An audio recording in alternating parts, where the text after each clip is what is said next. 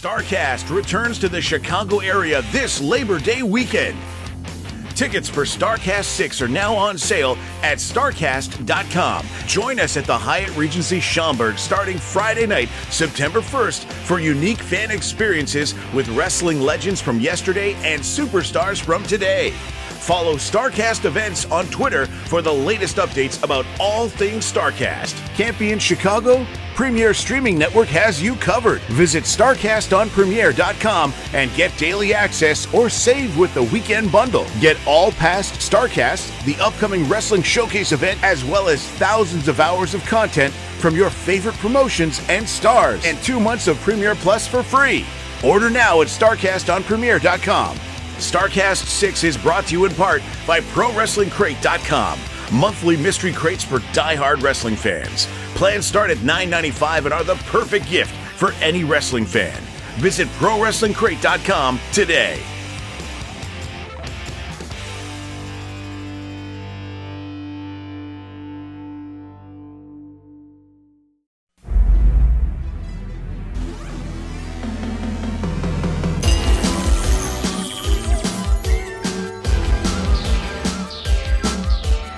Recognized symbol of excellence in sports entertainment.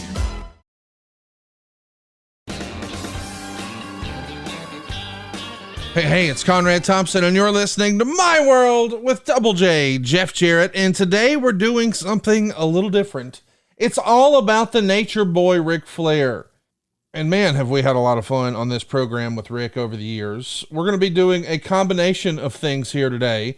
We're going to be talking about the Ric Flair episode of My World, and we'll do Inside the Last Match, so behind the scenes look of Jeff and I discussing Ric Flair's last match last year in Nashville. It's hard to believe that's been a year ago now. But then we've got a nice little piece of bonus content where we actually did a watch along with Jeff of that match with a great friend of the show, Casio Kid. That's all coming up here today on My World, and you're probably wondering, where's Jeff? Hey, Jeff is out playing the brand new video game WrestleQuest, and I'm so excited it's finally here. I can't believe this is a real sentence, but I'm in a video game. But that's not why I'm glad to talk to you about it. If you like this podcast or any of my podcasts, man, you're going to love WrestleQuest. It's like a love letter to professional wrestling and the way things used to be with some of your favorite guys that you grew up with. You can play as the Macho Man Randy Savage in this game, or Andre the Giant. It's unbelievable. Of course, Double J's in the game. Are you kidding? But here's the deal. WrestleQuest is a great game. Don't just take our word for it. These cats have received over 20 Best Gameplay and Best in Show awards at this point. It's currently within the top 3 games across the Key Mailer globally. That's the global leader in game key distribution. By the way, it was also a top 5 download on Microsoft's Summer Games event. People are raving about this video game. Here's a quote: WrestleQuest has the potential to be the greatest wrestling video game of all time. A creative world and an excellent combat system combined to make an incredible experience that I can't wait to see fully fleshed out in the full game. How about that, guys? I absolutely love this. If you're an RPG guy, if you like those role play games, this is as old school professional wrestling meets RPG that you can get.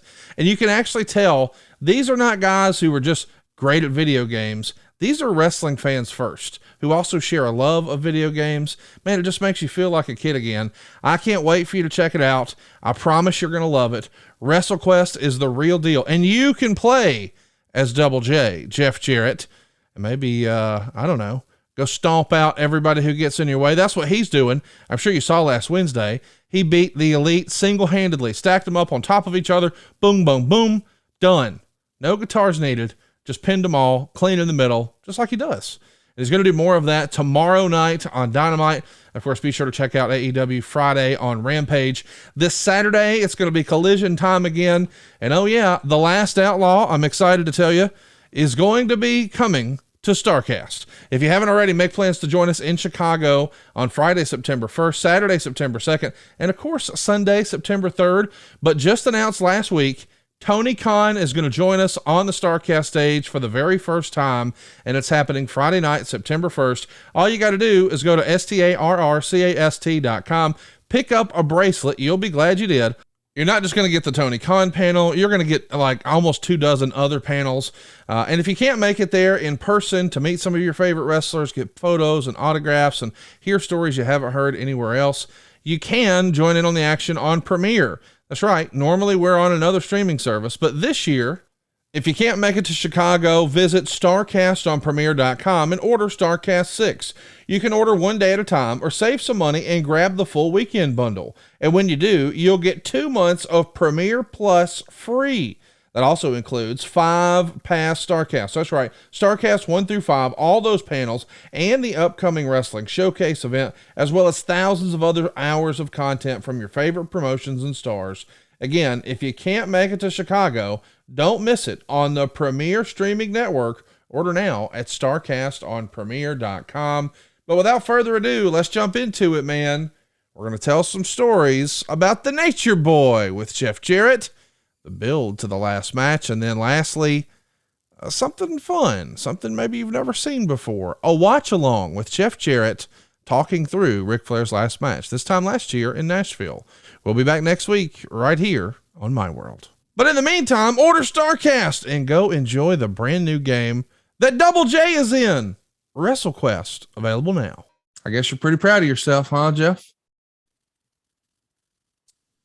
Good afternoon, Conrad. Come on, dude. Let's get this started. You said we're doing a podcast. We're going to do a podcast. Not because I fucking want to do a podcast, but because I'm contractually obligated. Hey, it's Conrad Thompson. You're listening to My World with goofy ass Jeff Jarrett. We couldn't do it out. We couldn't do it without the Hall of Famer, my friend and yours. That's Double J, Jeff Jarrett, JEFF, JA. Why is this funny? Conrad. People just saw you try to fucking murder Morgan's grandpa. I came to do a job. I do it every time I step up to the plate.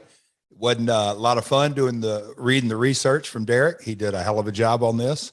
But we're going to do this podcast, Conrad, and I can assure you, I'm going to say some things today that you don't want to hear about your father-in-law, because everybody glosses over the real Ric Flair. Everybody glosses over the Nature Boy. Everybody glosses over. If you want to go right for the jugular, let's go. I mean, listen. He's an active alcoholic. And if you want me to go there, I'll go there. Well, you're a fucking egomaniac who wants to make everything about you. Why the shit were you even there? You made sure you inserted yourself in the press conference of Ric Flair. You work for WWE. Just go the fuck away. Effie was right. This is bullshit, dude. Like, okay, Conrad, let's drill down to some ad-free stuff, right? Okay. Hey, Jeff, do you think you know anybody at the mayor's office? Yeah. Okay. Voila. Ric Flair Day. Hey, we've got this idea to call it not the fairgrounds, the Flairgrounds. Yep. I can make that happen. Mayor's office. Again, happy to. Hey, can you get a proclamation done? Yeah. Oh, I feel good today. Jeff, can you sit up on the podium and do your job and mine? I'm a third generation promoter. My grandmother started promoting wrestling, not in the 70s, not in the 60s, not in the 50s, in the 40s. Oh, we would like for you to be a part of this. Hey, do you know anybody that could MC this press conference? The voice of Tennessee, the voice of the Titans, my friend Mike Keith. Hey, Mike, would you? I know training camp's about to start, but could you come down and host a press conference? Sure. Okay. That's just talking about the press conference of what? Oh, egomaniac Jeff Jarrett. I was doing that all for the event. Hey, Rick, I'm really happy for you. Hey, man, this thing sold out. Hey, guys, do you know anybody over at the Municipal Auditorium? Oh, I've only worked in this town for 30-something years. Conrad, do I need to keep going on and on? And you want to say that I'm making this about me? I believe the mayor's office was your idea, and you promised the mayor and delivered a deputy mayor. I don't even know what the fuck a deputy mayor is, but of course the assistant manager does. You know what the deputy mayor has this thing called a life, and he's on his anniversary out of town. Well, why did we move? Didn't communicate that with us, and now you're going to hang your hat on. No, I'm not hanging my hat on anything. Are you saying the deputy mayor didn't do a good job? She did a wonderful job. She did a great job. I just think it's pretty funny that you always find a way to insert yourself into everything. Conrad, did you see No, you probably didn't. You're probably over at the Palm Steakhouse with Megan eating 15. Conrad, I tried to help your father-in-law up. Well, literally, I said, Jay, don't do this. I get why Jay slighted. Look, if you really want to get right down to it, who's the one who took Jay Lethal out of New Jersey and said, Jay, you got a spot in TNA? I don't Guess who got him fired at TNA? Rick, Hulk, Eric. How would Rick get Jay fired? He came begging for a job at TNA because he had 18 wives and 3,000 payments to be made, and Uncle Sam was breathing down his throat, and he had a wonderful retirement match in Orlando in WrestleMania, and then all of a sudden he's going to come back and say, hey, I want a job. And you talk about an egomaniac. Hulk Hogan is debuting January of 2010. That's a whole nother story, but Rick's got to start the same night. How much sense? Conrad, we could go down every rabbit hole you want to go if you want to. This podcast today is about my world and my recollection of my entire career with Ric Flair, starting out in 1982. So do we want to go down the podcast road, or do we want to keep going in rabbit holes? Well, we can go down the rabbit holes all you want, but the reality is this. You knew that there was a plan. You knew that I didn't feel good that day. I wasn't even there then. I left early because, as you know, and it's been well established, I was so sick, I shit my pants at the press conference. Yes, you did. I got the hell out of Dodge, and I'm gone, sick. And when I find out you literally stabbed my father-in-law in the head with a high heel shoe, and listen, there's magic in wrestling. No magic, son. What do you do? What? There should have been police involvement. If Rick wasn't such an old head, you'd be behind bars. That's a fucking crime, Jeff. This ain't fucking playing around, kid. What do you think the Nature Boy signed up for? He cussed me out in front of my wife. Little hanger-on David Crockett, who's a complete jabroni. Every person in WCW covered up for his BS. He gets on that dock and says, oh, we didn't end the right way. Yeah, because you ran it out of business, David Crockett. You ran your freaking old man's promotion out of business. And who was leading the charge? The Nature Boy, Ric Flair. Let's just when everything went national, somebody had TBS and Turner, and Ted Turner had all the guns behind it. And somebody had USA Network. Who kicked their ass? It's because the Crockett's put Ric Flair in charge. Oh, the Nature Boy. Ric Flair couldn't balance a lemonade stand, and there's proof in the pudding there. So you guys, and Crockett, that whole doc made me sick. All this feel-good BS. Crockett, we're going to end right, and Rick, and he got exactly what he deserved in that parking lot. He wants to slight Jay Lethal and say you're an opening card guy. Even if you really, really believe that, do you tell the guy that to his face and take all the hope? You do if you're an egomaniac like Flair. Well, I can't defend that, as you know. I like Jay, and I wish this wouldn't have happened, but I expected better out of you. Jay's not my fucking business partner. What did you expect better out of me for? Seriously. To not beat up Ric Flair in a parking lot. Dude, that's not too much to ask. Oh, did you hear him crying? It's a hard way. Like it's the first time. Jesus. Seriously. Well, you realize that you've crossed the line now. Oh, and I'm glad that I did now. You know, you're double nickels. You ain't what you used to be. Andrade is going to go upside that head. Oh, God. Listen, look at my history in Lucha Libre. Andrade is a dime a dozen, my friend. Oh, really? I literally, there's 15, 20 that I've faced over the years. Latin Lover, Psycho Clown, Rey Mysterio, Dr. Wagner, literally one after another.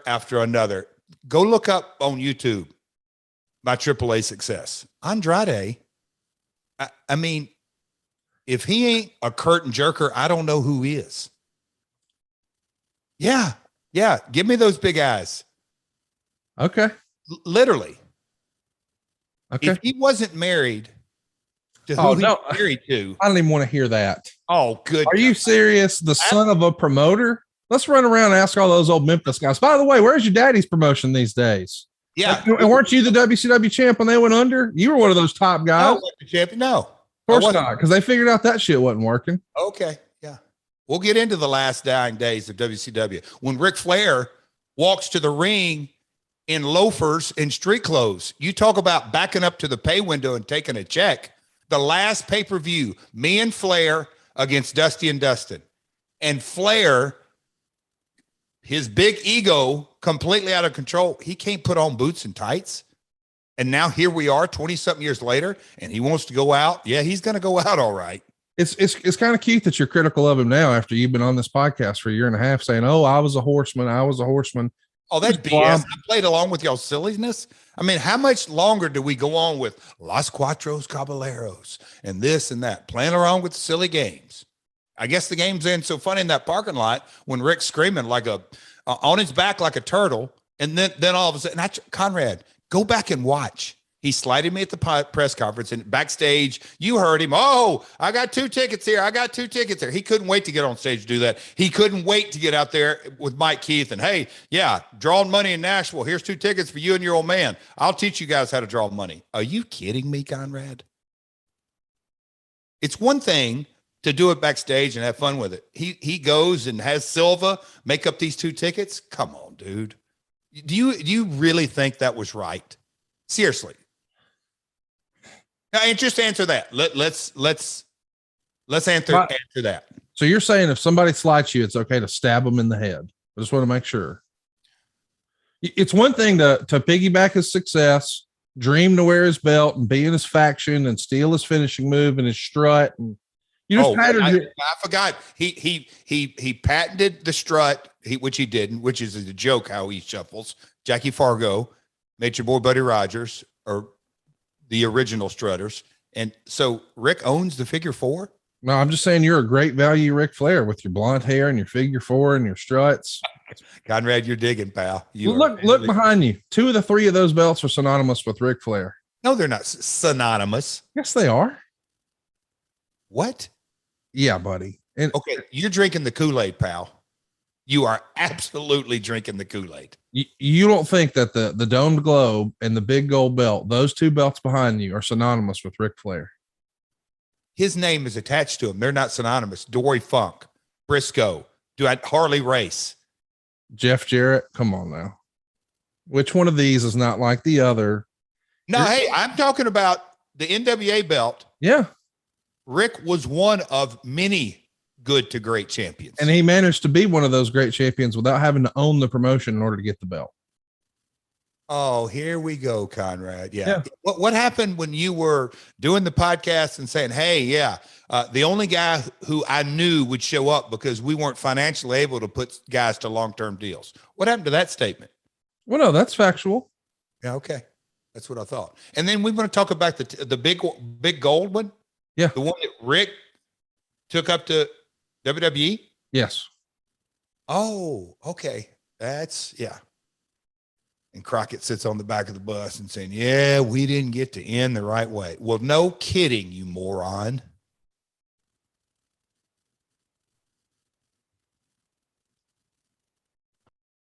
There you go, Jeff. We're servicing our advertisers, our sponsors. You're welcome. I appreciate you doing that. That's part of the load you lift. So we're supposed to talk about Ric Flair, but I don't know that that's even going to be much of a conversation today. Happy to. Go ahead and look right in the camera and tell everybody how as a kid you worshiped his in-ring and his promos, and as a young wrestling fan, you just couldn't wait to see him, because that's the story. Tell the truth. Oh, that's Jackie Fargo. Oh my God. Come on. How many interviews have you ever heard me say, hey, did you do the strut after Ric Flair? And me say, yes. I'd say, that's nice of you to say. But the real story is I grew up idolizing 2 folks. 1, the fabulous Jackie Fargo. 2, Jerry the King Lawler. Rick wasn't in that conversation. Did I think he was a hell of a champion? Yes. Did I think he's a hell of a talent? Yes. But I can tell you this, not just myself, but Lawler and my father, they had a different viewpoint on things because they ran a business. They didn't run a buddy game like the Crockett's did. Oh, okay. So since we're talking about buddy games, tell me what Mr. Chicken Salad, your daddy, thought of Rick. What was his relationship with Rick? I bet he loved the idea of having the NWA champion come around. Here's how he looked at it. Much like an Andre the Giant attraction, bring him in, utilize him, but they damn sure ain't going to wrestle the top guy and win. What does that do for the territory? Nothing. Rick got crossways. He got so pissed off. The true story is when they did a storyline and Rick came in and faced Coco Beware, which I thought was one of the greatest Ric Flair matches I had ever seen, because Coco was building his way up the card. He wasn't main event. He was semi-main event, but Rick had everybody in the building at the Mid-South Coliseum believing that Coco was about to win. That is Rick to me in his prime. But he got mad because Rick didn't get to wrestle Lawler, the top babyface. What sense does it make for Lawler, who's here week in, week out, doing the one drawing the money, and then all of a sudden Flair comes in, one show, the King doesn't get his hand raised, and then the champ's gone. Oh, man, we thought you could beat everybody. We thought you were our Superman, but you didn't get the job done. No, that isn't how the psychology worked. That isn't what Lawler believed. That isn't what JArrett believed. Rick never, ever forgot that. August 14th, 1982. That's when Rick finally appeared just the one time in the Memphis TV studios. And they did that series of promos, and then they wrestled a 10-minute time limit draw. Is that the first time you remember meeting Rick? 82?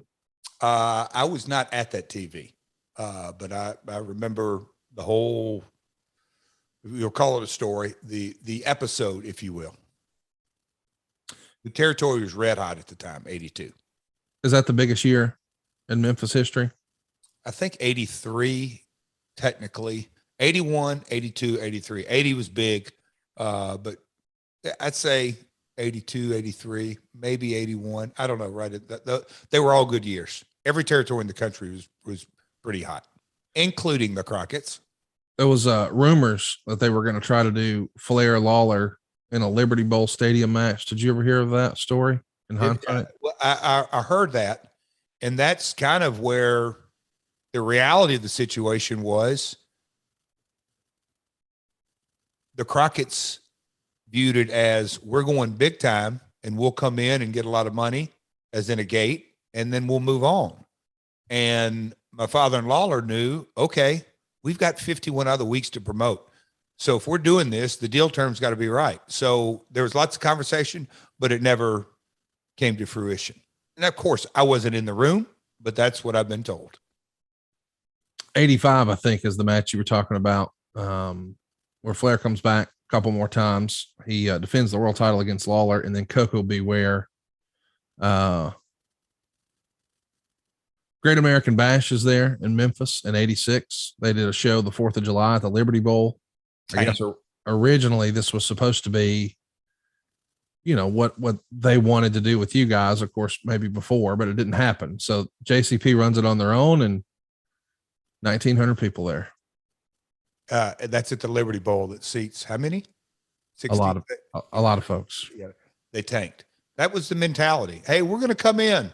Hey, we're buddy. We were going to send you the champion, and we're working together. But, oh, by the way, we're going to run the Great American Bash, which is about 100 yards from the Mid-South Coliseum, the Liberty Bowl. Oh, no big deal. Well, it didn't turn out so well for David Allen Coe and folks. I take it you didn't go to that show? No.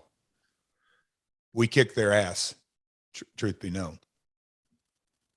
So now it's we. The family business.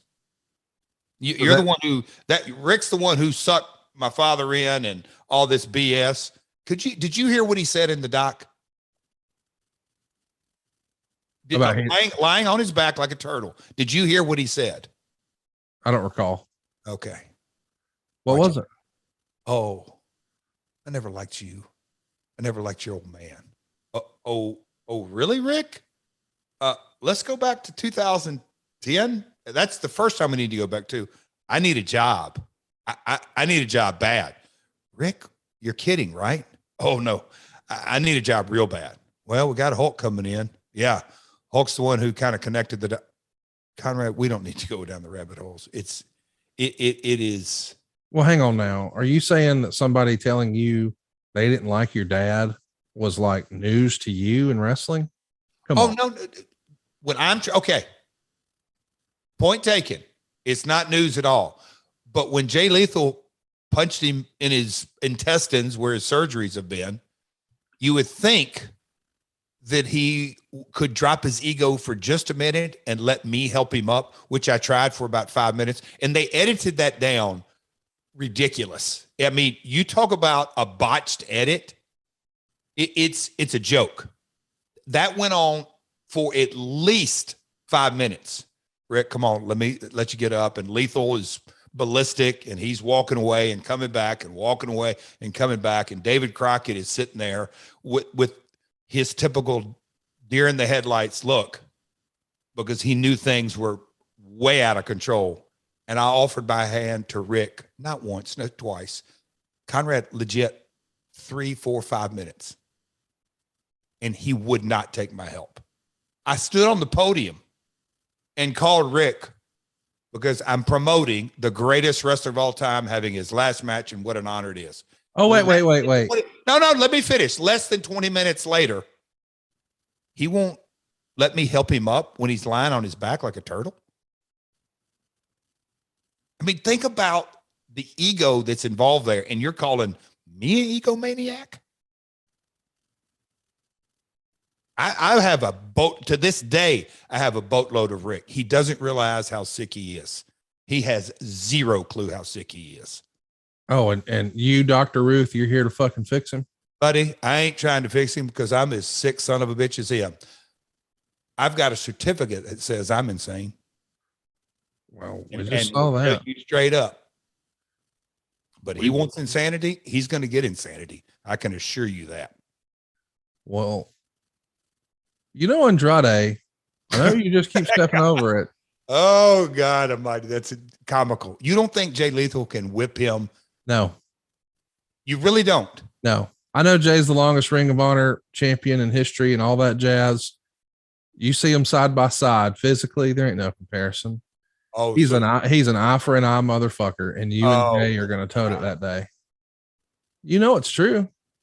I don't even know how this is happening. How many opportunities is Andre going to get on a national stage? How many opportunities are you going to get? I mean, my God, you're everywhere. I make as many as I make, pal. Tell Andre to start making opportunities and succeed. It doesn't happen. Well, he latched on to the Nature Boy's daughter with everything he's got. Sort of like you latched on GCW and Effie. Sort of like how you latched on SummerSlam and this tag match. And told me he's going to book me at least 4 times the month of March, the Mania shows, the Vegas shows, and there were some late April, early May shows. He botched all 4 of them. So all the GCW fans out there, they're like, oh, and if he goes on his little Twitch deal, I got Jeff Jarrett. He's a mark bigger than Lauderdale. You guys had the opportunity. We agreed on a trilogy. It's that simple. If he puts me over, I put him over. We go to the rubber match, death match, Effie over. Who followed through on that? Conrad, we talked about that off the air multiple times. Well, let me assure you this, July 31st, there won't be no trilogy. Not only is it Ric Flair's last match, but it might be yours. Hey, guess what? Hope it is. I got a day job. Yeah. Well, we'll see if we get the match in the ring. It's not like you never walked out of that building before. Boy, you had that teed up. Nice one. That's the ultimate photo op. You and Brian James sneaking out the back door like the fucking cowards you are. Oh, come on, Conrad. Don't bring Brian into this. Well, I'm just saying. You don't want to bring him into it. I'm telling you, you don't. Okay. Because you know what? You brought him into it the first time. He's a well-meaning dude who looks up to you, and he needs better role models in his life. I'll just say that. You're probably right. I profess to be no one's role model. No one. So let me ask you, did you start dyeing your hair blonde because of Jackie Fargo? Probably. It was blonde up till 18, 19. So maybe I'm sticking with my natural color as a kid. Maybe not. And Jackie, you are really reaching for. And Fargo, he's the master of the figure 4. I mean, I don't know. I only watch national performers. I don't know these little regional guys you do. Oh yeah, Fargo never main evented Madison Square Garden. You're right. Well, I'm sure he did a lot of cool stuff in the 50s. He did. Yeah. That was his generation, 50s, 60s, and 70s. Yes, Yeah. that was his generation. So tell me about the figure 4 that he did that you patterned it after. I believe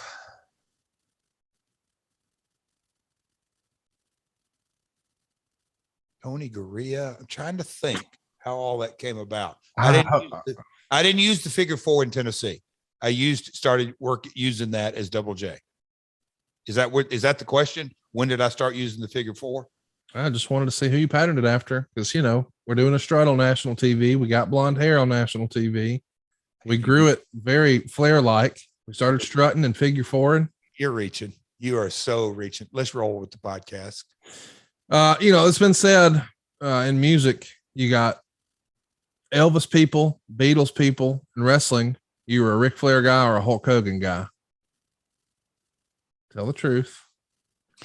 Here's what always amazed me about those two guys is that, and look, we're a product of our environment. I watched Jerry Lawler do interviews that sold tickets Monday, Tuesday, Wednesday, Saturday on a weekly basis. And like Austin Idol would do, Lawler would do, Dundee would do, Dutch would do, kind of that craft. And the way Hulk, again, 4 big shows a year, and we're going back to Hulk, if I'm a Hulk guy, Flair guy, because Rick was a heel and Hulk was a babyface for the most part, I was absolutely a Hulk guy because he could talk the guys in the building, big match after big match. And I was kind of amazed at just how the art that, whether it was Kamala, Big John Studd, obviously Andre, but how Vince would create the monsters and Hulk would knock them off, but on a national scale. Rick was the traveling champ. And that, I mean, it's that simple. So I was a Hulk guy. I mean, I don't know. And I'm doing my best to really show Rick the proper respect of Hogan guy or Hogan guy or Hulk guy. I mean, Hogan guy or Flair guy. I was a Hogan guy. Yeah, I remember all those times you used to come out and cup your ears and drop the leg. And you asked me a question, Conrad. Yeah. So, you little Hulkamaniac, when Rick, our subject today, jumps to the WWF, were you shocked? You're a longtime wrestling fan, starting to cut your teeth in the business and making your way and making towns and looking for your next big break, and you see a shift. All of a sudden, the top guy from the NWA is now on the WWF TV. Wear your promoter hat. We never saw Rick versus Hulk. Was that even fathomable to you or your dad at the time?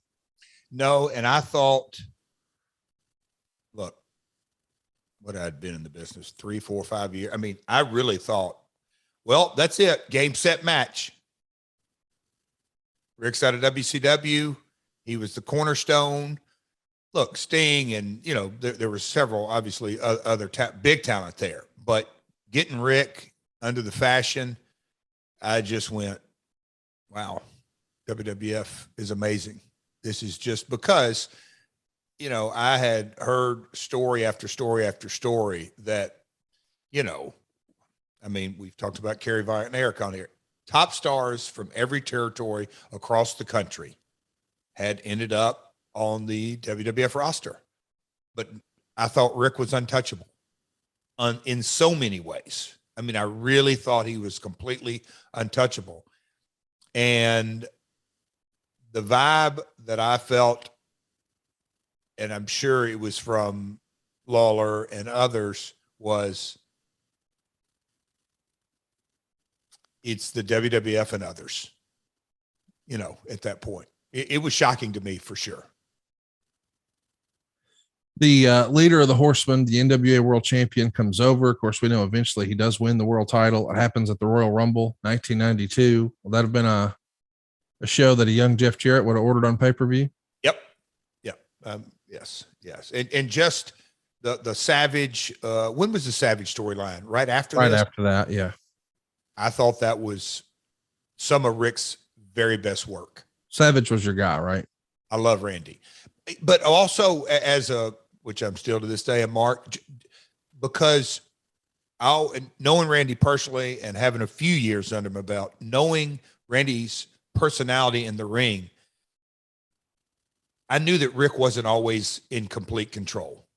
And Rick, and I say that diplomatically, Rick shines when he's calling the match and everything with it. But I thought him and Randy really, really, really had great chemistry. It was not typical, and I'm not saying typical Rick is bad or good. I'm just saying it was a seismic shift, and I was a big fan of that story. And the other thing that I thought was amazing, Rick's never been one to need a mouthpiece, like at all. And you put Bobby Heenan with him and Kurt Hennig, it just kind of took, I thought, all three of them to another level. Heenan, 9 times out of 10, his talent, he was the star. Same with Kurt. He was a singles guy, but he was a star. But you put all three of them together, and knowing, Kurt being hurt, it was a package that it's hard to say if that ever will be or ever has been duplicated in the three box office guys sort of coming under one act. Can you think of one, Conrad? Seriously. Wrestling in 91 and 92 was down. Do you think if Rick would have jumped, because there's been a lot of discussion over the years, Bruce thought he had him, SummerSlam 88, he was going to be the special guest on the Brother Love show that they teased. Rick got cold feet. It wound up being Hacksaw Jim Duggan, who was already on the roster and not a big surprise, but that was the hope and the plan, SummerSlam 88.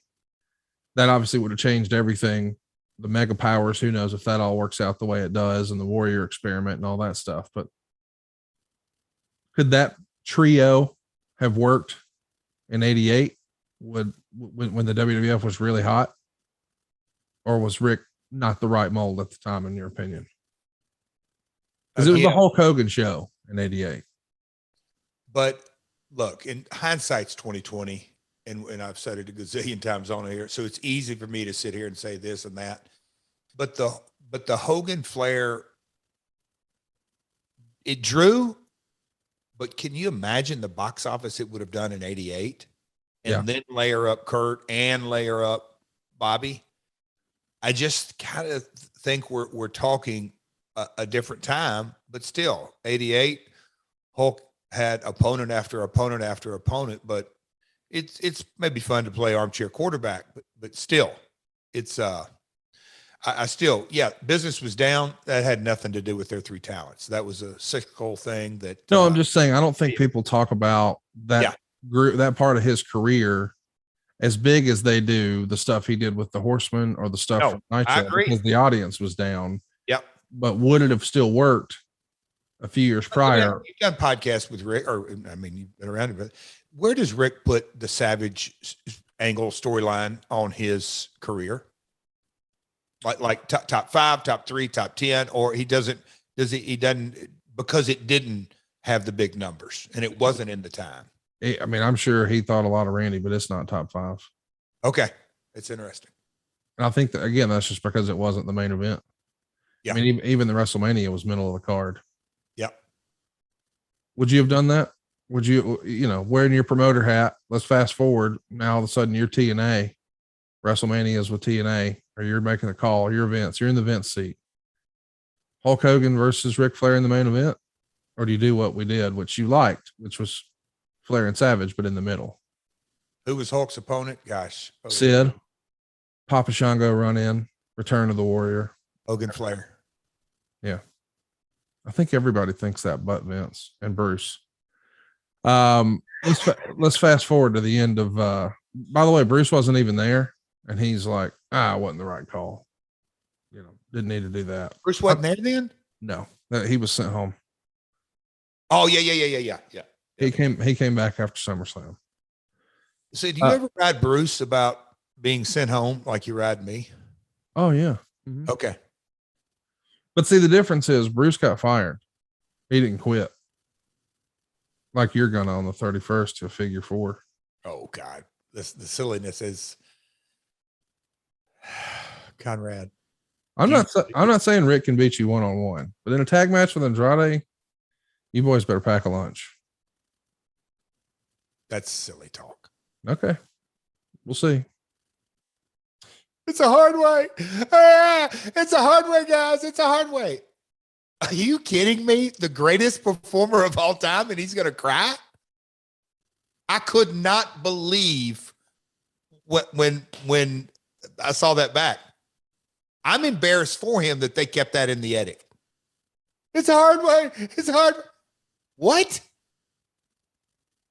Grow up, Rick. All right, boys and girls, let's talk about something important. Cold turkey might be great on sandwiches, but there's a better way to break your bad habits. We're not talking about some weird mind voodoo from your crazy neighbor. You know, maybe somebody like Kevin Sullivan. Sullivan, my son. No, we're talking about our sponsor, Fume.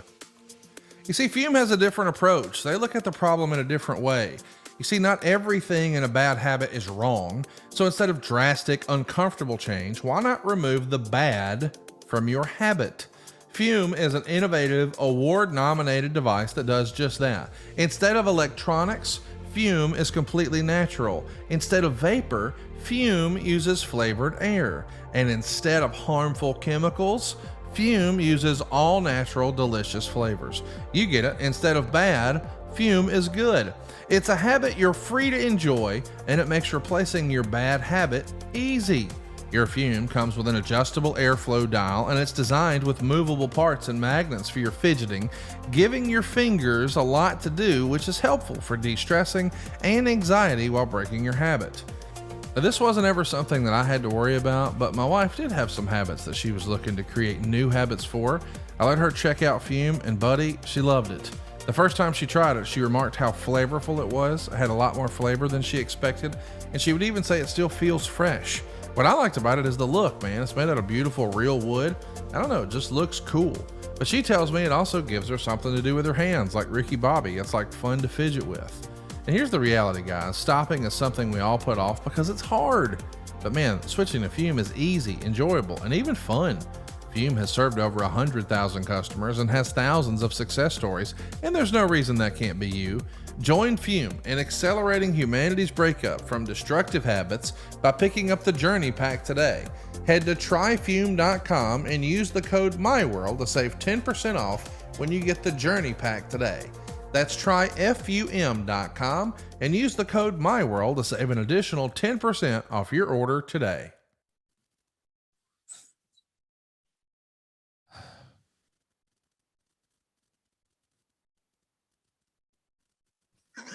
You done? I mean, I seriously am chuckling that a man, Darius Rucker, phenomenal job on the dock. His voice to me is compelling. It grips you, and it's serious, and the fighter tone and everything that goes into it. And I don't know if it's true or not, but I don't know if Darius wrote, I heard Darius wrote it. So he feels what he's saying.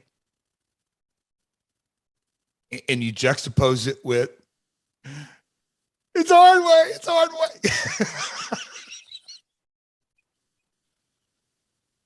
Oh my gosh.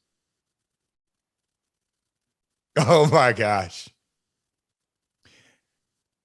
Okay. Oh man. Cowabunga, dude. The turtle on his back. This is funny, huh? Oh man. Mm-hmm. Who would have thunk? I bet Karen was happy, wasn't she? She was disgusted. Yeah. You know, at TNA, You should have. How can you not be embarrassed by her behavior in that video? wait, whose behavior? Your wife. Wait, who ain't got no business being there. whoa, fuck, Conrad. Yeah. Yeah, Why is she even there? And then insert herself? Gonna hold back an elderly's arms? What type of Bonnie and Clyde bullshit is this? An elderly's arms. That's your father-in-law, who's supposed to be the greatest of all time. And David Crockett is a man, and my wife backed him down like a schoolyard kid. But Rick, you see, you gloss over Rick telling me to F off in front of my wife. Do you think she's just going to sit there? Let's get real on all of this. It's insanity how you guys want to slant this and edit it and post it up and position it. It's unbelievable, Conrad. It is truly unbelievable.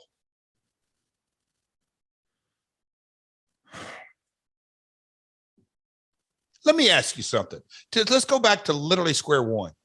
Are you telling me, and I think the card, kudos to you, Conrad, and I kid you not, I don't know how many times I've said this over the last 90 days. You have a unique ability that the world does not see. Yes, the Podfather and the mortgage business and a good human being and your connection with St. Jude and your day-to-day. And I have said it to your face. When I look at Larry and Deborah, it is, you are blessed with great parents. And all that being said, you have a unique ability that has a vision, and the card you put together, literally, I mean, you know, that I don't know how many promotions are involved. So you set Rick up. All of them. You've done it all. I mean, there's every one of them. The card looks fantastic, but you're trying to tell me that there wasn't a place on this card for Jay Lethal? I didn't tell him that. Oh, Conrad, don't hide behind Rick. You know damn well you could have said, "Hey, Rick, man, I know I'm paying Jay. Rick's paying Jay, you know, to work out and everything. Can we?" Jeff, there's a whole process involved in all that. You know, it's not like these guys are true blue. And boy, this is going to get some heat. It's not like there's such thing as a real independent contractor in wrestling. These guys are under contract with folks. It's not as simple as we'd like you to wrestle.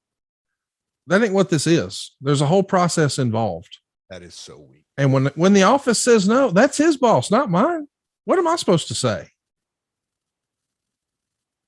I still, you know what Karen told me?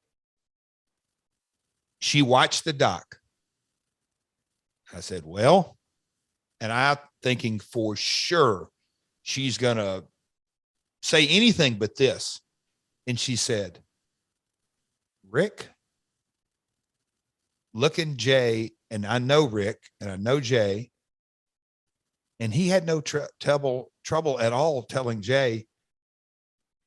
That wasn't cool. I agree. That was, I just was kind of like, wow, man. I wouldn't have handled it that way. I agree.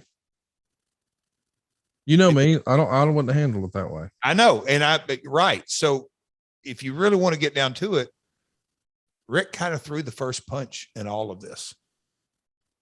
Well, no, literally Jay did. And then you stabbed him in the head with a high heel. I can't believe that you guys, supposed professionals, are going to can you not use your words? Are we in 5th grade? What is this? It's a press conference. Paper alligator skin, it wouldn't have torn so easily. It's that simple. Well, why did you hit him, Jeff? I should have slapped his dentures out harder than I did. He's going to tell me to F off in front of my wife when I'm sitting there and trying to help him up for 5 minutes. He's going to do a lot more than that July 31st. And afterwards, we're going to have him over for a barbecue because I guess we will see. You know how some things just end up kind of completely in the cosmos, however you want to say it. Conrad, last fall, we had Top Guy Weekend. Yep. And the podcast was 3 months old, 4 months. We were just kind of getting going. Yeah. 4 or 5 months. We started in April and that was in August. So yeah, 4 months or so. And I'll just say that Top Guy Weekend was my first time out of the house in about 3 weeks. So yeah. I wasn't feeling the best, wasn't looking the best. But when I got home after that trip, I got a call from a promoter and then another promoter and then another promoter. hey man, we'd like for you to come sign or appearance and this and that. I'm like, okay. Hey, Jeff, I got to ask you, will you wrestle? No. So then sort of call after call after call after call came in. Hey, will you wrestle? Will you wrestle? Will you wrestle? No. Well, finally, about September, I said, Conrad, what do you think? And you go, Jeff, do you feel like it? And I said, I'm not asking you that. I said, Conrad, what do you think about me having a few one-offs here and there? And you said, Jeff, I think it is absolutely a great idea. And let's think through on how that's going to happen. So my buddy Corey in the gym, who I've known for years and years and years, and he works out and trains all these guys, I go up to him and say, look, I've never had a personal trainer in my life. Never. I've worked out guys. I've given them advice. I've done this, but I've always done my own deal. So I said, hey, man, I'm going to get in shape because I'm going to have a few matches. Do you ever dream in your wildest? It's bizarre. I started getting ready. Who would have thought this would have transpired? Think about that. You did. No, I did not. You started training for some bullshit trilogy with Effie, and you square peg round hold yourself in the biggest opportunity you could. Ric Flair show. That's going to be the headline news on Monday. Won't be SummerSlam. When the weekend's over, another SummerSlam will have passed. Okay. But Ric Flair will have wrestled his last match, and you wanted to make sure you got in line to see if you could be the guy who beat him. And it ain't going to happen, Chief. Oh, Conrad, stop. It's nonsense. Oh, what are you going to do? What's Rick going to do? Fire me? Oh, hey, we'd like for you to do. Nope. Hey, can you do? Nope. We'd like. Nope. Where do we go from there? Mexico, motherfucker. You boys have no idea. You've backed yourself in a corner. Okay. You have literally backed yourself in a corner. Woo! As Mr. Bischoff would say, for life. Another faction that I was in, other than your silly horseman. Oh, God. BS. Another thing. Can you believe you carried that BS out and I went along with it? Oh, this is funny. Jesus. Rick took offense to it. This past weekend. Lauren took offense to it. Jesus. Because you weren't a fucking horseman, Jeff. Everybody knows that. It was pretend. It's StarCast when y'all do that photo op. Yeah. Wait. You won't be there. Gloves are off now. You watch. The gloves are off. I can assure you. Watch, Conrad. Hayes in the barn, as they say down here in the South. Now, Jeff. What are we going to do now about this situation? I'm telling you, Conrad, you have no idea. Ric Flair's backed himself in a corner. Conrad Thompson's backed himself in a corner. Thuzio's backed themselves in a corner. Fight's backed themselves in a corner. If you're not going to play nice, you won't be allowed at the fairgrounds. Oh, we'll see. Okay. What are you going to do? You're not going to mess with the money. We're going to have security there. Hey, police will be there. Not like I don't know everybody in that building. You saw it firsthand multiple times. Site surveys. Hey, let me check with Jeff. Hey, let me ask Jeff. That's the fairground side. The StarCast side. Oh man, I don't know what we're gonna do. I'll call Jeff. Oh, well, Jeff will know. Oh, Jeff, do you know anybody at concessions? Yeah, I grew up with them. Oh, do you know anybody at security? Oh, yeah. We can go all the way down the list. So what are you gonna do, Conrad? Don't let Jeff Jarrett in this building. Oh, that'll work. Okay. Atlas Security is getting a check from me that day. Oh, so we'll see. Ooh, Ronnie Atlas. I'm shaking. His name is Lang, but okay. We're gonna go. Yeah, I got you. Go ahead. You were supposed to be on a WWF show. I guess you were. The Louisville Gardens, late October. It was a wrestling challenge and primetime wrestling and all American wrestling TV taping. This would have been towards the end of Flair's run. He was suffering from that inner ear problem and wound up not making the show. But that would have been the first time I think you guys were on the same card with a national promotion in the same time. you show up October 96 in WCW, and I guess somebody has the goofy idea of saying that you're going to flirt with the idea of being a horseman. But as a young man, I guess you're 29 at the time, being on TV with Ric Flair, even though you don't want to admit it, it's a pretty special spot.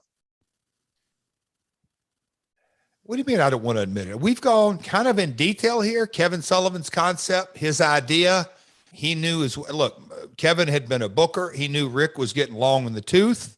He always would come up with some BS inner ear stuff and this and that. And my shoulders hurt. Look, the old adage, what do you do with a horse that can't, you shoot him and you roll him out. But what's the best way to do it? You do a transition. Kevin wanted to replace Flair, rightly so. Was it an honor to stand in the ring with the Nature Boy? Absolutely. He was doing the proverbial giving me the baton. So I thought. Didn't quite work out that way now, did it?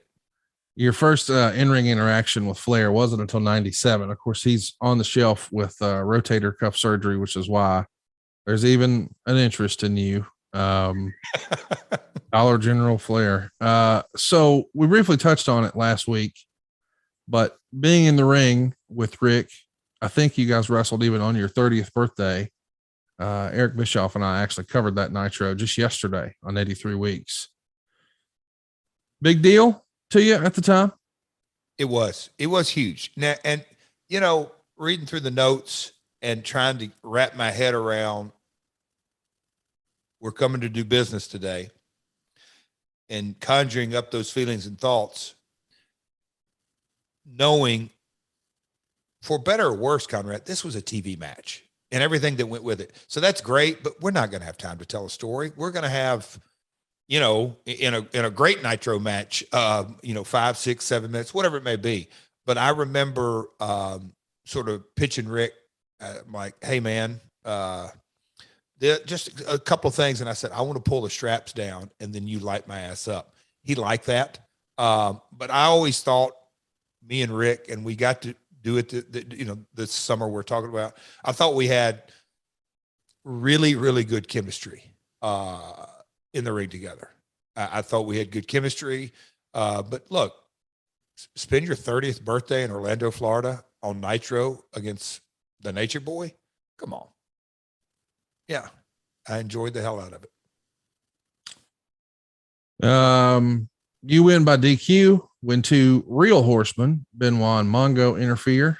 Meltzer would say this, or I'm sorry, Wade would say this. Jeff Jarrett with Deborah beat Ric Flair via DQ at 5.5 minutes. Flair took early advantage with chops. Jarrett came back at 1 minute and drop kicked Flair out of the ring. They fought at ringside. Jarrett hit a top rope body block, re-entering the ring, but Flair rolled through for a convincing near fall. Jarrett whipped Flair into the turnbuckle, but when Flair went for his dip into the corner, he got caught in the turnbuckle. Flair did the flip the second time, ran down the apron, climbed the ropes, but when he came off the top, Jarrett met him with a drop kick. At 3.5 minutes, Flair kicked Jarrett away and then went for the figure four. Flair small packaged Jarrett for another attempted fall, and then he dropped the straps. But rather than giving him an offensive spurt, Flair took over and the crowd went wild. Flair motioned towards Deborah. Flair then gave Jarrett a low blow while Deborah turned her attention away from the match to the camera to explain she was tired of being in Mongo's shadow. She called him a has-been, and Mongo interrupted her and accused her of stabbing him in the back. Flair applied the figure four in mid-ring, yet Mongo began stomping on Jarrett, prompting the DQ. Flair, Mongo, and Benoit triple-teamed Jarrett, and Jarrett eventually escaped from the ring and ran to the back. A good match, although it ended rather suddenly. In hindsight, too much gaga outside the ring, all this Deborah Mongo stuff. Kevin was telling two stories, and that's Kevin Sullivan. And I got it, but because there was the Mongo Deborah story and then the Jeff Rick story, and a limited amount of time. Meltzer says the match ended abruptly. Yes, TV time. So try to cram probably 10 minutes of content into 5. That's what you get. You wrestled Flair a bunch over the summer and house shows before you left to go back to the WWF in October of 97. Did any of those matches in particular stand out? Any fun memories of wrestling right here in WCW you can share? Obviously, live events, non-televised live events, it's more relaxed. You can put in time. And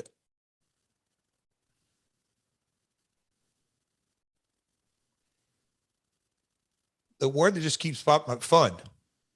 Rick and me would have a blast. We just did. In topical times, even in the TNA days, he used to come to my trailer. I mean, literally, as soon as he'd arrive on site, I mean, he'd say hello, hello, hello. If he'd see me, wherever it may be, Double J, I'll see you in a second. That was kind of code for you better have the Coors Light ice down. And I would never drink before the show. Rick didn't mind. He would pop him one pretty quick. But in that summer right then, Conrad, those tag matches, no TV, non-televised, we had fun. Talk to me a little bit about, in your matches with him. I'm sure you guys developed some sort of relationship. What was it like back then?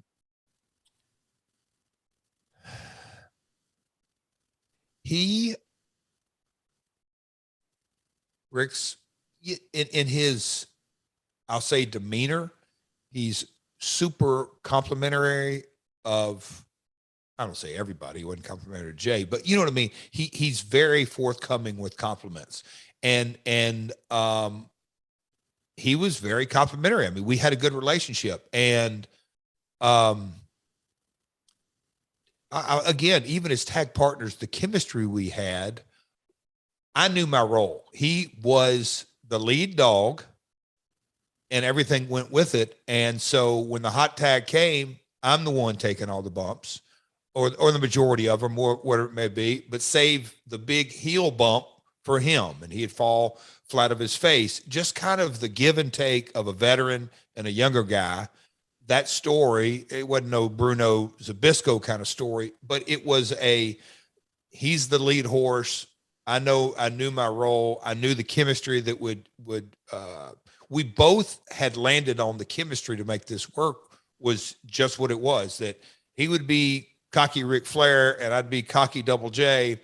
And as long as we were on the same side, we could do it to the baby faces and to the crowd. Kind of match us up against each other. The people in the arena would kind of feel the tension. We did that in ring one time. And I remember Arn was very complimentary of like, there's money there. I'm jumping around, but it was during that summer, there was just, there was a chemistry there that the people felt. And then of course you left, you quit again and went to work with Vince. And then a year later you quit again, and you come back to WCW for 1999 and 2000. And there's a couple episodes where you actually flipped the world title back and forth with Rick. The Torch would have this to say in the May 15th, 2000 edition. Monday afternoon, the booking sheets for Nitro read that Jarrett was going to pin Ric Flair thanks to interference from David.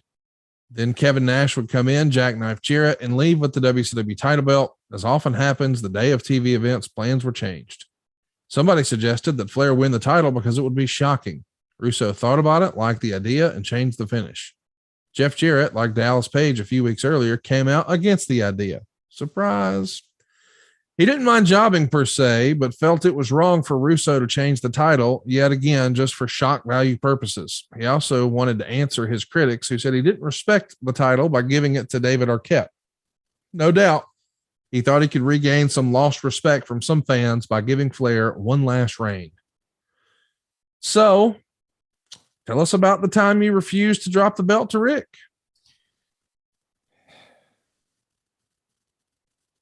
So, when there's a natural kind of camaraderie and you two guys kind of bond over certain things and have a connection, for whatever reason, dumbass Vince Russo and dumbass Tony Schiavone, one loves the Braves, one loves the Giants, stupid ass baseball, and they bond over this deal. The Arquette idea was Schiavone's.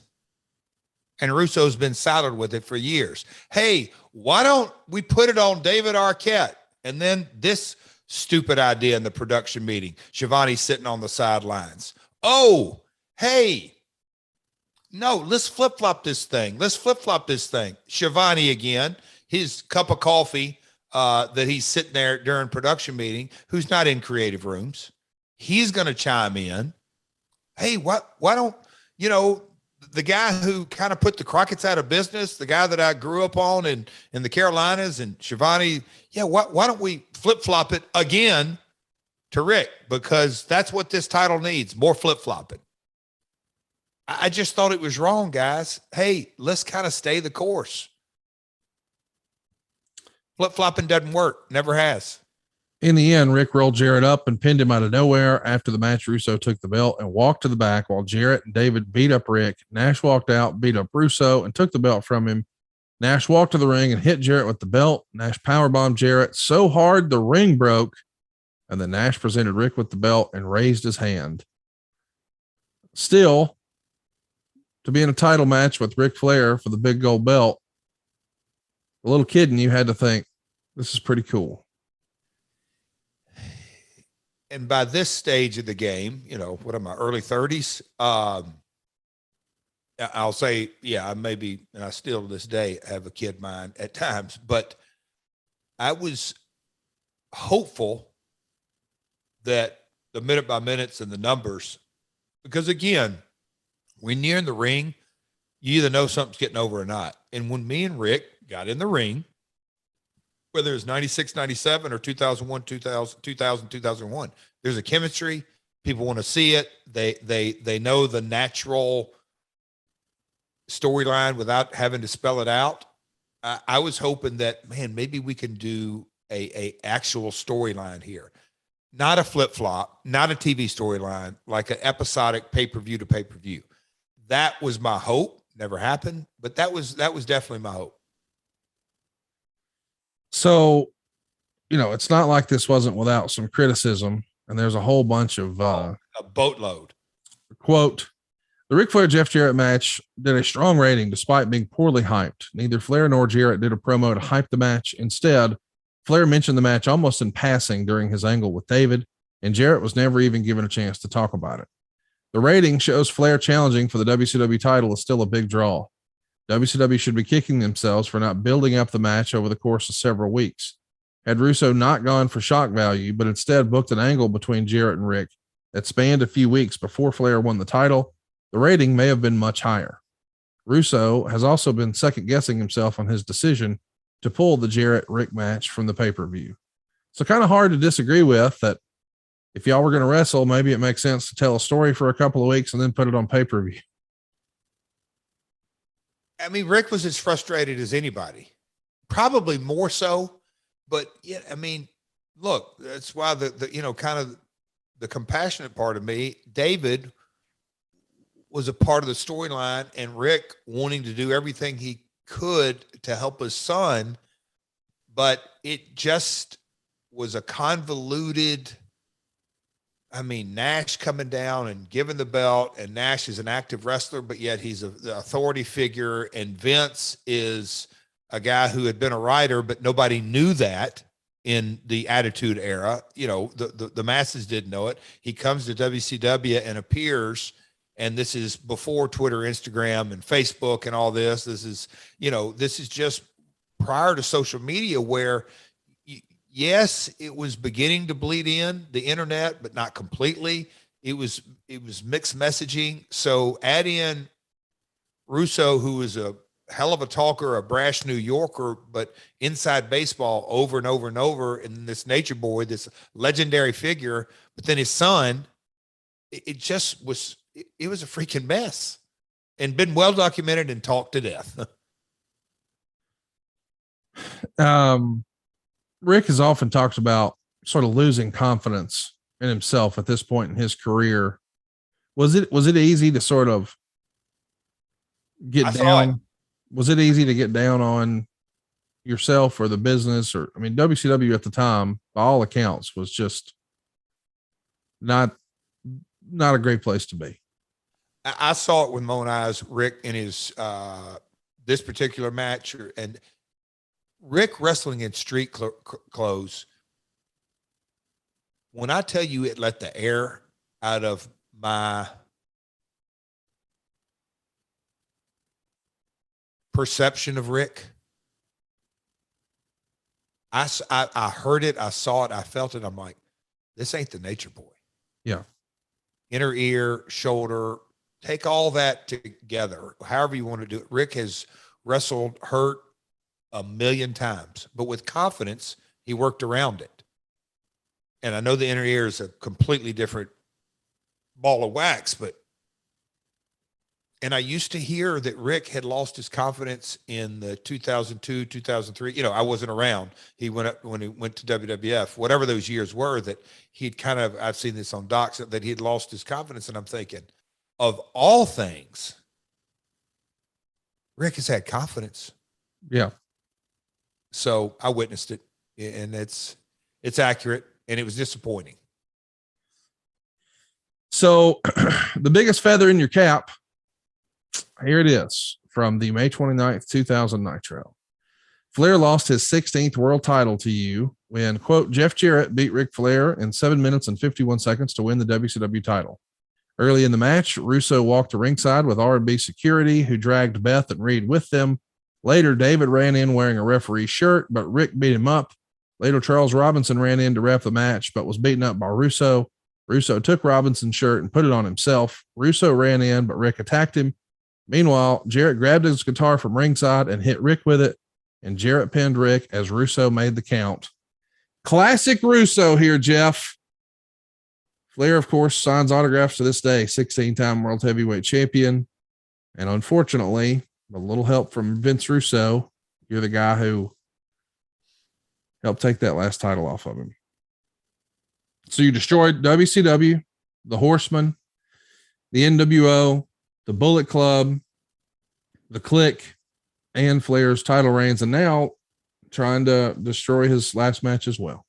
I've succeeded in all the others you like to believe. Why don't you think I will not succeed in this one? Your line of thinking, what gives you any thought that a 73, 4-year-old man has a shot? I think when there's a 73-year-old man on his back who's just been punched in his incision by a supposed friend, and as you called him, a turtle on his back, you, out of your own mouth, attacked a 73-year-old man who was turtling, and now you're a big shot. But I don't know that you're going to walk in with that same swagger, if you even show up when Andrade's there, to make sure that don't go down like that again. I find it real interesting. You didn't just try to go nose to nose with him. No, you waited till he was already down. That's what you did. That's reality. That's nonsense. That's what happened. And then you made sure you had your wife help you. Nonsense. I mean, watch the tape. Sense. Yes, watch the tape. It's like 5th grade bullshit. You're a bully, and everybody who worked with you in TNA and shared a locker room with you, whether it's GCW or not. That's me, bully. Oh, that is me. I don't even know why Bully Ray carried that moniker. It's me. Jeff Bully Jarrett. Yeah, that works. All right. Your final in-ring interaction with Rick before July 31st at RicFlairsLastMatch.com was March 18th, 2001. You lost to Dusty and Dustin Rhodes here. So you're going to be tag teaming with Rick. Flair, as you mentioned, is in street clothes and dress shoes. The crowd just absolutely ate up all of Dusty's bionic elbows on Flair and Jarrett. And in the end, you guys were both going for figure fours. And Dustin gave Flair a sloppy roll up. That's it. After the match, Dusty shoves his ass in your face as part of the match tips. That was my highlight of the match for me. And 2.25 stars. So how did Dusty's asshole smell? Conrad, you just got to keep throwing jacks, but I mean, was it good? In the in-ring component of, I'm not going to. He'd been eating burritos all day. Yeah, exactly. I don't even want to bar back at your nonsense, but if there is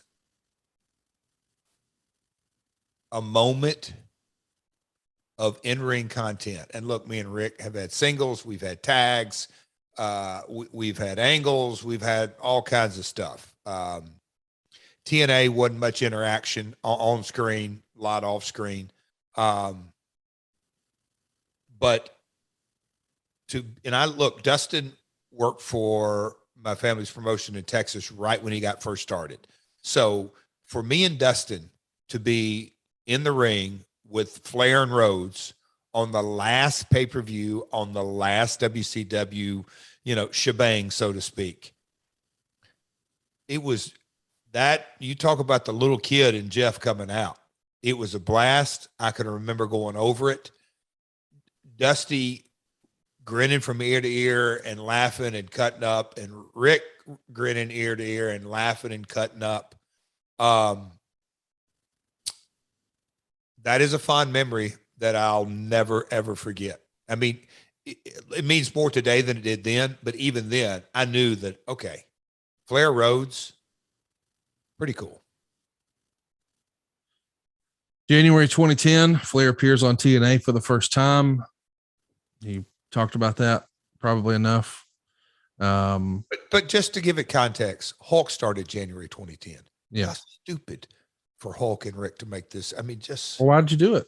Hey, wasn't my call. I was sent home.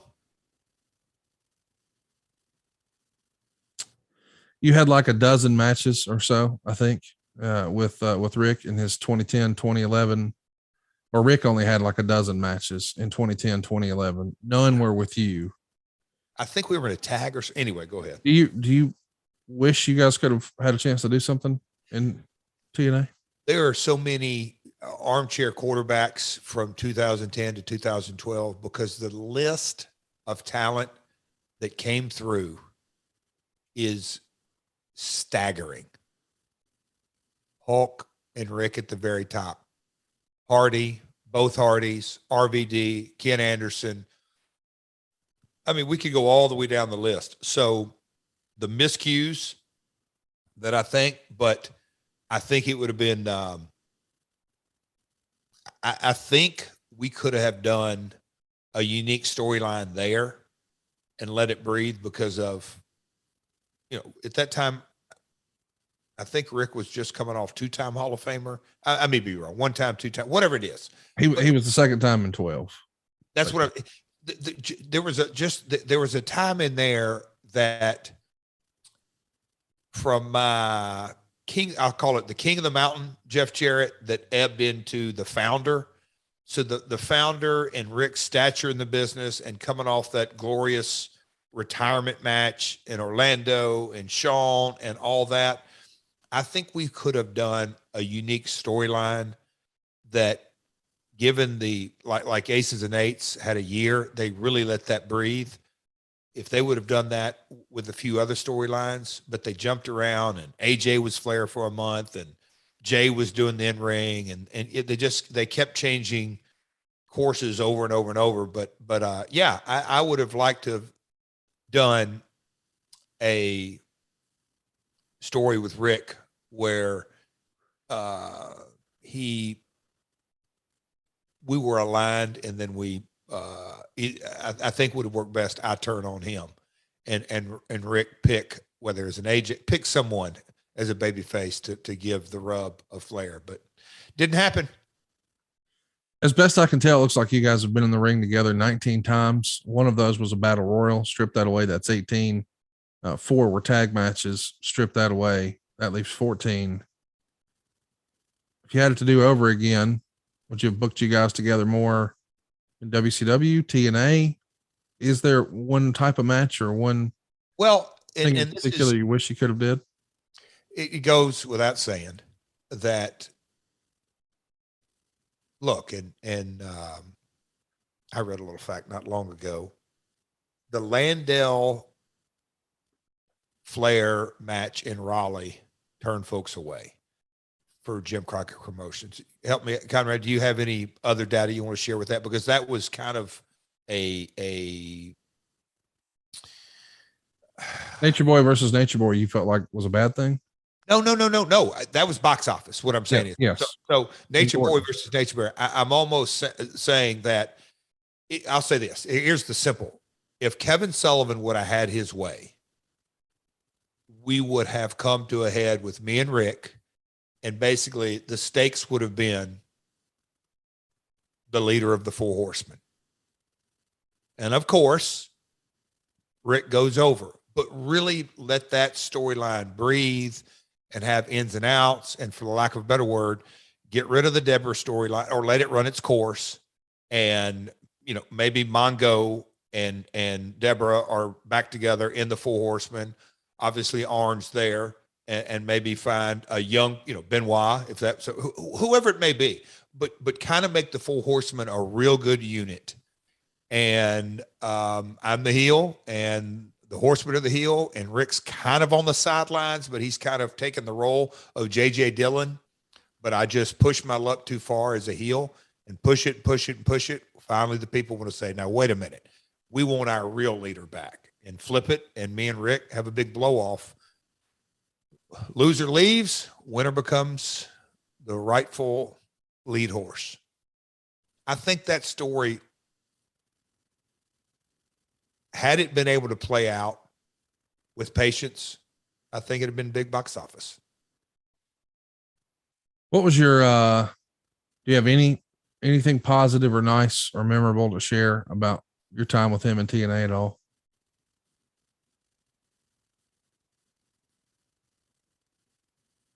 We used to chuckle a lot over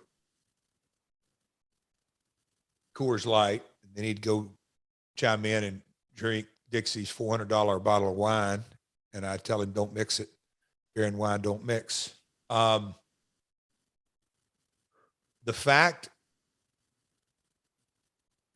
that either you're part of the problem or part of the solution, he's a part of the problem at TNA.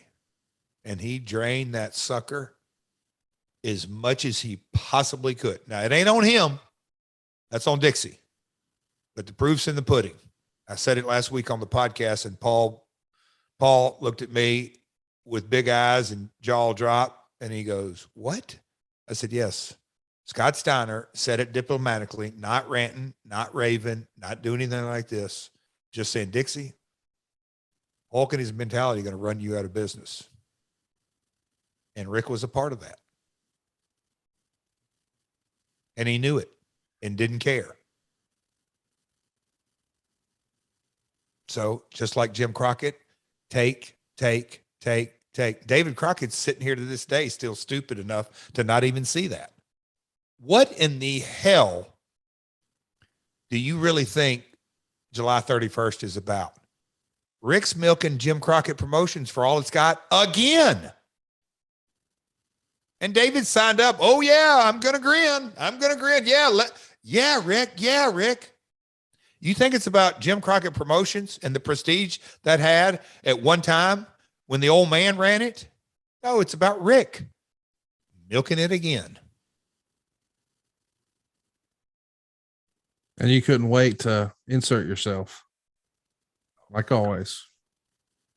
Had Rick just kind of said, hey, Jay, why don't you be my second? Because, there was a bunch of rumors of different opponents. Yeah. I had no idea where you were going to land, where you weren't going to land. It was none of my business. Obviously, that became very apparent when, hey, can you make it Ric Flair Day? Yep. Can you make it the Flair Grounds? Yep. Can you do this? Yep. Oh, never really got around to, hey, you think the Last Outlaw may have one more match? I'm not as dumb as some folks. But Jay Lethal was straight up asking. I didn't have to go ask. I knew exactly what Rick was thinking. And so what would you have done if you'd been in my position, Conrad? Line up everything that's gone down the last 90 days. Everything that's gone down. And then all of a sudden we get out in the parking lot and Lethal, I get it. He's frustrated. He's highly motivated at this stage of his career. And Rick slights him as a part of this documentary, like with no strings attached. Rick didn't even think, hey, Jay does have this day job. Maybe I shouldn't call him a curtain jerker. Maybe I shouldn't call him an opening match guy. I should respect Jay's career because he is coming down. And yeah, I pay him. I mean, Rick's autograph fee for 3 hours Crazy is the highest in the industry right now. He blows Hogan out of the water. He blows everybody out of the water. And Rick's going to pay him like $50 or whatever. I mean, Jay said it's insulting. It's truly insulting. And he's going to say that he's not even thinking about Jay has a daytime job. Shouldn't I maybe, hey, at least throw a facade up, Conrad, anything, but hey, you're a curtain jerker, kid. Had Rick just said, I'll get you on the card, but look at the card. It's fantastic. You saying Jay Lethal can't fit on the card? Come No, on, I mean, Rick. I know where your head's at. I'm talking about Rick. Rick can't just say, yeah, we'll get you on the card. Maybe just his assist. I think the whole world, I thought Jay Lethal would be in Rick's corner. I did. I thought it was going to be a single and Jay was going to be in the corner. And you made sure he's in your corner instead. It turned out that way, didn't it, pal? Look at you. You're proud of yourself. Yo, buddy, I cannot wait. I had one of the best workouts I've had in the last year, and that's saying something today. Was that before or after you started sending motherfucker text messages out to everybody we know?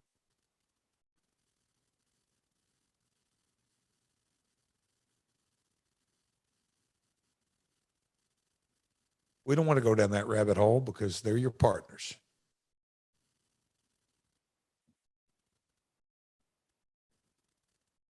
You asked what I would have had you do differently.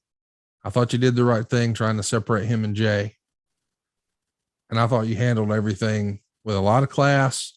And the guy, see, every day I wake up, not everybody knows this, but if you follow Jeff online, every day when a lot of us wrestling fans wake up, we know we can pull up Instagram, we can go to Jeff's story, and we can see 15 different motivational quotes about positive mental attitude and positive thinking. That's the facade. That's who Jeff Jarrett wants you to think he really is. You saw who he is in that documentary. He wants to pretend to help, but if you hurt his precious little fucking Hendersonville feelings, you saw what happens. And his wife's got it in her too, I guess. I can't believe y'all. Like, dude, above and beyond. It was too far and you know it. If somebody did that to your dad, come on. He signed up for it, didn't he? What's disappointing to me is when you, and we've had some great podcasts in the past here on this program, and you shared your heart with us, or what we thought was your heart.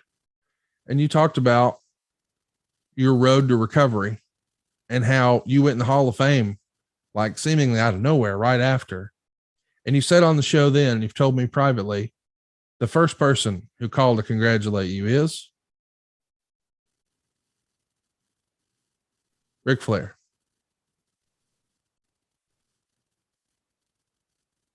And this is what you think of him. He's there for you in your big moments. And for his big moments, nope, it's got to be all about Jeff again. That's not true. Okay. Effie and Brett Lauderdale disagree. Who cares?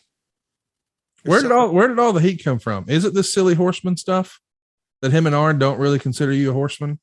Is that in the back of your mind for real? Because you said it in a loud and clear voice. Is it because they never gave you the key to the city of Nashville? I know you got it for your baseball team. You didn't talk about that, but I know you got it.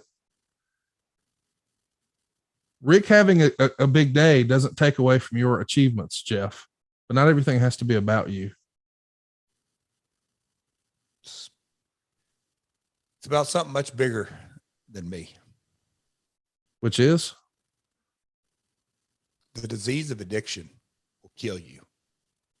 I take it serious every day. And you're going to beat it out of Rick? And Rick doesn't take it serious. And you take that personally? Damn right I do. And you thought that was the right way to handle it?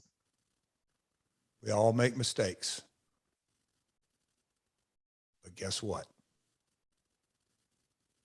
Sometimes this may sound cliche-ish, but a man's got to do what a man's got to do. RicFlairsLastMatch.com. Watch episode 2 if you haven't already. I guess you saw it at the start of the show. Watch episode 3 this coming Monday at 6:05. If you want to see Jeff Jarrett have his last match, maybe we should buy that domain, JeffJarrett'sLastMatch.com. Maybe we should do that because this is going to be your last match too, Jeff. July 31st. I'll make that decision, not you, Conrad. I saved a front row seat for my mother-in-law. You want me to save one for your dad? I'll take care of that. Okay. I got some connections in Nashville in case you weren't already aware. Yeah. Well, good luck, I guess. I don't know where we're supposed to end this podcast, but this feels like a good stopping point.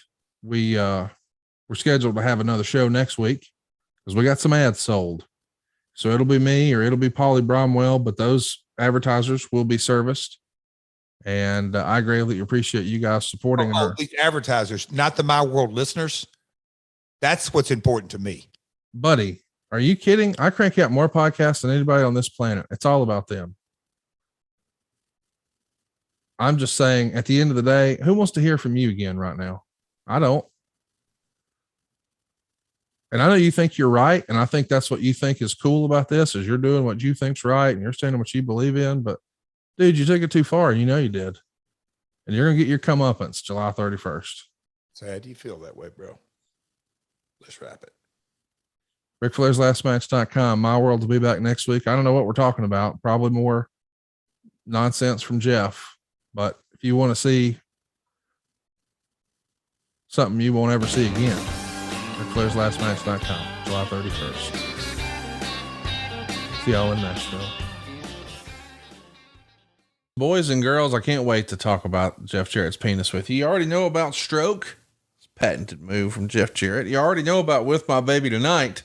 Well, you got to know that the hot tag that Double J is looking for, it's not one that the Road Dogg can give him.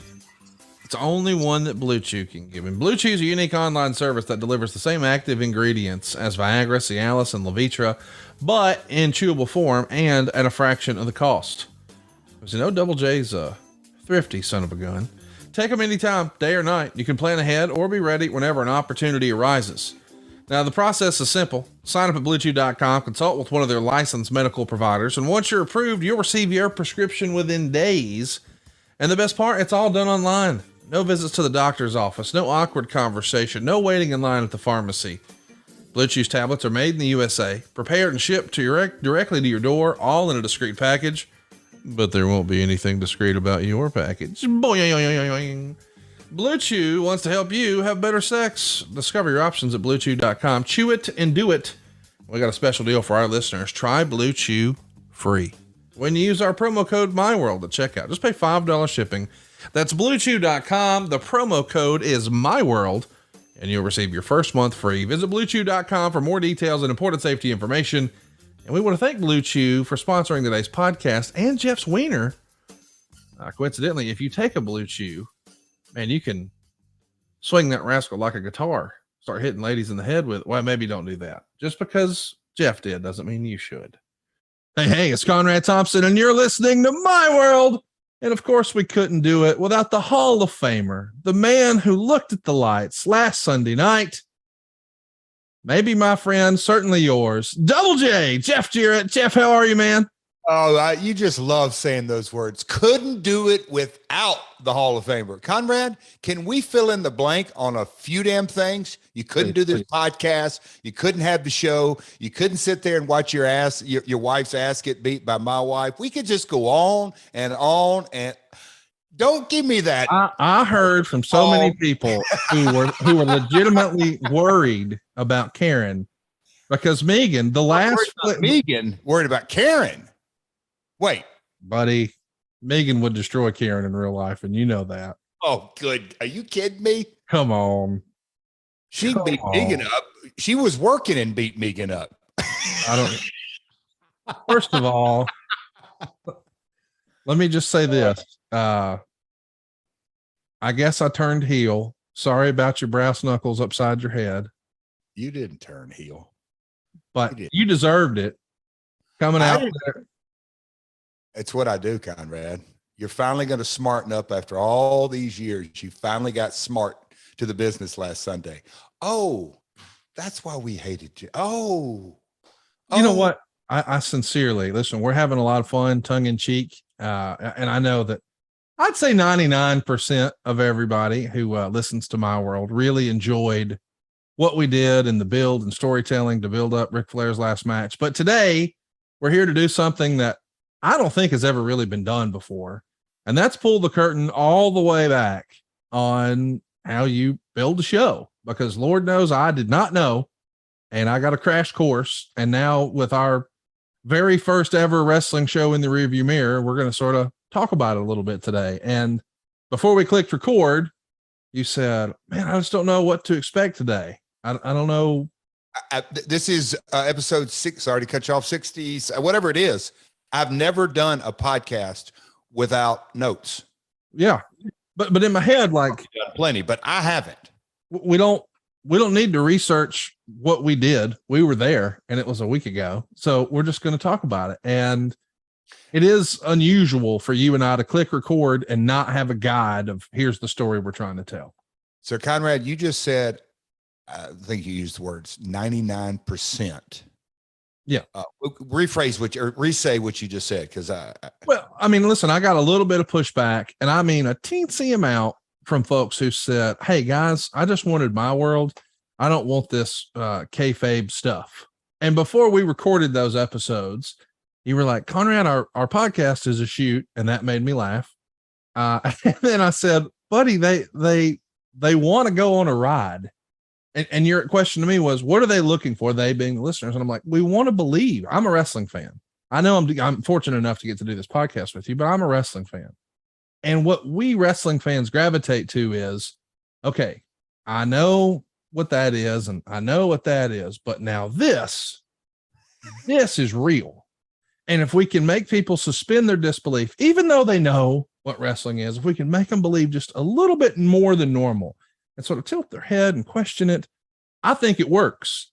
And when that episode came out, even before it came out, when you and I finished recording it, I will never forget the way that show ended.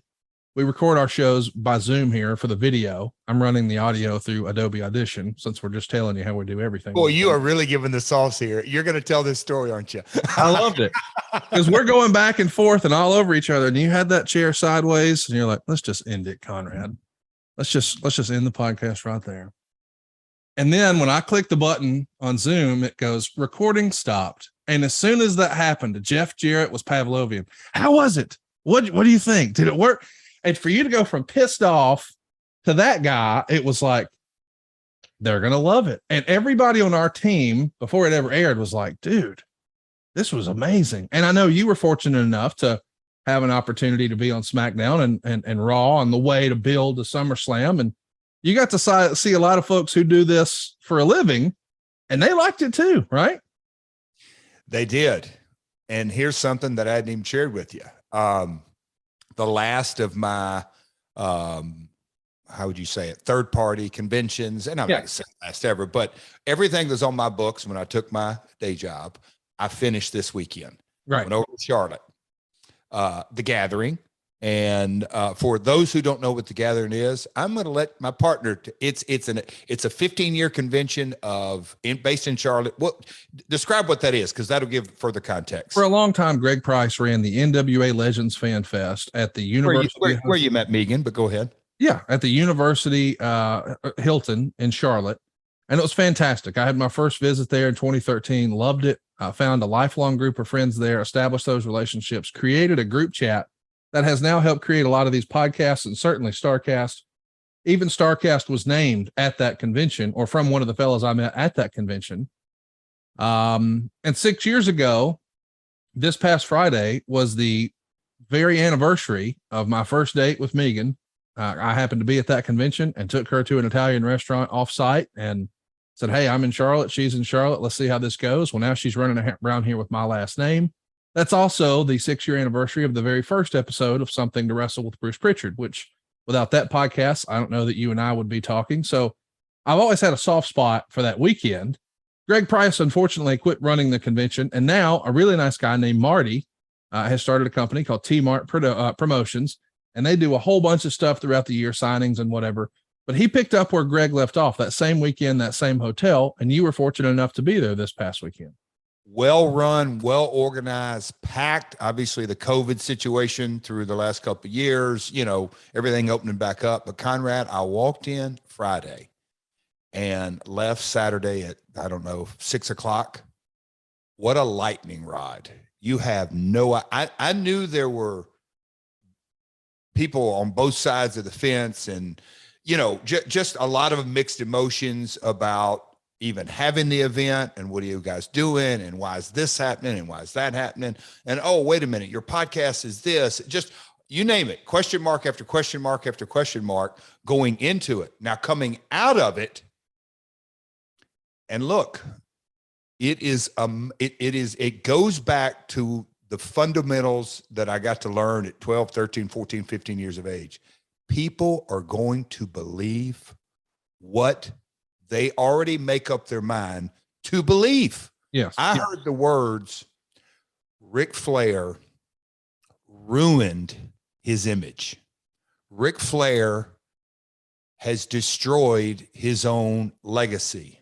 Sunday night will be etched and blah, blah, blah. Like it's literally like he killed his career. And I don't want to get into 15 other things that I've done or others have done. Look, we all have our skeletons and we all have our bad days and we all have things that we may or may not regret. But this guy, I mean, there was a number of people. Then on the other side, there were people, Kevin Sullivan. Well, hang on now. Let's just, okay. One of those goofs was the Brooklyn Brawler. Call it like it is. The Brooklyn Brawler, who ain't been in the business in forever and don't know shit about the business, period, the end. Ain't never sold the ticket, don't know how to draw or promote. I mean, nothing. Yeah. Had strong feelings about what happened with Rick that night and didn't even see it and wasn't in the building. And I will say, I understand there's two schools of thought. I want you to get back to what Kevin Sullivan said. If you watched it on pay-per-view and you had an expectation that you were going to see 1986 Ric Flair, you're a dumbass. Easy. Look, go ahead. Hang on. I'm just saying we advertised and promoted this from the beginning that this would be fun. And by God, if you were in the building that night, it was fun. It was fun. Interview the folks who were in the building. I can't tell you how many texts and emails and DMs and social media posts I'm seeing from people who say it's the best wrestling weekend of their life. I saw a lot of guys, longtime fans. I won't call them out here, but people you and I know who said it's the best, most fun they've had at a wrestling show. Maybe not the best wrestling show they've ever been to, but the most fun they've had at a wrestling show because it made you believe. And you were the biggest part of that. And we'll talk about that. But the idea that people were like, man, I can't believe he didn't look like 1986 Ric Flair. Are you kidding? That was 35 years ago. Well, why would you think that was 45, whatever it is? Goodness gracious. Like, let's have some realistic expectations, right? Expectations is the magical word that over the last coming up on 5 years, that is a word that I process that gets, I don't say everybody in trouble. It certainly has gotten me in trouble all day, but just the expectations of going through it. And I don't want to derail this because I always follow your lead, or for the most part, but the questions that were asking me about Rick's health. Yeah. And I was at a table, we were at a dinner table, and folks have been around the industry. So look, I think there's different degrees of being smart to the business and just all that kind of stuff. But they were asking me of all that. And I said, Rick's 73. Okay. Hypothetically speaking, let's take a 40-year-old man. Yeah. Who wrestled for 15 years and broke in at 25 and got out at 40 on his 1 year anniversary of getting out of the business. So he's 41 now. Yeah. Put him in the ring and say, you're going in the main event with a lot of pressure on you. Thousands of people watching live, blah, blah, blah, blah, blah, blah, blah, blah, blah, blah. And he can just be Rick's partner. Yeah. There is no doubt in my mind, not just blown up, gas to the gills of, I need to go sit down. I cannot do this anymore. That's a 40-year-old man. The expectations that people thought Rick was just going to be jumping up and down and doing cartwheels 20 minutes into the match, regardless if nothing was done, it's just so unrealistic. And that's one of the things that I just go, guys, what did you expect? And I know one of the questions on Twitter was, were you ever concerned about Rick's health? Well, no shit. I was concerned about Rick's health from the very day he decided, but I'm concerned about his health today. And look, I'm concerned about a lot of folks' health. Yes. But Rick's, I mean, it just kind of boggled my mind that folks expected almost a different outcome as far as Rick's cardio conditioning and let's talk about that, because I do want to mention, I think, and again, I'm recording, as you and I are recording, this is Monday morning, and we're going to record with Rick tomorrow morning for his podcast that comes out on Wednesday. And we're going to talk about that because, Lord, there's been a ton of speculation. There was a whole lot of just nonsense. You were with him a lot in the week leading up to this. Since we're just going to spill the beans, I think there were 4 walkthroughs. Yep. And I'll never forget the look on your face the first time Jay Lethal picked him up and body slammed him. Yep. And then picked him up and suplexed him. Your eyes bugged out of your head because he was not taking it easy on him. It was a real deal TV body slam, TV suplex, and it made the noise you would expect. And Rick just pops right back up. And I'll never forget you looking like, holy shit. It's one thing to see it on social media. It's another thing in real life. And what did I do? Oh boy, here we go. I can't wait. Yes. Yes. But as the match was laid out, and we're just going way inside baseball here, the entire time was Rick is going to look and feel and appear to be 73 because fans expected him to be half dead anyway. And so he wanted, hey, beat the shit out of me for real. And I'm going to be in the corner waiting on the hot tag, laying down and have to crawl in. Like when we laid it out, it was, he's going to lay in the corner and crawl in. And there was people online who didn't know that. There were people in the building who didn't know that, who thought something must be really wrong, but it went exactly as planned. Now there was a couple things along the way that maybe got out of order. Somebody was a little early, somebody was a little late or whatever. That's normal, I suppose. What the hell do I know? But I know that when everybody else is freaking out about what's happening with Rick in the corner, it's exactly what was laid out that afternoon. I mean, am I right? Gotcha. I'm just saying, like, yeah. Now the only thing you and I pushed back on, and we pushed back on it the first time we heard it, and the second time, and the third time, do not fake the heart deal. Do not. Had to do it. Please. And then that afternoon of, he goes, guys, it's my last match. I'm not saying I'm going to do it, but if they're with it and I feel like I got the crowd, I'm going to do it. And Jay's going to have a little sympathy and poke him in the eyes. And when it didn't happen in the ring at first, I thought, we made it. He's not going to do it. And he did it on the floor. And I didn't look at you, but I know somewhere you were looking at me like, why is he doing this? Please don't do it. But hey, you know what? I saw great feedback from that. People dug it. So, and who are we? Especially me. Judge, who are we to it's his last match. He gets to pick. And see, when Conrad, you talk about a first. So listeners, forgive me, because I really am going to bounce all over the place here.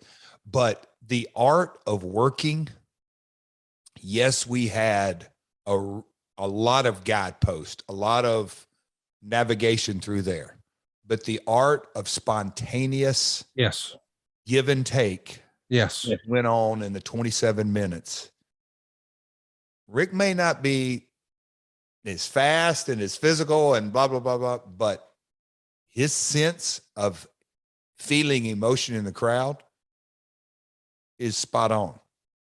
And he's not scared to try stuff. When they did the headlock takeover and Rick put Jay's head between his legs in a head scissor, that was never laid out, never discussed, never done in practice. I mean, but afterwards I looked at Jay and I said, dude, the head scissor, he goes, we never talked about it.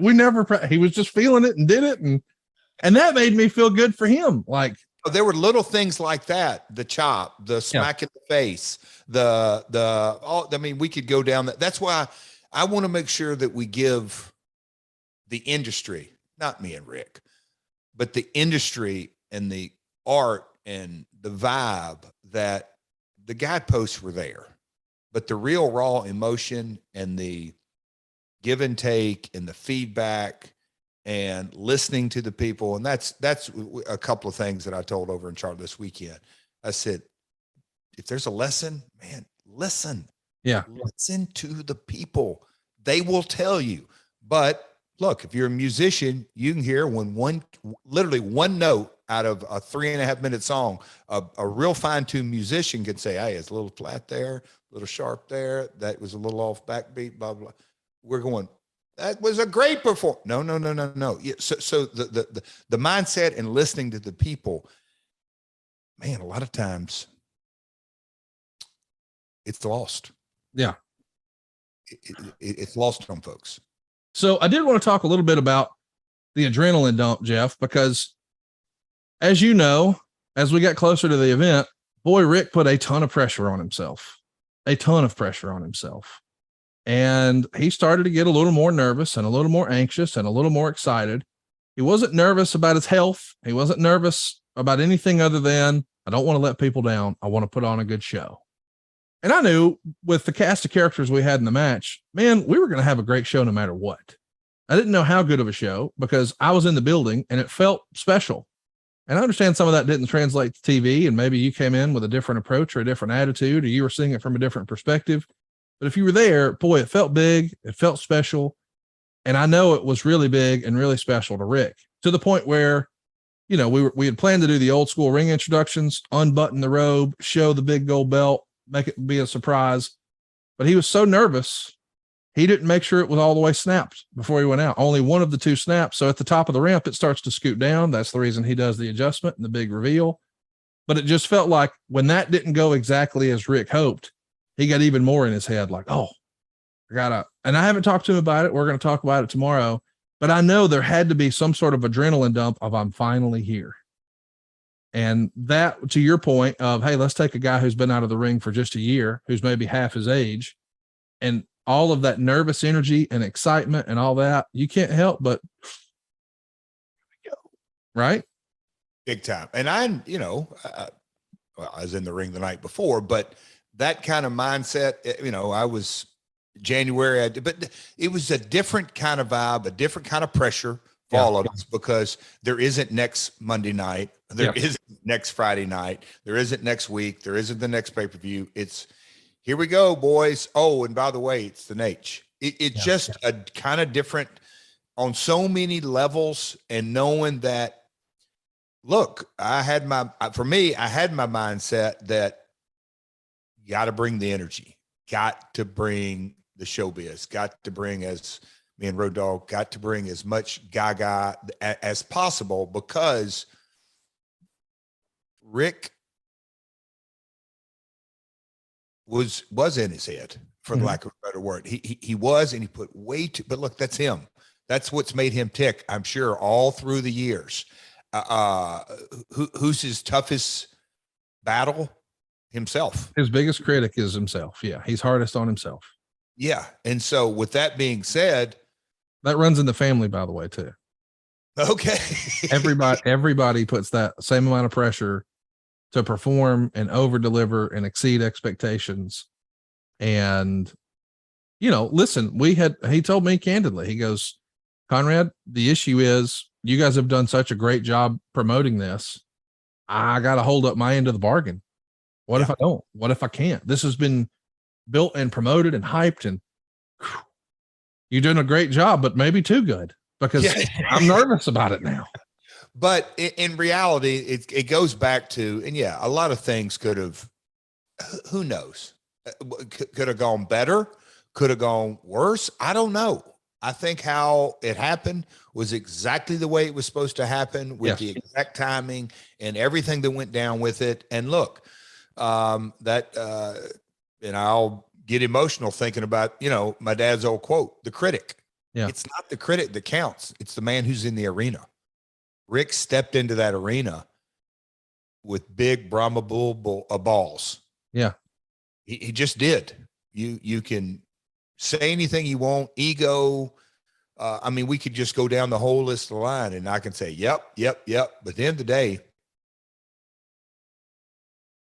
Do you know another 73-year-old man that'd be willing to do that? No. Mm-mm. I don't, and I've thought through this. I read a quote the other day. Ford, he said, and it just kind of jumped off the page. The hardest task a human will ever have is to think. Mm-hmm. I saw you tweet that. Did I tweet? Yeah. But that's hung with me for about, I don't know, a while now. Rick thought about doing his last match, and I know he told you from day one, and I don't know how far back we're going to go, but when you approached him, hey, let's do this last match. Yep, I want to do it. He didn't give him much time to talk. Well, he had 3, 4, 5 months to think about this, and him training and doing all that. And look, everybody's, man, he did it. Yeah, he did. Hats off to him. That's why Frank Sinatra, boy, you talk about having your last match my way. Yeah. He did it. I don't know, man. It's again, amazing, all the lightning rod of emotions. And I think, you get time to kind of reflect. And I did that night driving home and just thinking things through, the press conference, the workouts, Conrad, the pictures, that didn't get out that we thought could have gotten out. We'll tell the story. I mean, let's start at the beginning. How's that sound? There are so many little things to navigate through all this that you just go, wow, okay. So, yeah, hey, we did it, right? I mean, that's the thing. I think, I don't know about you, but me and a lot of my friends who helped work on this behind the scenes, we rode a proverbial high for days afterwards. And just because we had never been a part of that or experienced it, and I know Rick did too, and it was just like, man, can you believe we did it? Because there's no reason this should have worked as well as it did and been as successful as it was. A lot of stuff had to fall into place just right, and somehow it did. And we're going to talk about a lot of that today, but Jay Lethal. We're going to talk about Jay Lethal today. We're going to talk about Jay Lethal a lot. Oh, let me ask you this. I love Jay Lethal. I love Jay Lethal. I think he's one of the most underrated wrestlers of the modern era. And I'm so glad to see him getting a big time spot on national TV, because I'll tell you, as you know, doing 5 of these Starcasts and all these podcasts, I think Jay is one of, and I know it's our buddy Brian Meyer's gimmick, but he's one of the most professional wrestlers I've ever met. Yeah. He was early. He did everything that was asked for him and exceeded it. Just every little detail, every little nuance, not just as a performer, as a business person, but as a human being. Him with Cody, like the content of a guy's character, Jay Lethal's got it for days. Yeah, exactly. I mean, just 10 out of 10. Anyway, Karen had no idea that me and Jay went back to cyberspace wrestling 03, 04, 05. She just she knew it was a TNA day. So that was kind of a sentimental, and look, storyline wise and all that, but just Andrade coming from a wrestling family. Yeah. All the pieces of the puzzle, that there are no coincidences, only convergences. But yeah, Jay being there, us getting to do it together. And I'll throw it back to you. But after it was all over, we were in the dressing room and Jay was sitting there, and it was just me and him in the room, and people had in and out, and my daughters were in there. Anyway, Codes had gone looking for Rick or something, but Jay was just sitting there. He said, "What do you think?" I said, "Jay, let me ask you something." He just kind of leans in. I said, "Do you realize the Undertaker watched you wrestle tonight?" Yeah. He didn't expect that. I just chuckled with him about that. He just, realistically, I racked my brain. Like, can you think of another non-WWE show where like there wasn't even a WWE co-branding or whatever that Undertaker went to since 1990? I can't think of a time where he went to a wrestling show there wasn't WWE involvement. Interesting. Ever. and to be there in the front row, I thought, and you and I, when we heard he was coming, I was like, buddy, even if he does come, he ain't going to use these front row seats. If we want your Rugrats up here, fine by me, because realistically, I know it says, but come on, he ain't.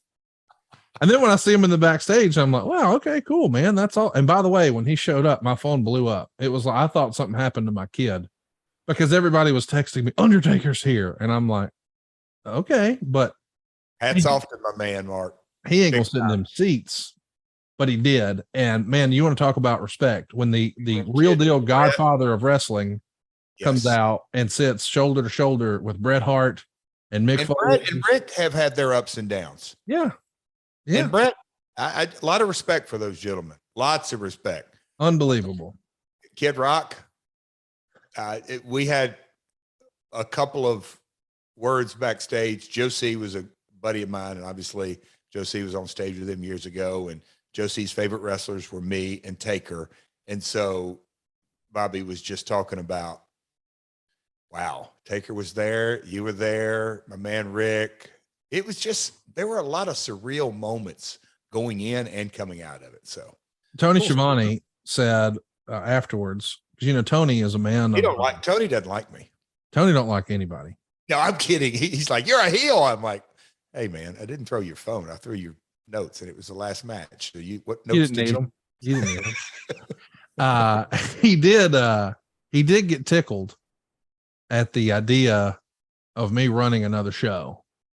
I mean, because he texted me right after, and I said, "Hey, dude, where are you at?" And he goes, "I'm out of there.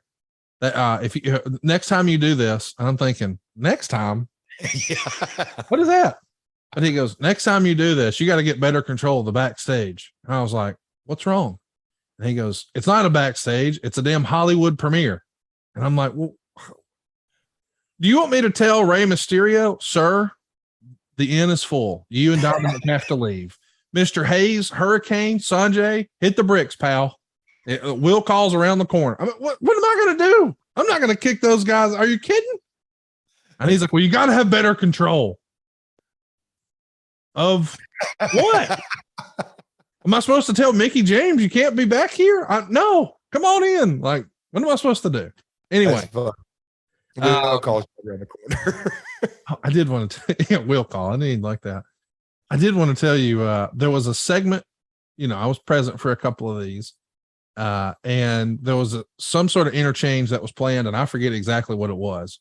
But afterwards, as soon as I go back through the curtain and I'm right behind the screen, there's Andrade and Jay having a conference. And I'm like, "Hey, Jay, is y'all okay? Everybody good?" And of course, they're all good and everybody's fine. And I said, "Hey, what happened to the so-and-so?" And he starts laughing and he goes, "I called it to Rick."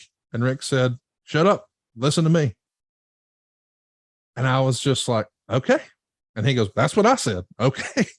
Like, what do you tell? Because there was some sort of, I forget what it was. Okay, "Hey, Jay, you do this and I'll do that." And I cleaned it up a little bit because I don't want the world to know that Jay cursed. But Jay said exactly what Rick said. "Shut the fuck up and listen to me." And when Ric Flair says that in his last match, guess what you do? Well, okay, we're going to do that then. Here we go. So it was a big night. I could tell. I don't know who was more excited about it, if I'm honest with you, Cody or Jay, because they were both so thrilled. Oh my to be God. There and be a part of this. Lots of folks. Yeah, it was that's, and you know, if there's, as a performer,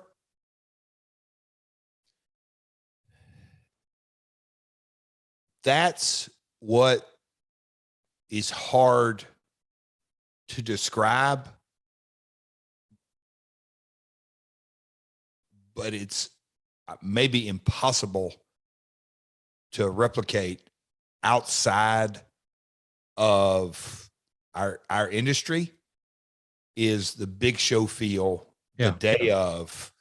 You pack your bag that morning, you get in a car, even if it's a rent a car, whatever, leave the hotel, leave your house. I got to leave my house. But anyway, get to the building, come in, sound checks going on, lights are being, you're doing this and you're doing that, and a production meeting, just the little stages that the beats through the day. And in my mind, okay, kickoff show started 5:05, the beat of that, let's do this. In my mind, I was going to start getting dressed when the show started. I kept going back and forth with Road Dogg. Give me a little feedback. Give me a little feedback. Just the cadence, I guess, is the best question, best way to describe it, of the day. Yeah. Building toward the match. And then all of a sudden, the girls match and the girl got hurt. Rachel Ellering. Yeah. Okay. Wait, are they going home early? Do they got to go home early? You kind of have that 3 minutes of, oh, we're up sooner than we thought, all this kind of stuff. Just kind of that cadence until you're backstage, and on one end is me and Jay and my man Ritesh Sanjay, and you know that and he's and then you have Rick and Andrade and Scott Armstrong and Brian, and just the whole list of that vibe. Like, here we go. And you don't really know till you step through the curtain just you don't know. That's the magic of our industry. Is the crowd going to be live? Are they going to be into it? Is something going to happen that derails? Is things going to go right? Are things going to go wrong? Do we got to pivot? Do we got to do this? We got to do that. The little things. I almost took poor Mike Chioda's head, nose, and ear off at the beginning of the match by accident. And I, like, oh God Almighty, I nailed him. Good. Just the little cadences throughout that's what is the big, massive secret sauce. Yeah. Massive adrenaline. You got into character that day in a big way. And an extension of my personality. Well, I'm just saying, I think you and I, listen, we put together a story, a hypothetical. Here's how we get there. And I typed it all out and said, hey, what do you think of this? And by and large, it happened. And we both felt good about it, but we also knew when episode 2 drops, because episode 1 just sort of laid the groundwork of why is Rick wrestling and what all he's been through since his last match. And it felt more documentary style than UFC hype fight style. But I thought it was important to add some context, because even a friend of ours, I'm glad to say he's a friend of mine now, Brian James, Road Dogg, when he and I first talked about all this, I got the vibe that he wasn't all the way bought in. And I explained the docuseries. And I said, episode 1 will explain why he's doing it. And man, he cut me off so fast. He goes, well, since you brought it up, why is he doing it? And I said, well, this is inside baseball that I haven't heard. And I said, well, listen, this is a guy who, for the better part of 50 years, has made his living under a superhero outfit called Ric Flair. And he got to play that and do it at a high level and do it maybe better than anybody else did for decades. And then all of a sudden it ended and it wasn't his idea. And he tried to go be a civilian and settle down with the new wife and try to make some appearances and just move on. And it didn't work. And he tried it again with another wife and that didn't work. And then he went back to wrestling. And that didn't go exactly as he would have hoped. And he had his last match on a soundstage and it was over. And almost immediately, I mean, very quickly, he loses his son. And he doesn't just lose his son. His son died in the hotel room he was in, and he discovered him. And he started drinking and he didn't quit for 5 years. And he nearly drank himself to death. And he nearly died 5 years ago. And now he's somehow, for the last year, just been trying to get in better shape because he just wants to feel like Ric Flair again. We all heard the famous stories. He'd go out and he'd party and raise hell, but 6 a.m. he's on the Stairmaster for an hour. He was a cardio machine. And he wants to feel like that again. So he's been going to John Cena's trainer long before this was ever talked about doing the last match, just to feel like he did again. And there's photos and video of him out there lifting heavy weights just to prove he can, because he just wants to feel like Ric Flair again. But after his son passed away and he nearly lost his life, he wants to feel like Ric Flair one last time and do it on his terms. And yes, he had a fantastic send-off in 2008, but that wasn't the end. And it wasn't a decision that he made. It was a decision that was made for him. So, Brian, I would challenge you, instead of saying, why is he doing this? If you really like Ric Flair, shouldn't we want Ric Flair to be happy? Shouldn't we want Ric Flair to get to do what he wants to do? And I say this respectfully, everything's not about you. He ain't doing this match for you. He's doing this match for him. And he goes, well, God dang, if that's the story, I'm in. And so he, in the interview since, has said, hey, I talked to somebody, well, that somebody was me, and it changed my perspective of the way I was looking at it. Don't look at it through your eyes. Look at it through Rick's eyes. I lost my son. I nearly lost my life. And whenever things went bad in my life, I could always turn to the ring. I could always turn to the fans. Problems with the IRS, problems with the kids, problems at work, problems with politics, problems with finances, whatever it is, problems. We've all got them, life problems. I get to walk out in front of that crowd and feel like Ric Flair. And he got to do that every day of his life until he couldn't. And if he wanted to do it one more time, who are we to say no?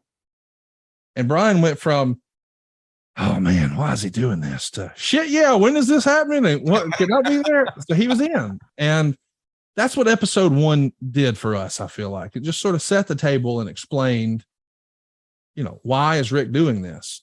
So listen, we set the table with episode 1, and you and I were ready for episode 2 to come out, maybe before it probably should have. It came out when it was supposed to, I think, in hindsight. And every now and again, God knows better than we do, and that was one of those times. Always does. He always does. But boy, we won't derail this, but the timing of it coming out was a highly debated topic. Yeah. Because the press conference was June 23rd, folks. Yes. June 23rd. It came out 2 weeks before, so mid-July. 10 days before. Yeah. So almost 3 weeks. 3 weeks later is when it came out. And you and I had a lot of discussion with some foul language sprinkled in about, how the hell do we sort of balance what we're doing on the podcast and that? And so what we came up with is what we came up with, but it became a part of the story for episode 3, but we're getting ahead of ourselves. I knew if we just announced the match cold, Ric Flair and Andrade against Jay Lethal and Jeff Jarrett, everybody was going to say, huh? So the only way to back end into it is to have a story. And I felt like in this modern era of independent wrestling, a lot of times it's just dream matches. What if this guy wrestled that guy? And you're hoping that those guys can go out and tear it up and have a 6 or 7 or 8 or how many stars they're using now match. But that's not what this was going to be. This was going to be old school Jim Crockett promotion storytelling. And just like Dusty in the parking lot before him, we had a Ric Flair parking lot circumstance, and it built a story. And episode 2 of the docuseries freaking blew up. And at first, people who just saw the match announcement were like, this sucks. I'm disappointed. I don't know about that. But then if they watched episode 2, they're like, holy crap, what is this? This is unbelievable. Now, not everybody loved it. I get that. But we at least tried to tell a story. Fair enough? Created emotion. Yes. Created emotion one way or another. Mm-hmm. And people that didn't like it, it's not like we had the old 357 pea shooter. Hey, if you don't buy this pay-per-view on July 31st, we're going to pull this. No, it wasn't for everybody. Yeah. I get it. But the ones that want, and I keep hearing, oh, y'all went old school. And that, in a way, I get it. I relate to that. I can connect the dots. But also, just think of, we could go back in sports. Look, movies that are out right now. I think you've seen the Elvis movie, and that's a twist. All that. But anyway, entertainment or sport, it's still all literally creating emotion. And that press conference was the launching pad to it all.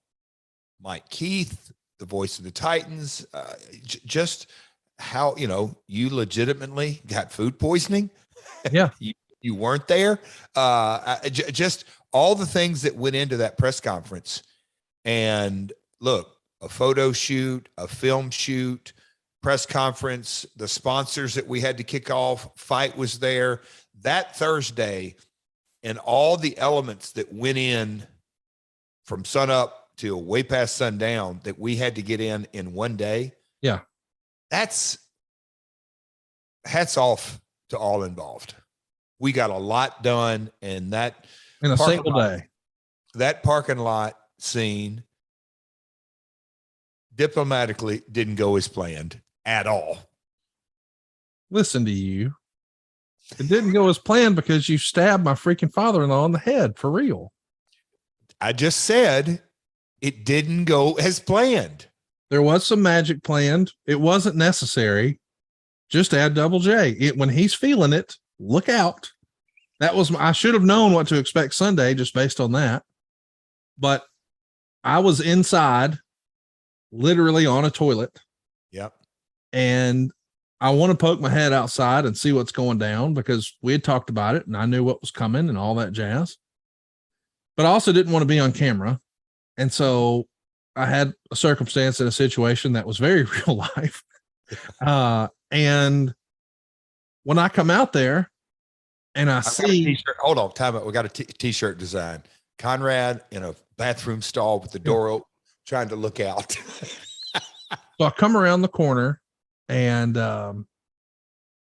I see the physicality begin. I haven't heard this.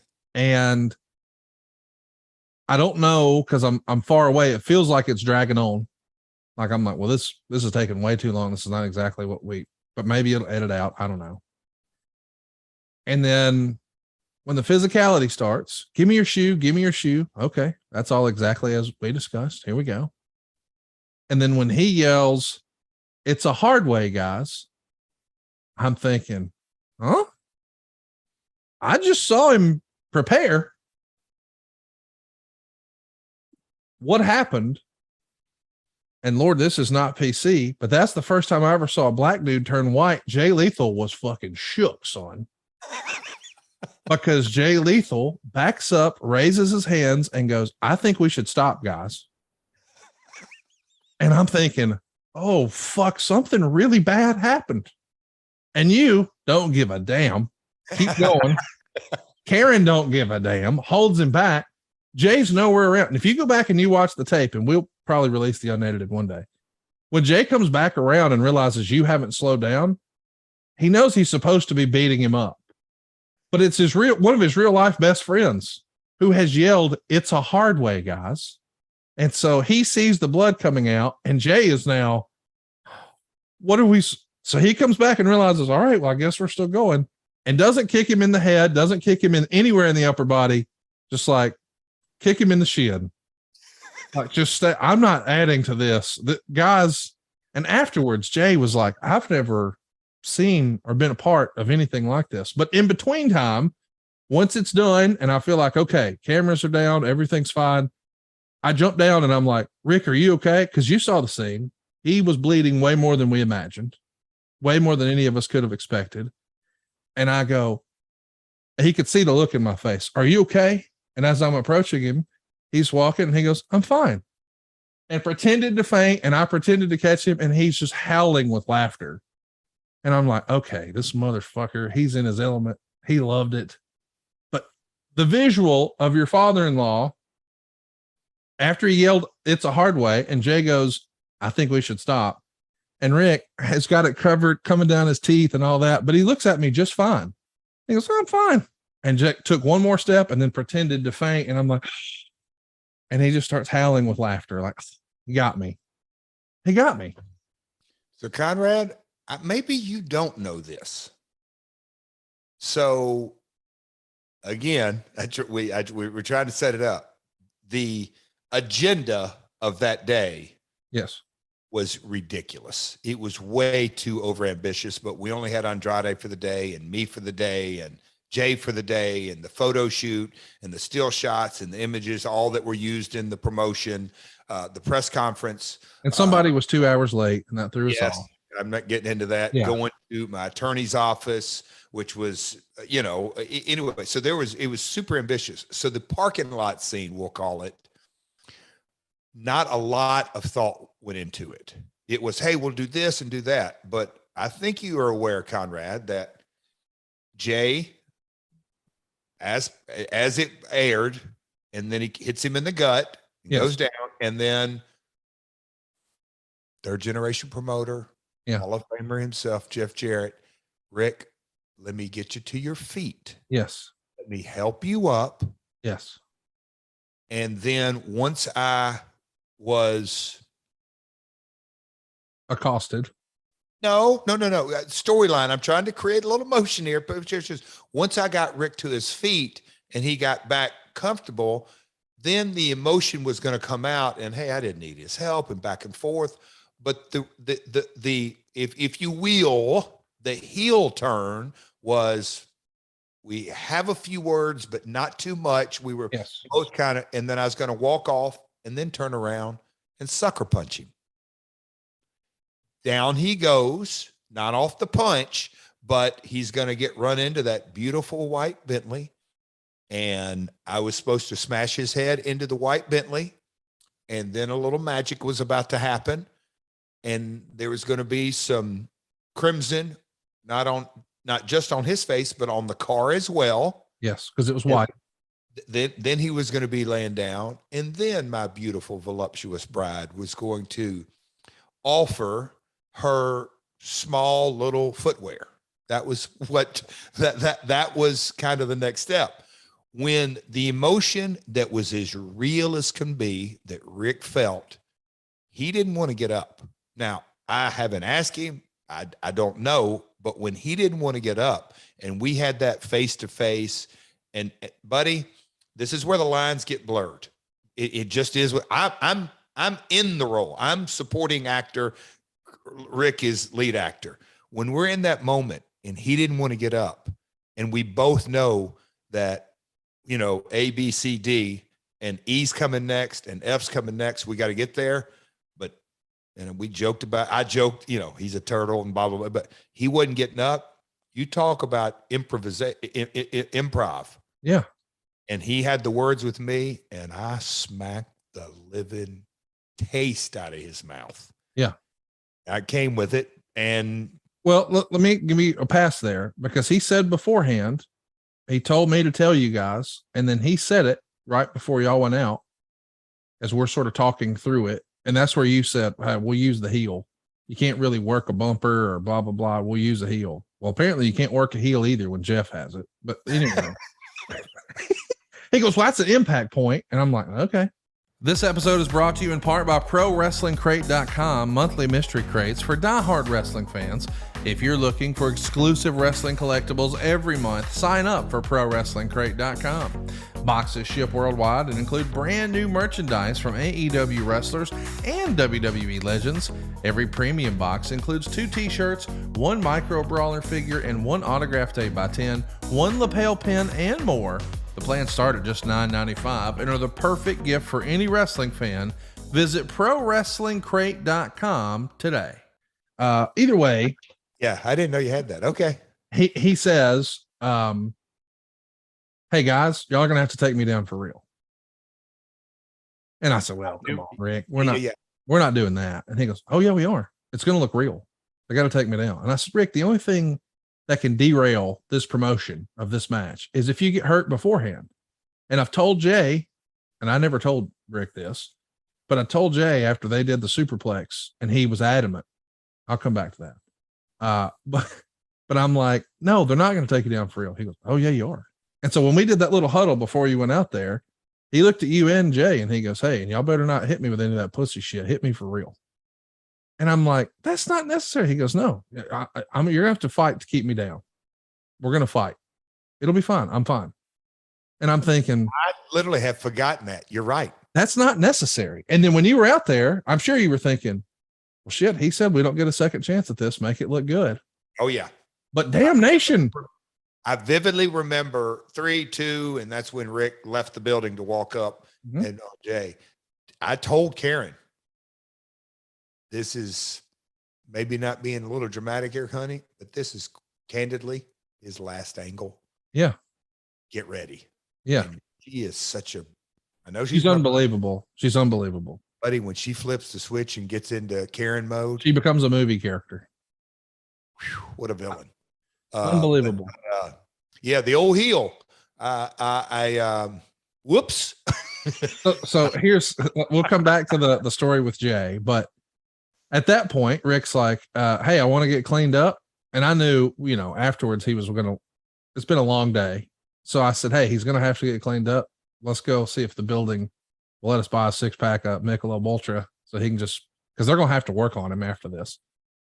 And of course he had his, companion assistant, whatever, Kelly and Megan was there. And so they took care of him and cleaned him up as well as he could. And then he went back to his Hilton hotel and he wanted to go to the Palm. And of course I was dead and needed to go home, but everybody else went to the Palm. And then the next day he flew home. And so I'm like, hey man, what'd you do with that suit and that shirt? He goes, well, I took the suit with me. I was going to get it dry cleaned. I'm like, well, not yet. Where's the shirt? Oh, I threw it away. Where? At the hotel. So I sent my buddy Brad. Hey, Brad, room so-and-so has a bloody shirt. I need you to get it. He goes, well, how will I get in there? I said, just show up to the front desk and be Brad. They'll give it to you. And they did. And they were No like, way. Yeah, they did. And they were like, man, nice fake blood. And he goes, well, that wasn't fake. And so they bring it out in a bag with the gloves on and all that. And he's like, what do I do with it? I said, just overnight it here. We're going to display it at StarCast. And so we displayed, we saved Jay's shirt. Jay threw his shirt off. Steve K went and got it because he wore a white t-shirt that he knew he could throw away because who cares? And he got some Walmart jeans or whatever. So I was like, no, we're going to display both of these at StarCast. And we did. But we almost lost the shirt was the point. Yeah. And Karen's white pantsuit and my jeans. And I didn't know the Rick story on the shirt.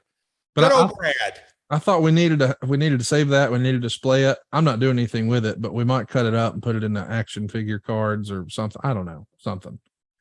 But let's go back. I'm there in April and I'm there with David Crockett in Tampa. And it's the first time I've been to Jay's gym or the second time, I forget. But Rick is adamant, suplex off the top. And I'm like, no, we're not doing that. And he goes, no, we're going to do it in the match. And I was like, you're not doing it in the match. And you're not doing it in practice. And he goes, oh, yes, I fucking am. And I'm like, no, it's not necessary. And so there, we're all protesting. No. And then Rick just snaps at everybody, yells a bunch of curse words. We're fucking doing it. Okay. So they get up there, get it done. And as soon as he hits, it was like, everything goes quiet. And Rick goes, fuck yeah. He was excited that he could do it. And as soon as everybody left, I said, Jay, no more big bumps. We're not. He goes, no, I got it. I was like, seriously, nothing else. But a week later, Jay calls me and he goes, you're not going to believe this. He press slammed me. And I'm like, what? And he goes, yeah, he wanted to do a press slam like he did with Sting. And I told him, hey, we don't need to do that, blah, blah, blah. You saw him. You can't stop him, but he press slammed me. And I'm like, you're saying, he goes, yeah, he locked his elbows out. And I'm looking down like, he's 73. How am I up here? Yeah. But I mean, Rick was ready. But maybe that was an adrenaline dump. I think Meltzer speculated that he had some sort of foot injury. He had plantar fasciitis. I think everybody listening to this knows my wife has doctor partners. So we had 2 of her doctor partners there ready to check him out and all that. And Rick said back in the day, hey, all I needed was a shot of Toradol. He opted not to use it. Said, no, I feel fine. I don't need it. So there was a lot of back and forth about, I mean, we should clear this up too. There's some speculation online. Oh, Rick was drunk. You could tell. You were with him all day. Rick did not have a drop of alcohol. I mean, he did after with Kid Rock downtown, but I'm sure he had few. Come on, man. Rick was not drunk in the match. That's the dumbest thing I've ever heard. People want to believe what they want to believe. And that's it. At the end of the day, every kind of facet of it. We glossed over Kevin Sullivan, but Kevin. Oh yeah. Come back to that. Yeah. I've known him for a long time, and he got honored Friday night, which is real cool. And but look, Kevin, going back to early 80s, he worked for my mother with my father in the territory, and we've gone in depth. It was really his idea of me and Rick and the Four Horsemen and the storyline that didn't quite come to fruition and all that. But he just said, come here. And he said, Conrad, he complimented you. He complimented Rick. He complimented everything. He said it in his speech too. He said, he was there were several folks around the room that he was giving shout outs to. And he said, "Oh, they're in the back, Houdini back there, Houdini back there." And he was, we laughed about it, but Kevin, he's been in the business how long? 50 years. Yeah. He said he got emotionally invested in the story. Yes. Look, did he believe? I'm not saying that.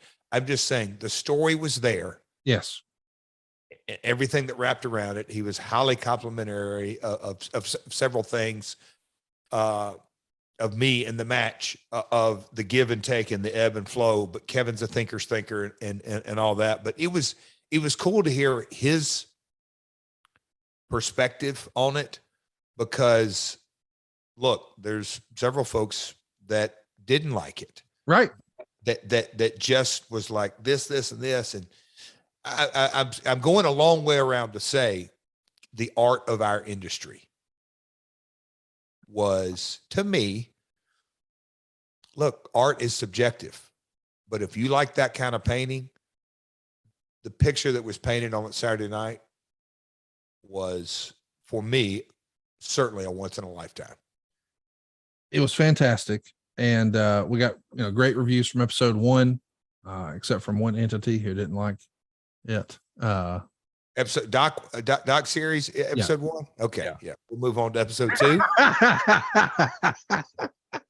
Episode 2, I thought was telling the story, and obviously it went viral, and we got our big push and all the attention. And Dave Green, who helps us on the podcast side, he texted me, "Dude, it's felt like for a while that we were the only ones talking about it and excited about it, and we were sort of pushing uphill, but man, now everybody's talking about it." And then episode 3 came out right before, and that's where it really became the Jeff Jarrett show. Episode 1 was the Ric Flair show. Episode 2 was the Rick and Jeff show, and episode 3 was the Jeff Jarrett show. And you have been, I don't think people really understand how crazy your last 30 days were. But not only are you working full-time in your real job that we're probably not supposed to keep talking about here, but in addition to that, you've got some other projects that you've been working on forever, trying to get across the goal line. And oh, by the way, all of a sudden, for the first time in a long time, people are going to see you without your shirt in one of the most high-profile matches you've ever been in. And you've hired a new personal trainer, and you got to be tan, and you got to look good, and you got to have your cardio, and you got to be able to perform. And oh, by the way, you got a beautiful daughter who's kicking ass in tournament basketball. And now they need you at WWE TV, because it's not just a behind the scenes gig. Now it's an on camera gig. So there were days where up at 3 a.m. at the airport for a 4 a.m. check-in, for a 5 a.m. flight, go to the gym, go to the building, do your thing, red eye home, playing basketball again the next morning. And oh, by the way, somewhere in here, Jeff, we really need a go home promo. And I'm sure when you hear that, you're thinking, fuck you, Conrad. I haven't had a carb in 6 weeks. I haven't slept in 8 days.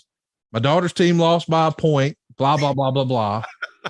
But somehow you squeezed out he's going to have to come to me, which worked out, by God, because what we got in episode 3 almost felt like a cut scene from Natural Born Killers. We see a different side of you than we had seen maybe ever, certainly in a long time.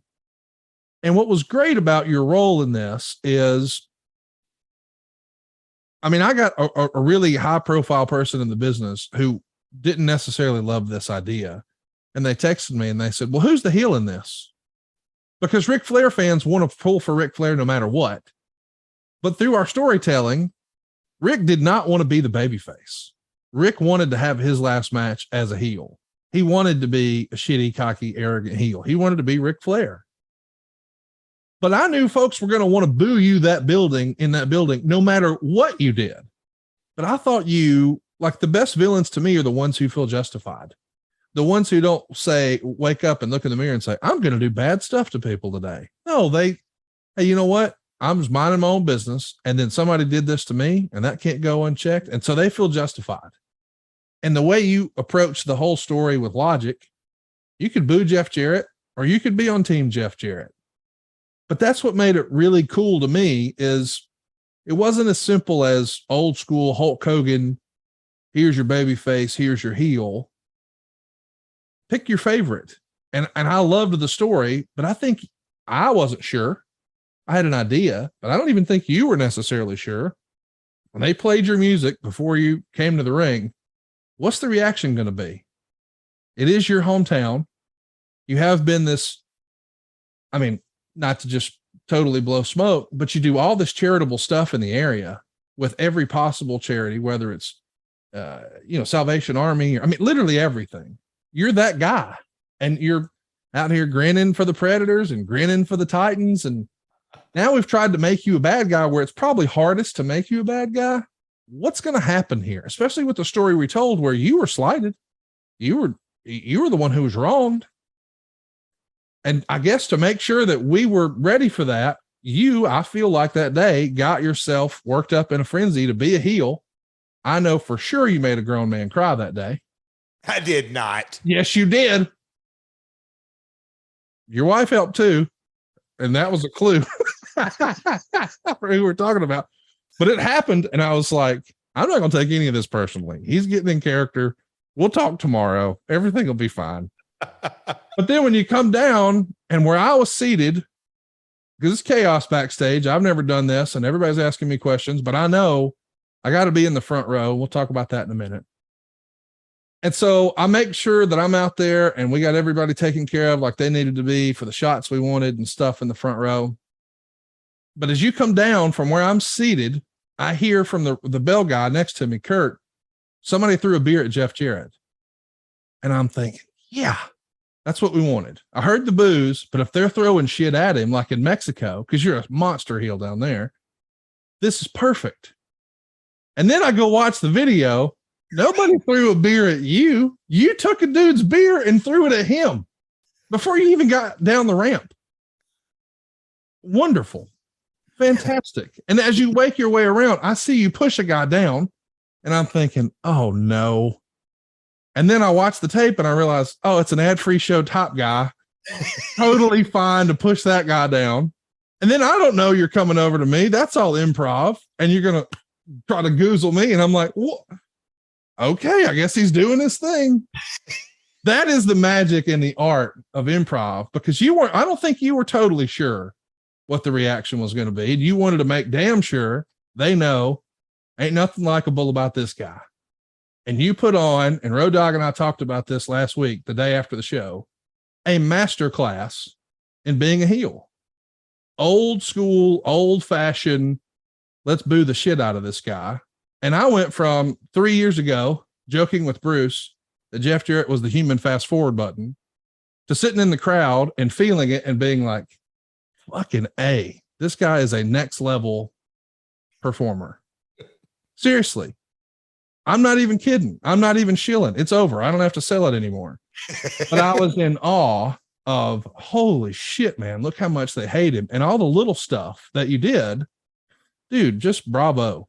I think it cemented your legacy to any doubters, any boo birds. And, listen, this ain't fun for everybody to talk about. At 55 years old, nobody should be this good at 55 years old. And yet there you are. And I've joked with you since, they're going to put you on TV. Oh God. You're going to win the Rumble. You're going to win the top. You're going over Brock at WrestleMania. You're the guy who ends the bloodline. You and JArrett are going to be strutting ass out there with a hologram of Teeny, and we're going to end all this Roman Reigns nonsense. Fantastic job as a heel, sincerely. I know we're kidding around, but it was unbelievable what you did. I appreciate that, Conrad. And you text me, was it yesterday or the day before? You said, quit effing being so humble. Stop it, or some shit like that. And I'm like, this. Well, little stuff you did in the match. You walking out, that was not planned. You walking to the back, rolling in, breaking the count. That's something that you make a call for when you're in it and you're feeling it and you survey the landscape. You can say on that what you want to, but I just know a lot of the great stuff that you did was never discussed. You pushing Wendy down, you pushing Megan down, like none of that was ever discussed. And it was just perfect, dude. I mean, really, a superior performance. Everybody who was paying attention that night, yes, we showed up there to see Ric Flair, but every great protagonist has to have a great antagonist. And dude, you were Darth Vader that night. Couldn't have been any better. Sincerely. I appreciate that. I really do. And the gift of desperation, and I won't derail the podcast, but I have to say it. There's no reason I'm alive, in my opinion. No reason. Only by the grace of God did he save me from the depths of addiction. So every day above ground, I try my best to have the servant mentality. Truly. And that goes in my personal life and my work life, but coming into the event, and to go back to when I was in Orlando at my daughter's basketball tournament, and I'm thinking things through, and man, Conrad, you know the deal with, I'll call it Ric Flair's last match production. Oh yeah. We'll talk about that. That kind of stuff. My day job, which turned into as you said, all that, it would have been so easy to say, we've got enough in the can. You don't need me. But I literally said, Conrad, no, I've got some things that I can deliver that really get in the crawl of a Ric Flair fan, because they were coming to see Rick. They weren't coming to see Jeff. They weren't coming, as you said, all that. So when I started, that was about the time. Look, we did the press conference and we've covered all that, but that was 2 weeks out, Conrad, when we shot it in Orlando, or around that. Yeah. That for me internally. That was like 8 days before. Okay. Whenever it was, I can look on a calendar. That's when internally I started really getting in. Okay. Not that nobody wanted to turn back, but that's when I started thinking, okay, to really, really make this thing come off, I have got to be, and I've had a lot of success in Mexico, kind of being a thread of that character, but I've got to blur the lines. And the podcast me and you did, and then me and Paulie B and my dad and Karen and all that kind of stuff. But that interview, when I sat down, and it was literally, we're telling how the sausage is made. My daughter's over in the bed. We're in a suite. She's in the bed. The camera guy came in. She never woke up. She wakes up and hears me. I just kind of delivered my lines like I'm doing now. But when I kind of flipped the switch in that mode, in a lot of ways, I don't say I never came out of it. Of course I did. Our flights and SummerSlam and all that kind of stuff. But You're a method actor. I kind of got in that mindset of what I need to be. And me and Josh Chernoff, shout out to him, when we talked about video walls going way back, I was going to get your thought. I really wanted to really think, how am I going to create that emotion from the time I come through? Because when I come through the curtain, that's when they got to say, Rick killed this guy. Yeah. Like that's what has to evoke that. Boom, come through the curtain. They've seen the doc. They've seen all that. And so that's the first time me and Karen ever did that. She walks out first and she bows on one knee. And here comes this despicable human being that thinks he's right. And we played that prelude, and I'm going to stop there. The prequel is what the title is, the prequel to My World. What did you think about that? Just the prequel. I thought it was cool. It let it breathe. It made it feel special. It made it feel big. The red lighting treatment when you came out, and the purple for Rick. I mean, I thought it felt big. I was there in the front row, standing, our daughter Morgan between us and Megan to my right.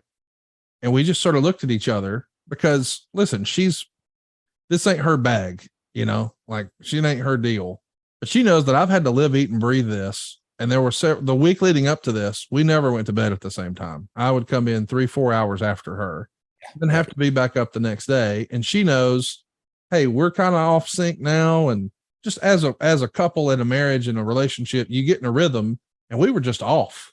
Oh yeah. And so I'm sure every time this happens every Starcast, but I'm sure she was like, God dang, is this really worth it? What are we like, why are we doing this? We don't have to do, none of this is necessary. She doesn't say that, but I can just sort of tell. It's like, hey, remember how easy life was 3 months ago before you did this to yourself and us and whatever? But in that moment, we just look at each other and it's like, holy shit, this is a big deal. We could feel it. Yeah. And we knew every beat of what was going to happen in the match and the story. And if we felt it, I know everybody else in the building. And to me, that is something that through experience is kind of bringing the attention of, okay, folks, here we go. Yeah. Nobody was out there. People drinking their beer. Here comes Rick, or, whatever is going to do those. But I thought that was important to create that emotion. And then the My World music hits, and here it comes. And the Shivani thing was ad lib, and the fans and the beer and the ad free guys, everything you mentioned, all this. I thought my first 90 seconds, and if there's talent out there that maybe want to have a takeaway, that first 90 seconds to me was what I knew in my mind was uber important. Just set the stage. I'll tell you why it was so important too. You attacking people at ringside and just having that frantic, frenetic energy and the pull apart right before, where it looks like it's going to go before the big introductions are even finished and all that. When you held the rope short, did the little hair deal, and did the strut, without the context of what happened with you coming to the ring, that feels cute. It feels fun. After you've made yourself a monster shithead for the last 3 or 4 or 5, 6 minutes, now when you do it, we hate you even more because you did it. But I mean it. Like, if you hadn't have done that and you just did it, it would have been like, oh, look at there. This will be fun. It felt lighthearted and fun without it. In that context, it's like, I hope Rick, like in that moment, I know it's coming, but I'm like, I hope Rick don't pull up short with these brass knuckles and hits his ass for real. He's got one coming. He knows it's coming after that high heel. And that's what was great as we see it all before. And he goes, now, I don't know that you even saw it because you were working on something, but we're just sharing everything. But when the brass knuckle thing came up, he looks over at me and goes like this, little half-ass. He goes, now, Jeff, I've never worked with real brass knuckles. I'll try my best to take care of you. And you turned to look and you just said, well, I know I got one coming. It was just funny to me because it was so sort of unspoken. And let's talk about the brass knuckles, because boy, that became a heated topic for a couple of days. Jesus. Talk about overthinking about it, Conrad. Here's the thing. I didn't want to do it. No kidding. But what I didn't want, and this is not the way we got here, but I didn't want people to say, oh, he's Vince Russo and himself, who, by the way, is a nice guy. I'm not saying that to shit on him, but I'm just saying I didn't want anybody to think that I wrote something in a script or on a sheet of paper somewhere that said, and then I'll do this. Like, I don't ever want to do that. My name's not any of the podcasts. I want to be the guy behind the scenes. You guys are who everybody's here to see, but I didn't want to do it at all. And it went from when all the physicality happens in front of us, I'll hand them to Rick right there, which I didn't really like. So then Rick wanted me to come inside the guardrail and put him on his hand. And I said, absolutely not. And then we tried to say, hey, you know what? We've established Doug Dillinger. What if we did something with Doug? So there's even a hypothetical. Maybe we could have you crash somebody, since you threatened to break up the Horseman meet and greet. What if Doug's working security with his guys? You make the approach. There's a pull apart. You clobber somebody with a guitar. Rick wanted no part of that.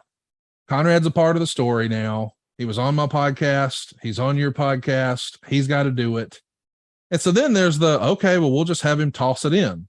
But then there's the idea of, well, where am I seated on the front row? Will they be in the ring or right there? And what if somebody drops it, or it's a fumble, or it's less than? I just don't want to do it. And of course, you and I practiced it before doors, but Manny wasn't there. So we just, okay, well, shit. Hope it works. And it did, I guess. But then I was wondering, well, what will Rick do with it? And I didn't know until I watched the show on Thursday. I don't even know that you saw it. You didn't, of course. He stuck them in his knee pad like an old school wrestler. It was fantastic. You don't forget. Well, here's the other thing too. When the brass knuckle conversation came up, it was, well, how would you even get brass knuckles? Aren't they illegal? And I'm like, I've had them since before they were legal. They're just hidden in my desk. I cleaned it out the other day. I know exactly where they are. I can have a guy drive them down. And they did. And now I'm like, where are they? And can we still get in trouble for them? I don't have them anymore. And I never asked. I've been punched by Rick several times, working punches. After he's gassed out at the end of his big night, he's got those brass knuckles on. You seem to be talking just fine. He take care of you? I mean, it was there, but I mean, it's, who said this? Because they said the super kick on Friday. Yeah. All that. And on SmackDown. On SmackDown. And then the punch on Flair. He said, you kind of bookended your weekend, didn't you? But no, I mean, that's to me, how it all worked out. That was maybe option 6, 7, or 8. Conrad to Andrade, Andrade to Rick. That was never in our plans until A, B, C, D, and E were canceled. Or, we don't want to do that. No, we don't want to do that. It all worked out nice. Yeah, it did. And there were a couple other ideas tossed around for, I wanted to crack you at the 4 Horsemen signing so bad, but I had to go. I wanted to lay you out with the guitar so bad. Well, what's funny is, as I said, hey, when I first mentioned it to Doug volunteered a guy. Yeah, he didn't want it. You laughed about that. And then there was a long pause. And I could tell you wanted to say something. And I said, Jeff, I'm not scared to take the guitar, but my 400-pound ass ain't flat backing on some fucking concrete. I'll get more hurt falling on the concrete than the guitar. So that's a no for me if we're doing it at a meet and greet on concrete. Yeah. But if we can find somewhere else, I'll take your fucking guitar. Cause I know just because I busted your balls on the show, you really wanted to do that. Oh, I wanted to tee off from left field so bad. I could tell because you jumped on it right away. You go, that's the one everybody wants to see. Perfect for the buildup. Perfect for the buildup. And I'm like, no, that's the one everybody wants to see in Hendersonville. That ain't what everybody wants to see. Listen, man, it was a lot of fun. We couldn't have done it without a lot of help from a lot of different companies and folks. And we're going to talk about that. So yeah, behind the scenes, go ahead. Just as you're doing that read, which is real cool, Conrad, we've got a whole, and you picked the episode, it's well known. We've got a whole nother episode if we want to talk about all the other matches out beside the last one. Unbelievable what we were able to put together. It was a lot of cooperation. Huge. I want to give a ton of credit and props and kudos to Tony Khan for allowing really the forbidden door to happen. We're not supposed to talk about it, but we're going to say it one time. We had an AEW superstar tag teaming with a WWE special vice president to take on an AEW superstar and Ric Flair. That shouldn't have happened. There's a lot of reasons that it shouldn't have happened. But Vince McMahon, back when that was a thing, greenlit it, and so did Tony Khan. And this could not have happened without both of those folks allowing it. Amen. Because you and I had this sort of idea, and I know there's been lots of rumor and innuendo of this wasn't the first match. Listen, there were lots of ideas put together for how could we do Ric Flair's last match. But when we settled on a story, it sort of clicked. Hey, wait a minute. The videos of Jay Lethal training with Rick have gone super viral, millions of views. So we already have a built-in story there. We can just build on it. But it doesn't make sense for Jay to be his partner because they've been working against each other. So in an effort to best take care of my father-in-law and Morgan's grandpa, let's make sure the guy he's wrestling that night is the guy he's been wrestling 4 times a week since April.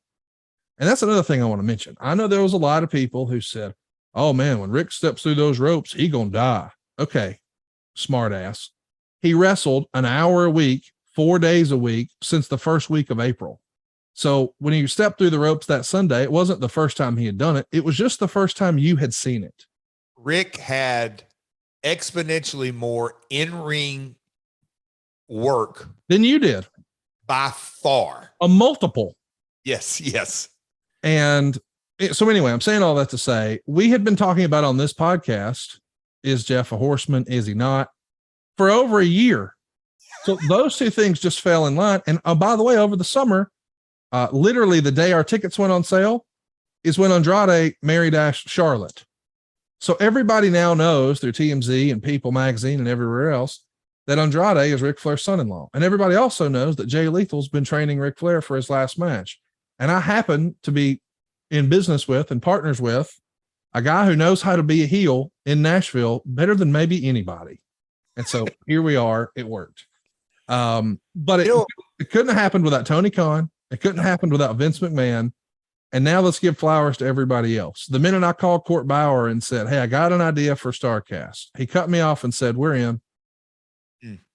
And I said, oh, okay. Well, let me at least pitch the idea. We're going to do matches. He goes, okay, we're in for that too. Just immediate. I mean, he was such a great citizen in the wrestling space and a great partner in this and supported it. And any of our crazy ideas, yep, we're in. The exact same conversation with Scott D'Amore. Scott D'Amore and Impact Wrestling over-delivered in a way that we can't properly thank them or communicate well enough here. They ran down the entire match card on their TV program 2 days before. On their Go Home TV, they treated it like it was their Go Home TV, and it was for our show. They ran Ric Flair Moment of the Weeks for the whole month building into it. I didn't ask for it, neither one. They just offered and did it because they were fantastic partners.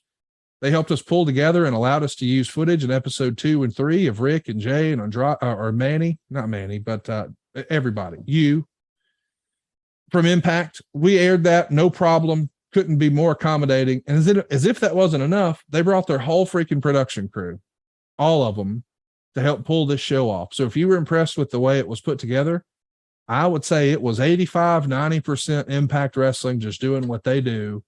And boy, did they allow us to do some really cool stuff with Josh Alexander and Jacob Fatu, with the ladies 3-way for the title, with the Motor City Machine Guns, and of course, taking on the American Wolves. And storyline wise, that even upset some of the stuff they were doing. But they put all that aside for Ric Flair and to support this event.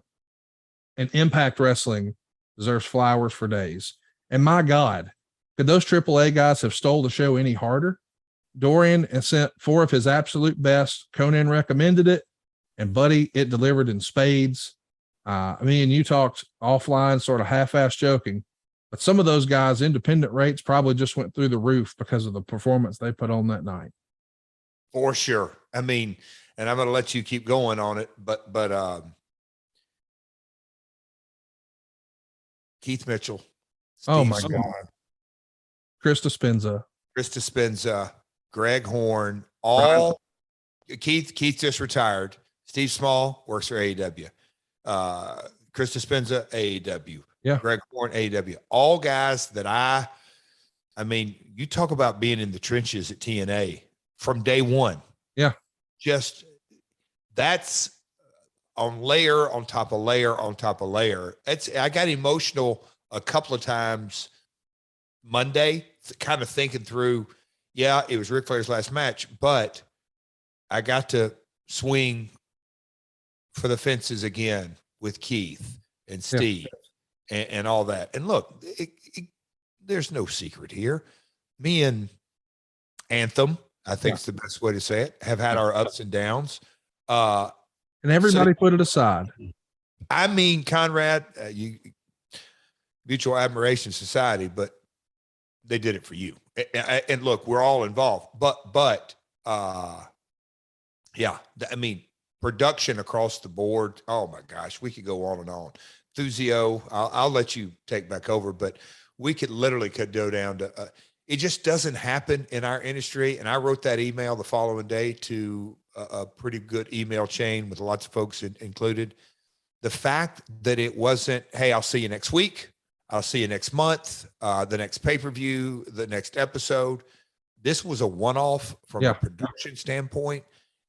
Look, in the music industry, you're out for the tour and you hope you get on the next tour. And our industry is you hope you have a contract, you hope they're next week. This was one match. Like, what are we working for other than the love of the industry? That yes, is a payoff. I get it. But the love of the industry, lots of folks had day jobs. No, not one person involved in this treated it like it was for the payday. No, I mean, we, just way inside baseball here, oversharing. there was not a bunch of big debate about what are we going to do for finishes. There was no politicking. Everybody, and here's the other thing, since we're just talking way inside baseball, everybody was short on time. Nobody went long.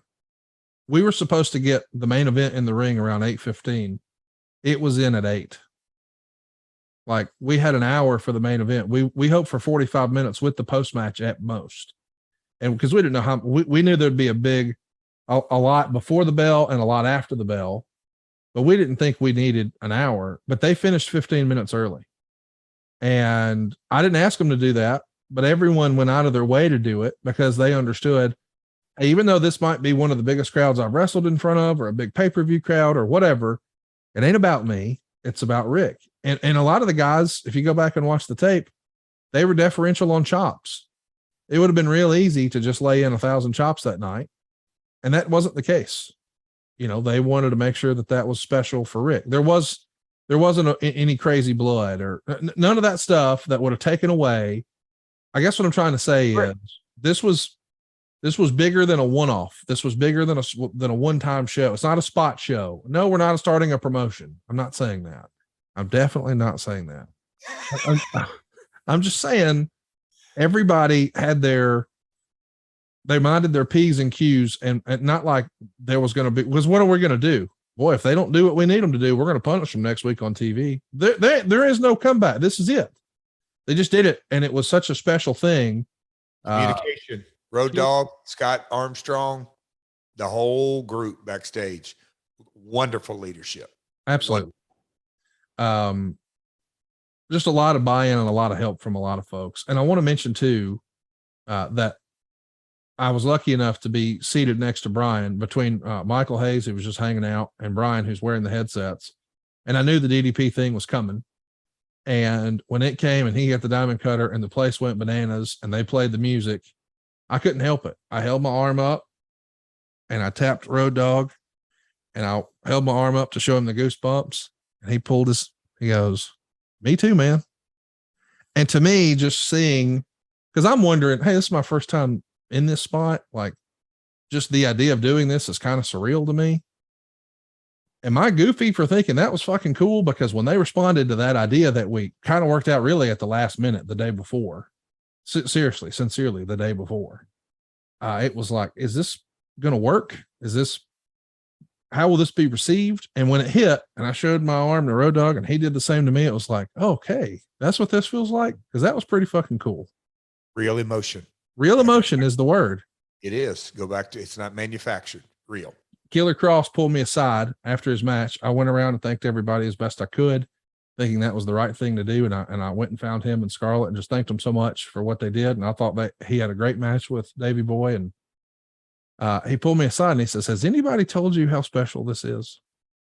And I said, what do you mean? And he goes, I've been involved in a lot of events, but there's so much love and a sense of community. And with all these different companies, you would think there would be this big political atmosphere, and that's not here at all. Like, it's not just love from the fans, but like, this is almost like a family reunion of sorts from wrestlers from all over the country, from every different promotion. This is really special. And I thought, man, what a nice thing for him to pull me aside and say, and especially knowing 5 days later, my God, look what he's doing on Friday night. Bravo. Congratulations to him and Scarlett. I saw she put something on social media. Our life is a movie. You darn right it is. I mean, oh, and how about this? Shout out to Mance Warner. Can't thank Mance enough. I'm spilling the beans here, but we knew we wanted to have a good battle royal. And in my mind, one of the very best ones that happened in recent memory was at All In. And love him or hate him, Bully Ray gets the credit for that. And everybody agrees. And I thought, well, hey, here's my guy right here. He helped put that together, and we sort of did that as a tip of the cap to Jim Crockett Promotions, but mostly as a tip of the cap to Dusty Rhodes. Yep. Of course, we couldn't have a Rhodes on the show. We would have loved to have been able to do that. It wasn't possible. But man, if we have the big belt buckle and the big boot, and instead of saying Bunkhouse Stampede, because we don't own that, we'll call it Bunkhouse Battle Royal. But underneath on that belt buckle that looks like the big gold belt that Dusty helped design, rodeo style, like a Texas boy, like Dusty Rhodes would love, it'll say Bull of the Woods. And that was our little tip of the cap for JCP and mostly for Dusty Rhodes. But I thought, man, Mance Warner has been a guy who, as you and I have talked over the last few years, I thought, I don't know what it is, but this guy is going to be on TV. It's just a matter of who's going to get him there first. And when AEW was first getting TV, I was in Cody's ear saying, hey, man, you should take a look at this guy. Circumstances didn't allow it, didn't work out. But I'll be darned. I'm watching Dynamite Wednesday night with Megan because I know something's coming because they asked by text for my permission to show. I'm like, show whatever you want, please. After what you guys did please. And there it is. Mance Warner winning the bunkhouse on TBS, something that we just put together. There's a clip of now on TBS, and a guy that I think a lot of, and I think you got to spend a little bit of time with. Oh, yeah. Winds up wrestling the champ Friday night live on TV. Like, dude, I'm so proud of what we were able to put together, and that it didn't just help Rick. It didn't just help me. It didn't just help you. It helped a lot of folks. And I'm on cloud nine about it, man. I don't know that we'll ever get to do anything like that ever again. Cause and I don't know why, but boy, people got fired up this past weekend. I don't know if you saw, but they were convinced that Ric Flair was going to have another match in Puerto Rico. He was in Andrade's corner. It's been promoted for months at this point, but yeah, I would love to see an on-screen pairing of Andrade and Ric Flair in his corner. That'd be fantastic, but that was his last match. And how cool is it when all the records are done and the footnotes and the history books are finished? You were the guy who wrestled Rick in his last match. How fun is that? I said that night. I said that to the one of the doc makers. It's what I do. That is what I do, is get guys over. That's what I take pride in. And it was cool. It was really cool. And we hadn't brought this up. And we got tickled at a couple of different things, but I think it's pretty safe to say my grandmother got in the business in 46. Yep. So my dad was in the business. Essentially, he was born in 1942. So let's say early 50s, he was in box offices, doing his homework or whatever he's doing, but grew up in it as well. That was his last angle. For him to be involved in all that, and it's cool. Awesome. Yeah. He showed up to StarCast on Saturday, and y'all came in the back, and he had his pal Tom with him, and you shouted. So I was in the production, sort of doing my thing, hunkered down, and I said, "Oh, there's Jeff. Oh, there's Mr. JArrett." So I go over. Man, he pulled me over to the side, straightened up my jacket lapels, and he said, "Hey, I want you to listen to me." Oh boy, I want you to listen to me. Oh, the promotion you've done for this exceeds almost any story or any promotion I've ever seen. And Jeff told me about it. And I did that thing on the podcast, and he asked what I thought after. And I said, well, son, didn't sound like a lot of work to me. Sounded like a lot of shooting to me, but it's worked. I've had 24 people in the business, not business people, not fans, people who work in the industry saying, Mr. JArrett or Jerry, what's going on with Jeff and Rick? That seems like that's real heat. He goes, you got them all fooled, son. And me too.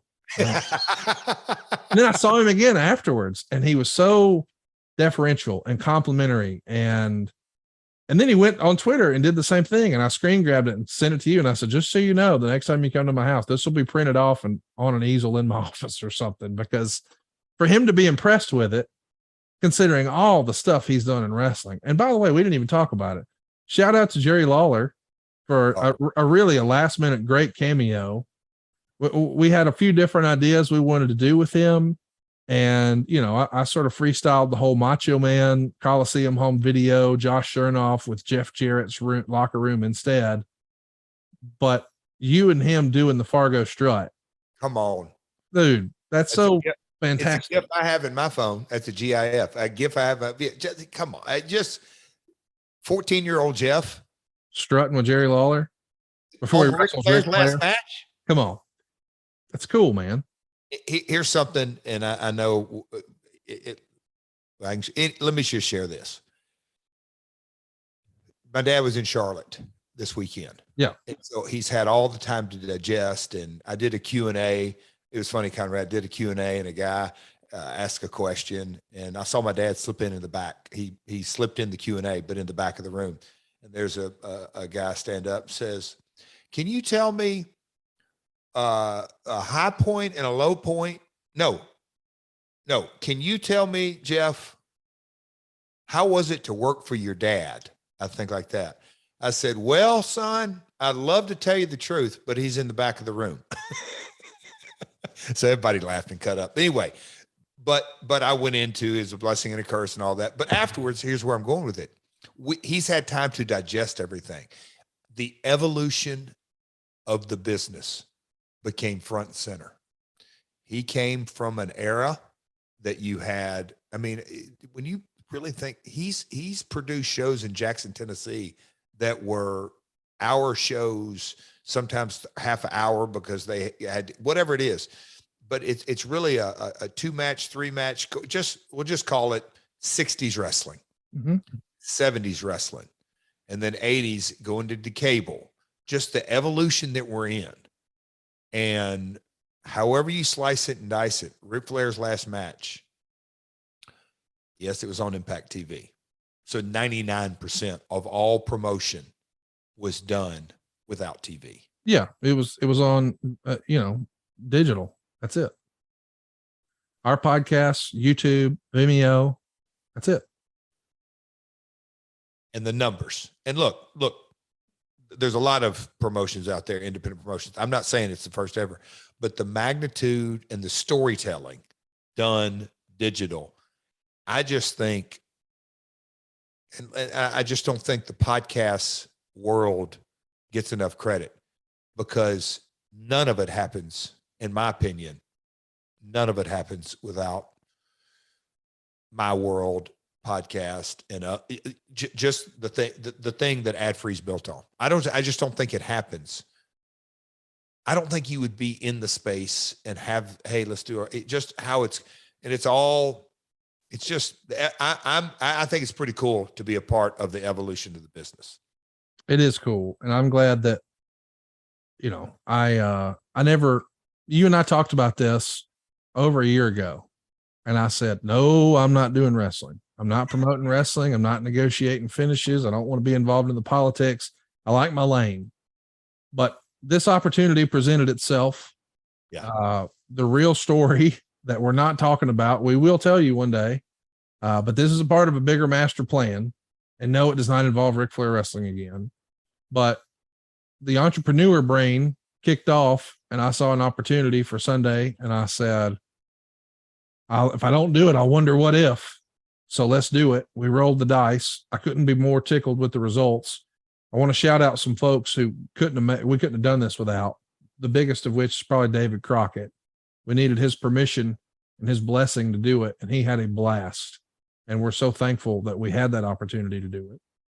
And we did our best to try to take care of his family that never got to really see any of this stuff, because, this is his family wrestling legacy as well. And I hope that as much as we tried to do Rick proud, we tried to do the Crockett's proud as well. Because this is, this was under their banner. I mean, this was their thing. And we tried to just lean into that as much as we can. And he was fantastic. But the other unsung heroes, Sean Ryan, who, I don't know, I probably shouldn't have said his name. He's worked behind the scenes to do this documentary. He had some other help too. I definitely shouldn't mention all those folks because they just did it for the love of the game and they don't want accolades or their names out there or whatever. But Sean Ryan was fantastic. So was Giancarlo, who I think a lot of people know was some of the secret sauce for GCW back in the day, and these days is doing some fantastic promos, including Mance Warner's this past week with AEW. But I do want to talk about Giancarlo before I give some more flowers out. We had an idea. Hey, you know what would be cool that Giancarlo could have fun with? Jeff, you live on a lake. My buddy happens to have a really badass boat. If we got that boat out on Jeff's lake and just showed Jeff and Karen and Jay doing their lake thing, that could be fun. And then the weather didn't cooperate. Jesus. We had a plan and we thought, well, we'll do it at this time. And then we realized the storm will be here then. We'll miss it. And you guys went out there and in 20 minutes put together something that looked like it was out of a freaking movie. Yeah. Right? The magic of emotion. Let's capture something right now. And then in post. It's you know, I've mentioned Kevin Sullivan hundreds of times on here.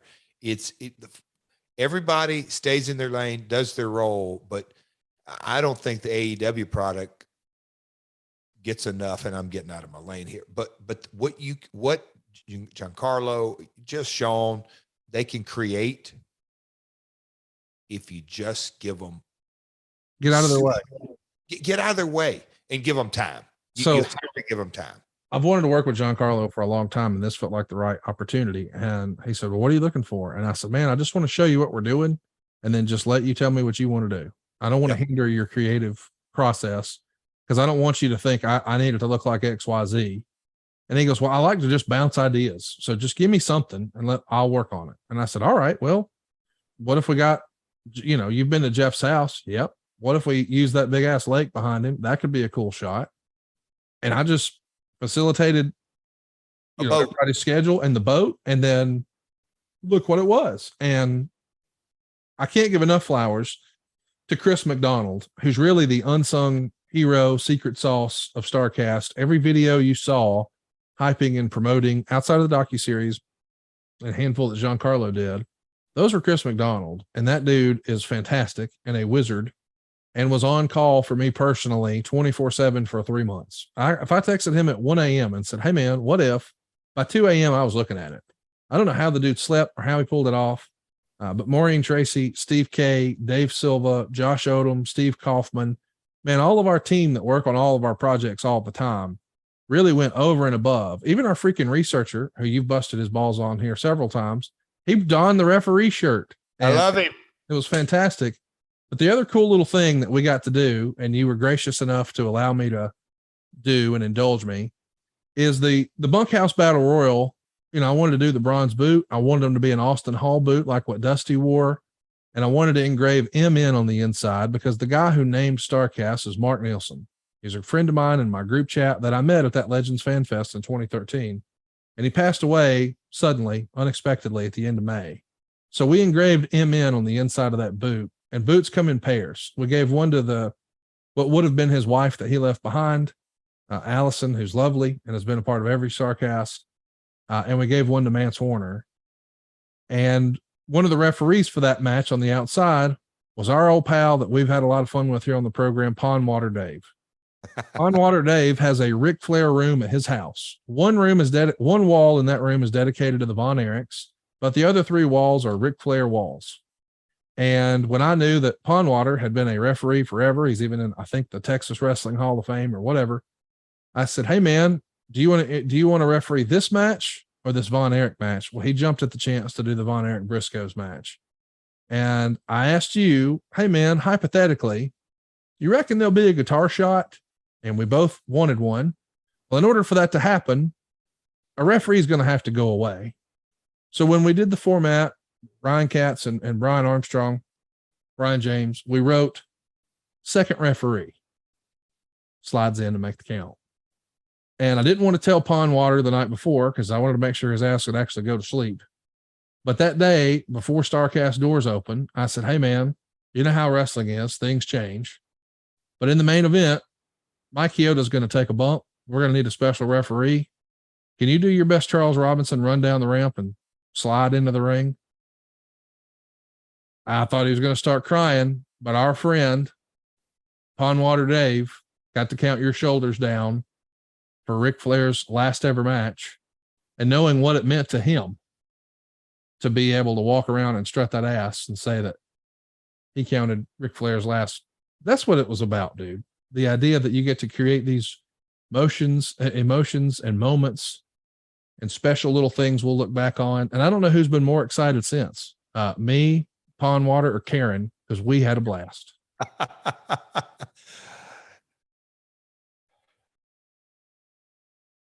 It's a wrap, man. It was, yeah, it's special. Yeah, there's no, I mean, it just,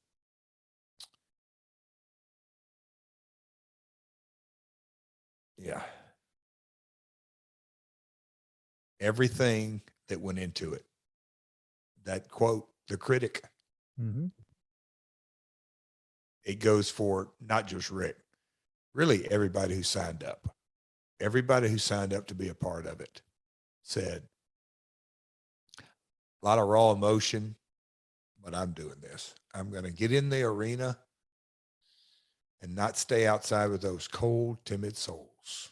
So it's cool. Very cool. Very blessed. Very thankful. And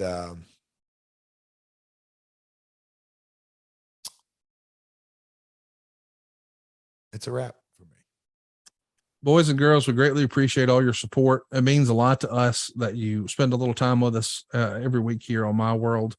We're going to be back next week talking about some early episodes of NWA TNA, and we're going to get back to business. Somewhere in between, we may find some time with Jeff, and we'll go do a Q&A over on ad-free shows about the match, because we asked you guys for questions, and you gave us a bunch. Unfortunately, I called an audible, and we just talked today. And you damn sure did, didn't you? But what's wrong with that? No, I was just sitting there thinking, did you? Yeah, never mind. We didn't ask one single question. You didn't ask one. No. Shame on you. I retweeted you, but I get it. We need to do that. We need to do that, and we will on ad-free shows. And you know what? We might put it in front of the paywall. Listen, we appreciate you guys checking this out.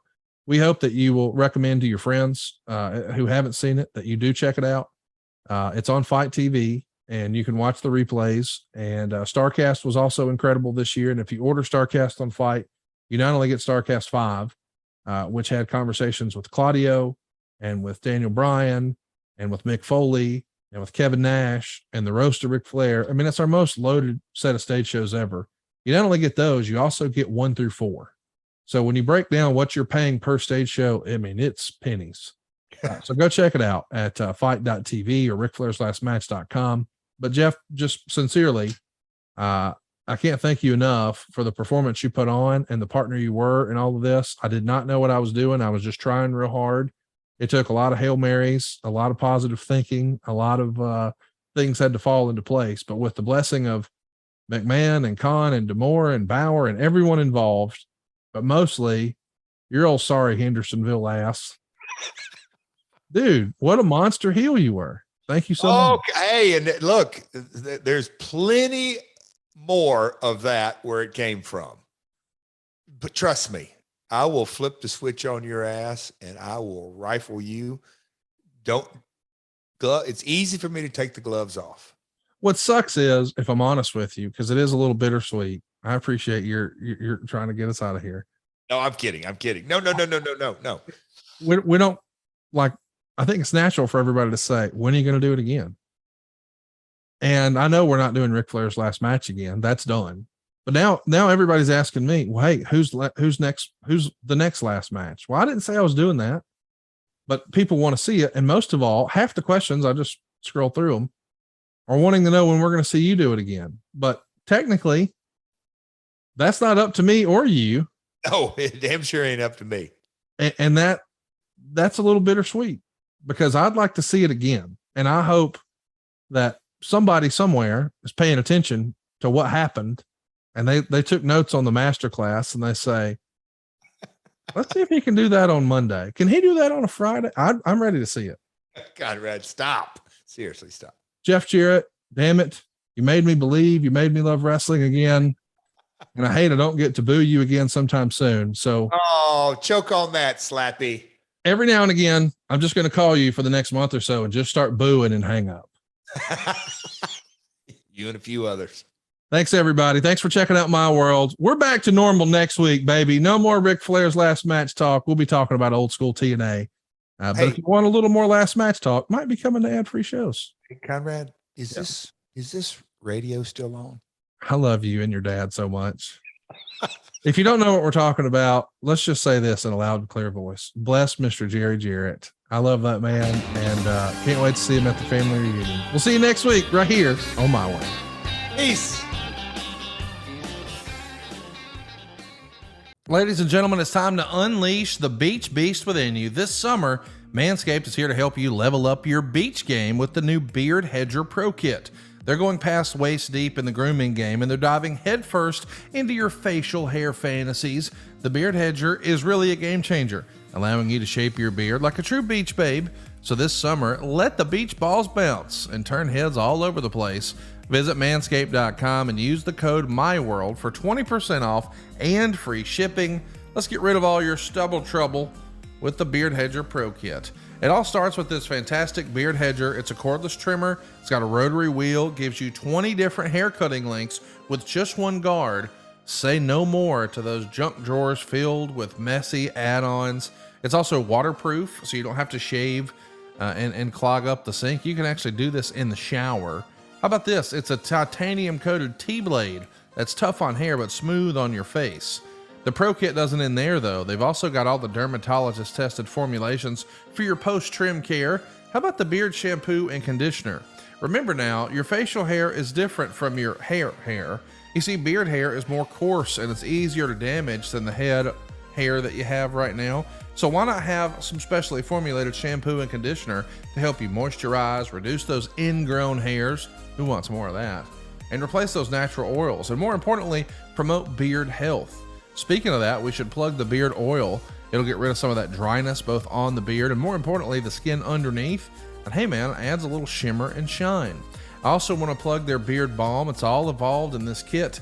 You get to shape and style and moisturize. You have a little more sculpted look if you're into that sort of thing, all included in this kit. How about the 3 free gifts they hook you up with? You get a beard brush, which if you don't have that, you're going to love the way it feels and the way it makes your beard look. The comb, which is essential, especially if you're trying to groom it. And speaking of grooming, how about some beard scissors? You got everything you need here with the Beard Hedger Pro Kit. Do what I did. Save 20% off and get free shipping with the code MYWORLD at manscaped.com. That's 20% off with free shipping at manscaped.com. Just be sure to use the code MYWORLD. Manscaped Beard Hedger, 1 stroke, 1 guard, 20 lengths. That's manscaped.com, promo code MYWORLD. Welcome in to a bonus edition of My World with, is that what he does? JArrett. The real Double J is my co-host today. I am Cassio. How are you, sir? How you doing, pal? Yeah, old Connie usually intros My World, and he says something to the effect, with the, and we couldn't do it without the Hall of Famer himself. And now the shoe's on the other foot. We got 2 Hall of Famers rocking and rolling. You got a Hall of Famer co-host, man. Got that, brother. Very nice. And then now you've got it. You're stuck with me today. Well, you know, old Connie wouldn't. He wouldn't dare sign up for this bonus episode just because of the content. Just because of the content. So, well, look, we've got a great bonus episode. We have got the 1-year anniversary. Everybody is listening to this when it drops. I can't believe it's been 1 year ago. Ric Flair's last match. Jeff, I say we get right into it, and we're going to drop the bean footage right when you are coming out, and boy, howdy, in that arena. The temperature went up fast because it was all heat, son. So they didn't even okay, that's all right. I'll give the ad-free edit team a pass on this. We played, you remember, like that 90-second prelude music. Yeah. House went dark. I really thought that set the stage in a lot of ways. It's something that we used to do back in the TNA days. There's the Queen, and she was telling me earlier before we recorded, she was like, and I said, "You got any comments?" She said, "Oh, I got a bunch." But she wanted to go out first and turn to me and kind of, I gave somebody, boy, I gave it to him right here. Look at Cromwell on the front row getting the cap turned back. You see that?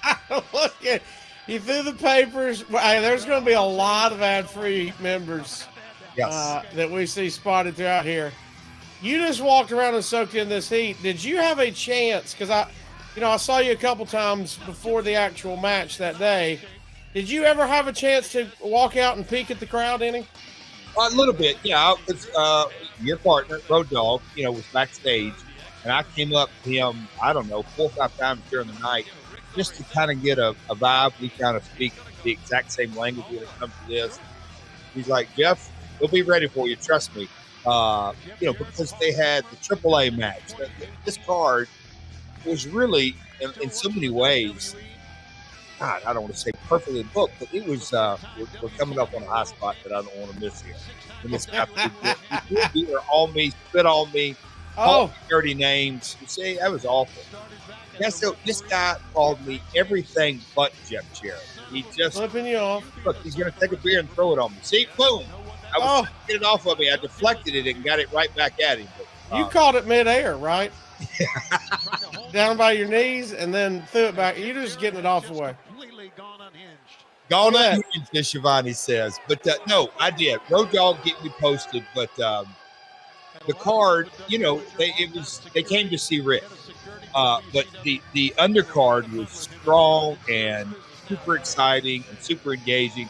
So I think by the time we went out, there's the old man. Look How about that? Soaking in his heat. How about that? He did. He enjoyed this in so many ways. But the podcast that we did.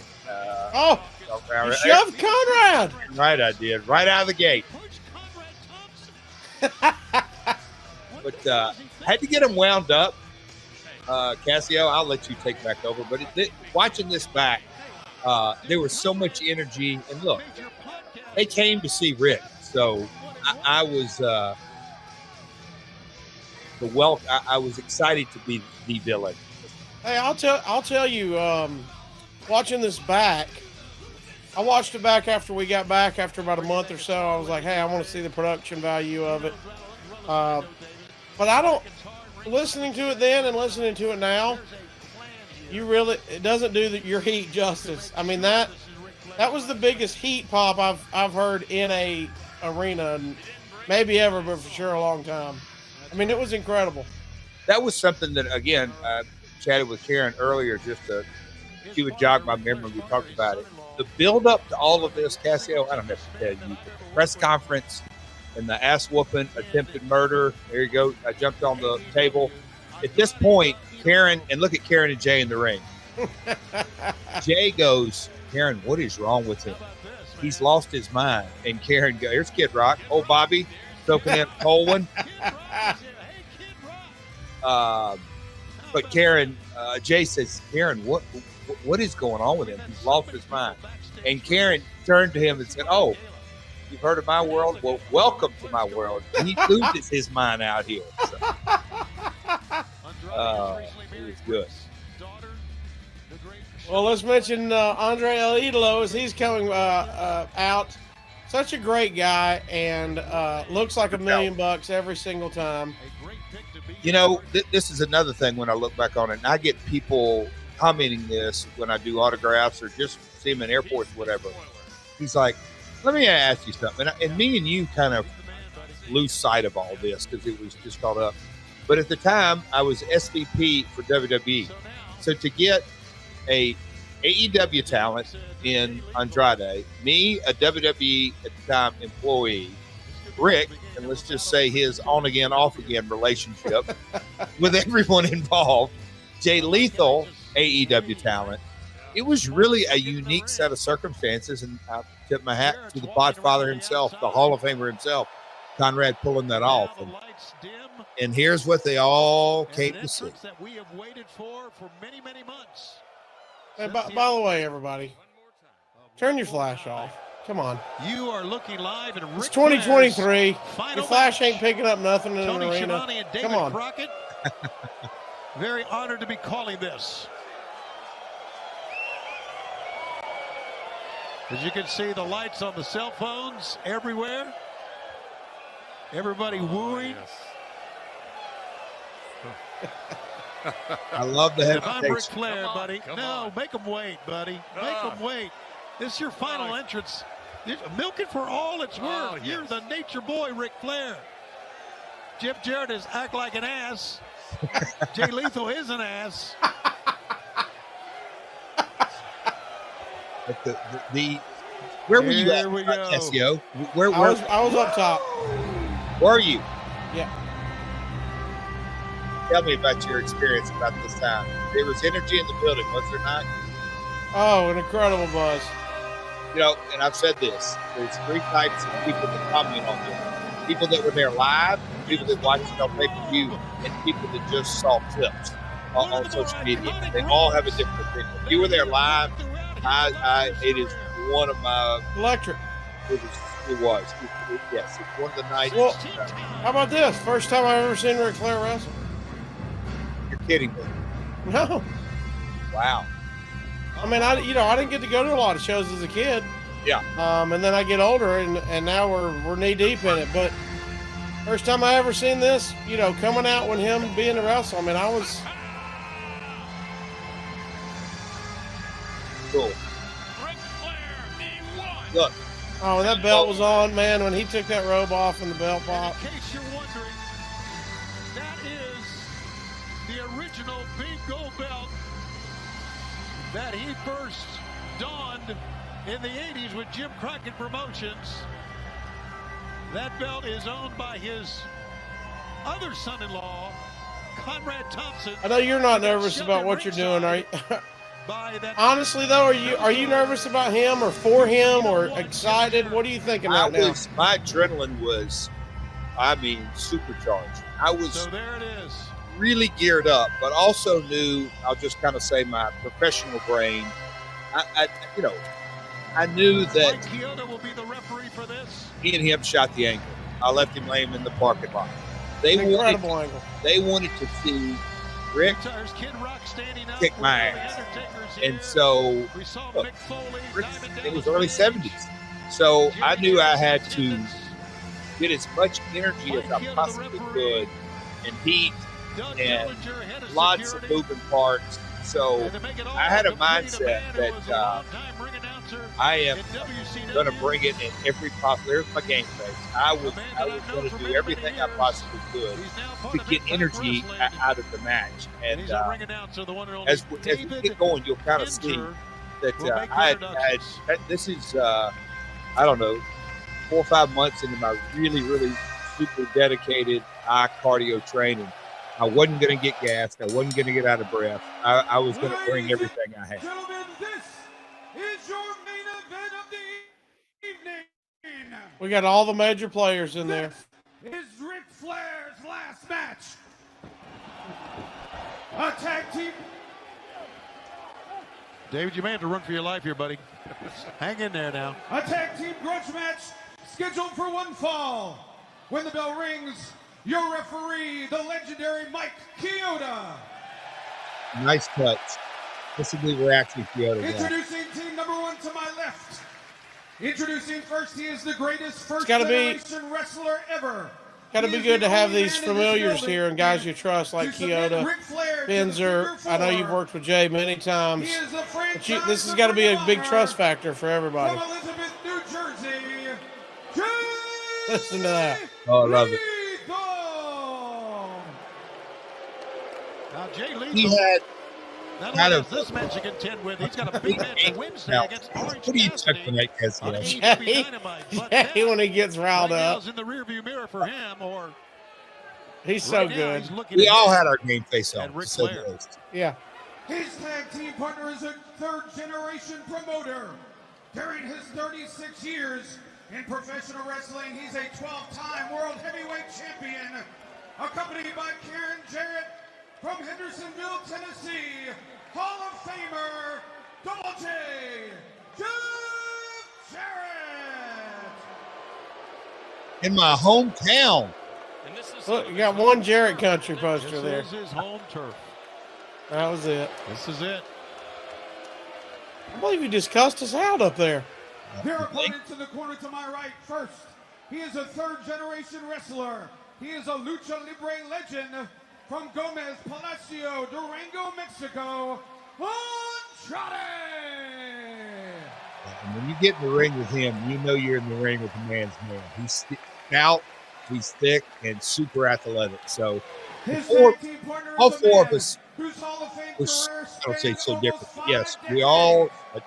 a unique personality for Recognized sure. by many as the greatest professional wrestler of all time. From Charlotte, North Carolina, the 16th. I know Rick's done it 1 million times, but the Nature Boy, Ric Flair. I'll say this. Pressure was on the man. Pressure was all, no matter how you slice it and dice it. What an ovation. He knew that he had a Well-deserved. hell of a house, What a full wonderful house, a career. pay-per-view audience, He had Undertaker, Bret Hart, Mick Foley, Michael Hayes. He had so many people in the building. Kid Rock. They all came to see him. So I've always said that from the very beginning. I tipped my cap to Rick for saying, yeah, let me give this a shot. There's old Coach Rosie on the front row. One of the classics against Ricky Steamboat. But he is on the home turf, as you said, of Jeff Jarrett here. Flair will not be intimidated. You don't go this far in your career, be a 16-time world champion, be a Hall of Famer, have some of the greatest matches that cool to see this ring. I love the ring, the purple and the white. Love seeing that JCP logo in the corner, man. I remember in 1978, very nice touch. when he defeated Ricky Steamboat on Mid-Atlantic Championship Wrestling, or when Ricky Steamboat defeated him. You told him to get the plate back. Mid-Atlantic TV title. It was Steamboat. Yes, come on now.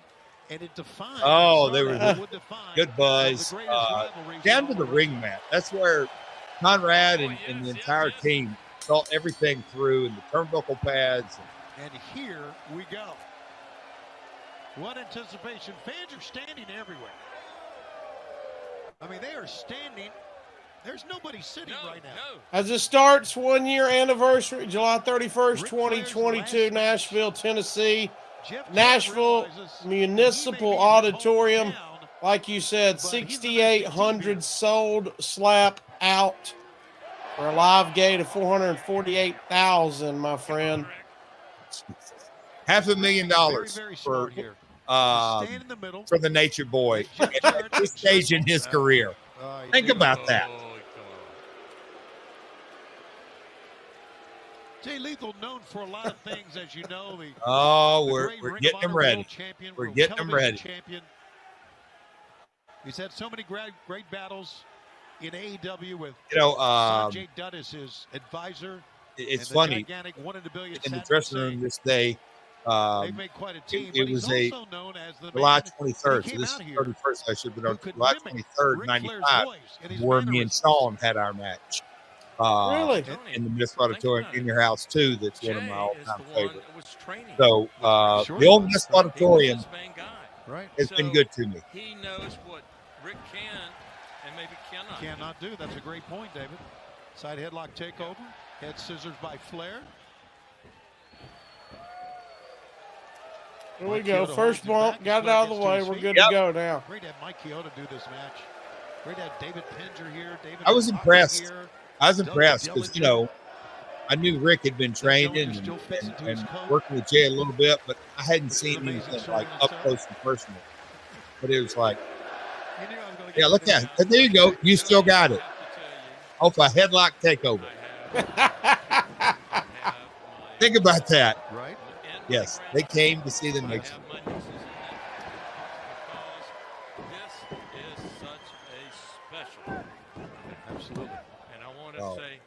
Conrad, Cassio, did you catch the podcast that me and Conrad did or hear about it in regards to this, the build to it and everything leading up to it? My father was on it. It was another component. It all kind of went together last July. Being up there, pulling back the curtain a little bit, being up there while the angle was shot, we did it after the press conference. After the press conference, it got sideways fast. Boy, did it! I'll never forget everybody's faces and reactions, and just once that blood came, brother, it was on, man. Woo! Tell me about it. It got intense. It got intense. I mean, I don't know how much it said, but I mean, Lethal almost tapped out of the shot, and he almost said that Roberto Duran, no mas. I don't want no more. Get me out of this. This is way too uncomfortable for me. If you watch it back, well, that's some way to make interest. If you watch it back, he leaves the frame and is gone for a while because he is walking around the parking lot going, "What are we doing?" No, he's bleeding. And we're going, yeah. And it was like, get over here. Oh, boy. The speed that Andrade comes off those ropes.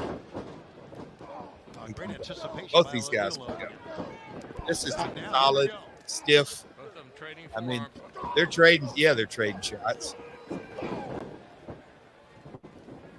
Elo hits the oh, Jay followed him in nicely. Great anticipation by Jay Lethal. What's the you've talked about it like you said on that original podcast, but talk about 2 count. right here what you're talking. What's your thought process? You know, you got to start slow and start building. I had a feeling. What I wasn't sure of as the night went on. Well, I'll say early in the afternoon. The first match of the night, you just want to see how the tone set. And as the night went on, I just wanted to see how the crowd was reacting and ebbing and flowing. And, as we saw in the entrances, I knew for sure, all right, they came to see this match. And I keep the energy up. But knowing kind of where we were going with the match, I wanted to we weren't, I don't want to say pacing ourselves, but we were building the story slowly. But again, when you have a talent like Rick that is so over, you just have to make sure the match stays basically in between the lines and like right there. Boy, JArrett saw that coming. Again, the whole story is Rick's going to kick Jeff's ass. YouTube. Yeah. He's going to kick his ass when he gets a hold of him. So build that, time that. Right here was just another tease that we're just building and building and building. Don't give them everything at once. And, again, I'm no spring chicken, and Rick certainly isn't. So you just wanted to pace all that and knowing where we were going in the match. And, Rick's always got something up his sleeve that you never know where he's going to come from. But again, the pacing of it was important. And we got the most out of everything. So we're not rushing it here. We knew they were going to come, stay engaged. If I remember correctly, this is the strut spot, which is the most simple thing in a way, but it's like spitting in Rick's face. It's been a great couple of days here in Nash. Oh, stop it. Giovanni's great. Okay, is that the Fargo shuffle? Is that what that is? Fargo. Okay. Oh, man, just go kick him right in the ass. See, Rick sells it perfect. Like, get out of here. I think Flair's being very, very smart here. I was yelling at Bret Hart and Mick Foley over in that corner. What'd you yell? Just, I don't know if I said, Hitman, I got him or something. Just being a heel. Being a heel. All right, Flair's ready to go, but there you go. It was a thank you, Conrad chant started to break out. Uh-oh.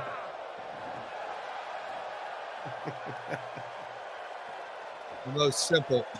See, Rick. Oh. Can I get a woo?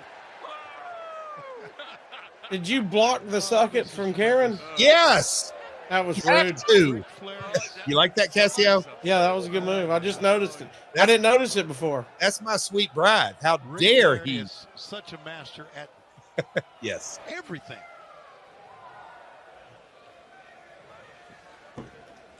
Collar and elbow tie up. Yep. This time it's side headlock by JArrett. Grinds it in on the side of Flair. Again, the anticipation in the arena was just there. Tried to chop him, blocked it. There it is. There you go. That's his first chop he got in on me. Look, they wanted to see it. Listen to the fans with Ric Flair. And Jay Lethal. Oh!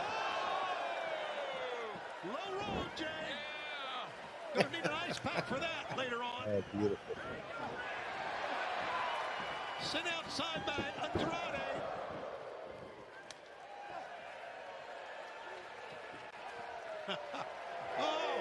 Oh, look at this chomp move.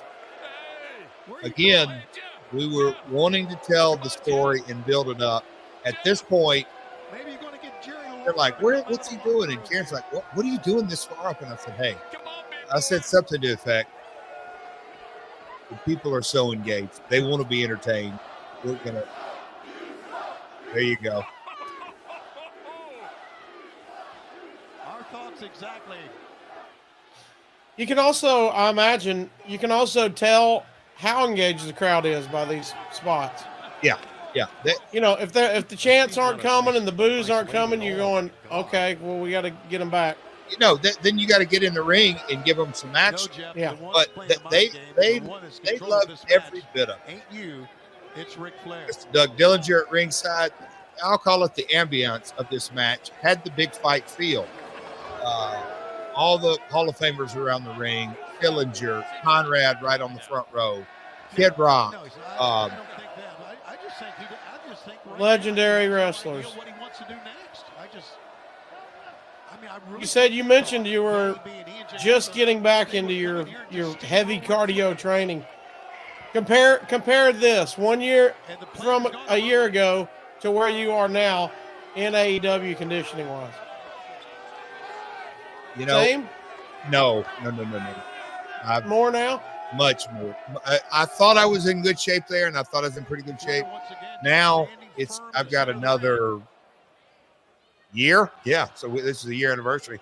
I've got another year under me of really super focused. So this is July. I made a point. I did the Game Changer GCW stuff January 1st of this year, about 90 days before that. So I'm 8-10 months into really hard training. Now I'm plus a year, 8-10 months. So much better shape. I think cardio-wise, look, I'm not going to kid myself, say that a 56-year-old Jeff is in better shape than a 36 or a 26-year-old Jeff. But I'm definitely, because I work at it every day. I certainly work at it every day. You hear the people popping on Rick just doing little heel mannerisms, although he's a baby face. That's the nature boy they wanted to see. They wanted to see Rick to play all of his greatest hits. I was about to say, going in, it was like a checklist. It was, yes, we got to see the entrance, the music. We've got to see the strut. We've got to see chops. We've got to hear woos. We need to see a flop. We need to see playing dirty. And he gave it to us. You just gave them, literally, you gave them the playbook list. And Except for Undertaker. Yeah, Taker's right there in the front row. Talk about that as a peer, what it means to look down and see those guys. Like you mentioned, those guys got different contracts with people, and they didn't have, none of them, had to make an appearance here, and they all showed up. Well, I'm pretty safe to say it's the first time Bret Hart, Mick Foley, and The Undertaker have watched Jeff Jarrett in a match in their life because they wanted to be there. It's total respect for Rick. The weekend worked out. The night before was SummerSlam. Conrad put together a hell of a 3-day StarCast. A who's who list. Everybody engaged. It was just a really good night. Again, it just all the stars lined up. Municipal Auditorium. Being in a city that you could kind of have venue Nashville has, it just worked. The history in this building, Municipal Auditorium. Rick has had Starcades in this auditorium. He's had all kind of big money matches in this building as well. Just a lot of history all around. I think he's almost ageless, man. I really do. Here he goes. We're going to see a Fargo strut again. It goes without saying, there were so many things that kind of just fell into place.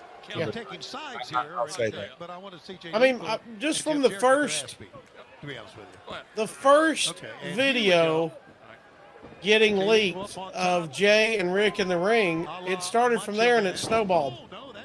Over 1 million views, is that right? Yep, and it just took off. Yeah. Everybody played it. TMZ, ESPN, everybody was talking about just that short clip, and it was like, well, buddy, if the clip's that good, the buzz by this time is going to be incredible. And that's another thing that me and Karen talked about. The 3-part documentary that started from Rick's, just all the way up. You know, I'll say it. The news Rick made, maybe unfortunately, off of Dark Side of the Ring. Because, P.T. Barnum, no such thing as bad press. Just kind of Rick's entire career, his marketing, his autograph appearances, obviously Charlotte being the tip-top girl lady in all of professional wrestling. Just all the layers upon it. Wrestling awareness in Nashville this weekend. SummerSlam. SummerSlam wasn't at Bridgestone. It was at freaking Nissan Stadium, the first stadium wrestling show in Nashville. So again, so many things positively going on. Of course, July 31st, Ric Flair Day by the mayor in Nashville. Pick up. Oh. Flipped around. Yeah, Andrade fell on him, but Andrade, apparently the head got him right in the... As Gordon's only Our producer, Evan. Evan, how long have we been in the match now? Probably 20 minutes-ish? I'd say 20. Well, including entrances. But the actual match, probably about 15 to 20 maybe? Yeah. But look, we haven't really even started the heat on Rick, and that's where, it gets intense. For people, we'll kind of get into what was really going on here. But everybody being concerned with Rick, we're about to get into this part of it right here. Here we go. First one, again, crowd wanting this. Oh, this is right up the top of his greatest hits. That was dirty. It wasn't dirty. We're over the halfway point of the match. You're starting to get the heat. Here we go. Oh, no. Oh, the proverbial boot. What is this? Her shoe. Oh, her shoe. Yes. We know what happened last time. Oh, God. I got him again, Cassio. It sounded stiff. Golly. Did you hear the thud? Oh, it sounded stiff. People at ringside went, ooh. Maybe the forehead of Ric Flair. Yeah. Oh, right there in front of everybody. Oh. His family, grandkids. Yes. What a scene. What a scene. Oh. Watch. This is what's great. Oh, Connie got up. That's Megan. Is that Megan? That's Oh. Megan and Karen are going at it, son.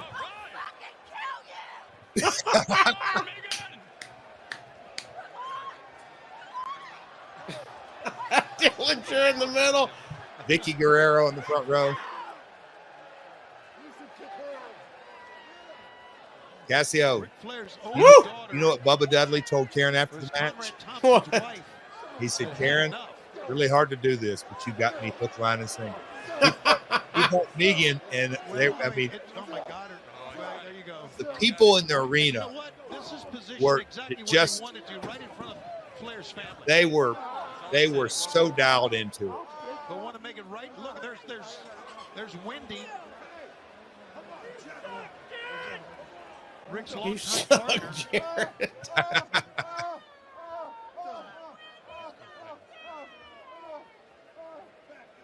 Look at Jay. Oh. Karen showing her butt. Tell him to kiss it. The people knew what he's doing. Did you see that? He backed up, holding his chest like, oh. Conrad's parents right there. Yep. Right here in front of Taker and Foley. There's my family back over there. There's Kara. There's Jaron. My dad. Undertaker's wife, Michelle. It's just crazy that Jay Lethal. people showed up. But now, the people were so. This is, as a performer, Cassio, and I know as a comedian, you gotta. Maybe that's another conversation. But toward the end of your set when they're rocking and rolling, is it not a great feeling? Oh, when you're locked in the middle and you go, well, I can do whatever I want right now.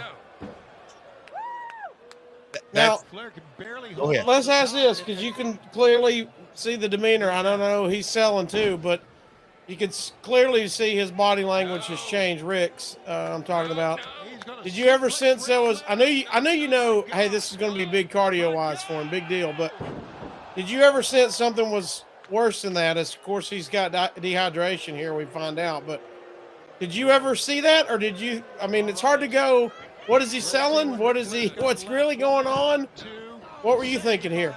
Cassio, for the record, again, never at any point during any of this did I think, I'll say this in the most simplistic terms, did I think we crossed the line in pushing Rick too far. Right. I never thought that. I think Rick would have said something. That's one thing. Also think that Kyoto has been around the block and then some. If Rick wasn't responding to him, I think Kyoto would go, "Hey, dude, let's think about we may need to go to Plan B." But look, right there, I mean, that was stiff. Stiffest part of one of the stiffest things in the match. Was it? Oh shit, yeah, big. Me and Rick locked in tight in the figure four, but the people were rumbling so loud on this. Look, we had it kind of laid out. If he would have milked that a little bit longer. But look, Rick was dialed in. Sure, he's blown up. What 70-year-old plus man wouldn't be blown up at the 20-minute mark of a match? I'd be mad that he wasn't, because that means he wasn't trying hard. Yeah, I mean, and that's what he does. He goes all out every time. Exactly. And so, actually, when I was getting ready for this, I went back and watched, 8 or 10 Rick matches, a few from the late 70s, early 80s. Listen to people. Today, the modern day Ric Flair fan really has no idea what a great athlete Rick was in his true athletic prime. Maybe not his drawing power prime, but his athletic prime. Going to Japan, late 70s, early 80s. I mean, the dude could go and go and go. And this is we want Andrade so bad to help him. Yes, this is the part of the match that the people were so ready for. Rick, get out of there, do the hot tag, and then we got to go. Look, I mean, he's selling here, dude.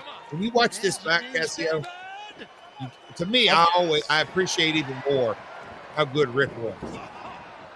It's not. I'll just say that. Well, yeah, I mean, that's what got me. Every time you think you're like, hey, mate, well, you need to check on him. And then it's like the figure four spot. He was selling. He was into it. He's laying up, and you go, oh, okay, he's in. He's good. Yeah. Yes. My good friend JR would say. There's about 5 minutes left in this.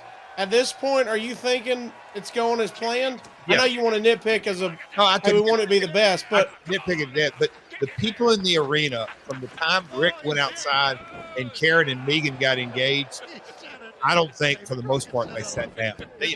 Sure, they're sitting down now, but I mean, I'm saying from an emotional point of view, they were into everything the whole night. But once the blood started going and everything with it, it was on time.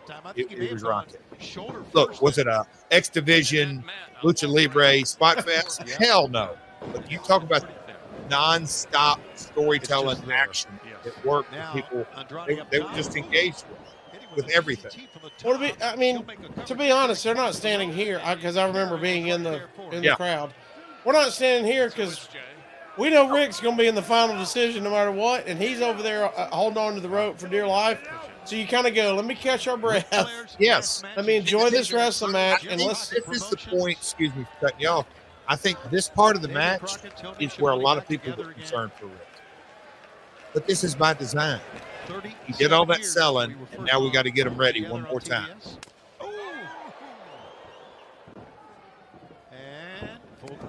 Oh, no. That was in there. Oh, no.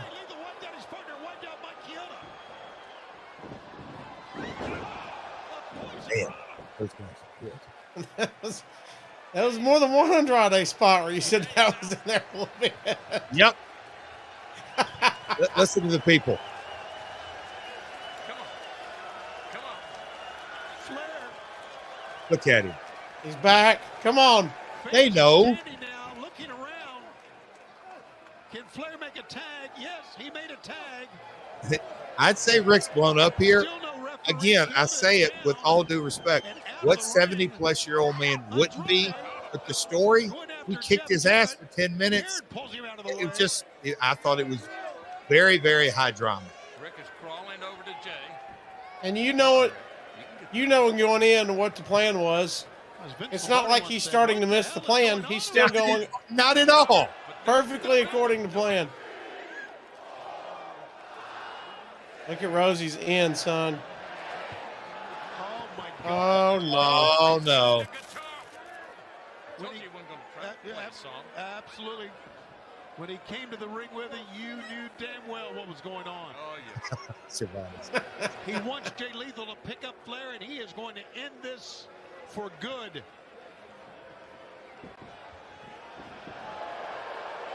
People starting to stand up. They knew. Here we go. We're getting ready. We're going to see something. Time world champion. George Napolitano at ringside. It cannot J- end just this way, folks. Everything Please. that goes with it. No. Come on, The Joe. greatest of all time. Do something. Andrade.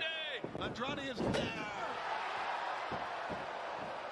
Jay Lethal gets one. Boom. Sold that beautiful. Oh. Was that stiff too? No. He's in there. Listen to you. It was in there. What's, Conrad with the pitch. With the nuts. Yep. did Conrad Thompson throw him knuckles? No, he wouldn't do that. Yes, it was. Conrad stood up. By the way, also, Son-in-law and son-in-law. I know Andrade speaks and understands English pretty good, but there still is a language barrier. Oh, yeah. I know when you're putting this together, Let's go. man, he did everything perfectly on his part, man. I'm telling you, the dance was there, if you will. Come on, Rick. Come on, Rick. Okay. He's like, no, I got to put it on my right hand. Here's up. See, he's still there. He's still there. Ah, hell yes. Blood is thicker. And this is his trademark. I've got a You know gimmick. what? Boom. How's that? Like a butterfly? But no referee. The dirtiest player He's in there a little bit. is trying to get Monkey out. But- Killers down. Oh, he's hiding the nuts. Another run. Come on. Come on. And how about this? Now let's get somebody out there. Get a referee. Come on. Don't stand there. It's Dave. Hot water, Dave. Look at Pondwater. All right, Dave. Come on. Dave Miller. Figure four. The figure four is on. 1, 2, 3. Bingo. Yes. How about it, man? Ladies and gentlemen, your winners, Andrade and the Nature Boy, Ric Flair. We'll stay with this. Look at that confetti. Evan, we got I remember- minutes here. I remember this in the, I was up in the upper deck, man, when that confetti fell. As you can see, he's bleeding. That was electric, brother. Full He is side, right? winded, as you might expect. But damn A it, lot of- Everybody's wooing, Nature Boy Ric Flair. high-fiving. And he wins with Andrade, his final Family's match, happy. thanks to a couple of son-in-laws, Andrade and Conrad Thompson, who helped out. Well, we had the rapid footage there, but thoughts afterwards when you're laying there and you're seeing that, you're looking up, seeing that confetti come down. Beautiful sight. I did that documentary. They came to me later at night, last thoughts. And I'm like, it's what I do. I mean, it is, can't really say a bucket list because it's planted, but I never, ever dreamed at that stage of, it was just a couple of days past my 55th birthday. So for me to get that opportunity on, Ric Flair, the touring champion, of my childhood. I mean, it's just that simple. Watched him at Mid-South Coliseum several times, Louisville Gardens. And I'm talking about as a kid, like 10, 11, 12 years of age, and you hear stories like Shawn Michaels, or, I mean, it could go on and on and on. I watched Ric Flair, and that made me want to be a wrestler. I can't say that because my father was a wrestler. I love Jackie Fargo and Jerry Lawler, but watching the touring champion come in and Rick and draw the houses and raise ticket prices. So just that. And then just the lineage of, every wrestling fan can kind of relate to this that grew up in this era. There was Hulk Hogan in the WWF, and there was Ric Flair in WCW. Yep. So kind of that rivalry. And then when you kind of look at Rick staying power and shoot, I'll never forget when I watched it back, his retirement match. I'm like, not many performers can get in the ring with, and Sean's great, but Rick did his part that night too. And to kind of have that send off in front of 70,000 people in Orlando. And then as the chips fell and the dominoes went down, and the idea that Rick and Conrad, Ric Flair last match, not a retirement match. It's RicFlairsLastMatch.com, RicFlairsLastMatch.com, the documentary, the article that went on ESPN, the homepage a couple of days prior to this, and it stayed there and it stayed there and it stayed there only because so much traffic, the documentary, everything that kind of went into this. It was something that it was just a magical night in so many ways. And truth be known, you have to look at this and say, okay, what's the Last Outlaw doing these days? Oh, he's tag teaming with Jay Lethal. Yeah. How'd that turn out? Yeah. Hey, that's a novel idea. Where'd that come from? Who would have dreamed? Because this match happened on a Sunday night. Casio, it's probably about 10 o'clock. So I would say within 12 hours, I was back on Zoom calls for my day job at WWE SVP live events. I mean, it was just, I went back to my work and was damn happy to be doing it. It's what I do. But just how the chips fell, and look at what's going on today. It's a real blessing. But this summer of 2022 and the Ric Flair story and his last match, and Karen also said it when I asked her, and I said, what's your kind of first thoughts? She said, it made me realize how much I miss being in front of the people. She got to do that. And, and now we've seen her more. That's what I'm saying. That whole kind of deal. And she got the bug again. You got the bug. But I mean, in the ring, when her and Jay were having them words, and Jay's like, Jeff's lost his mind. Look at him. He's standing out there on the table. He's going to get a fight with somebody out there. She's like, yeah, welcome to my world. But rewind to what you just pointed out in the parking lot. You didn't see Karen slip out of it. I mean, she doubled down. Yeah. She was all over Rick. And it's just kind of that energy that comes out of being involved in something that everybody, I'll say this, from the time that StarCast and Ric Flair's last match, just the seedlings of it started. Everybody involved was like, I'm talking about Weber with Fight. I'm talking about, we were originally going to have it out at the fairgrounds. That sold out immediately with just Ric Flair and others. No match was made. Just everybody that got involved said, let's do this. Let's make it a success. And I think it turned out magical. I'll just say that. The one word always comes to my mind is what a magical night. It's a good word, because the line I was thinking was, it was fun, like you said, from that seedling to where we were on July 31st, 2022. The blood, the sweat, the tears, literally, but to see everybody pour their heart and soul in that, to get that, make that happen, and adjust to, like you said, it's going to bigger venues and everything. But to see that magic happen and come together it was just an amazing night all around. That's why we're talking about it a year from then. Yep. And we'll still be talking about it. It's going down in Lawrence. It's Ric Flair's last match, man. Exactly. Yeah. And everything that went with it. The you know, we're in a business. The revenue that was generated, nobody could have predicted that. And if they say they could, they're flat out lying. And if they did predict it, it was way low. There you go. There you go, pal. Well, buddy, man, this has been fun to watch.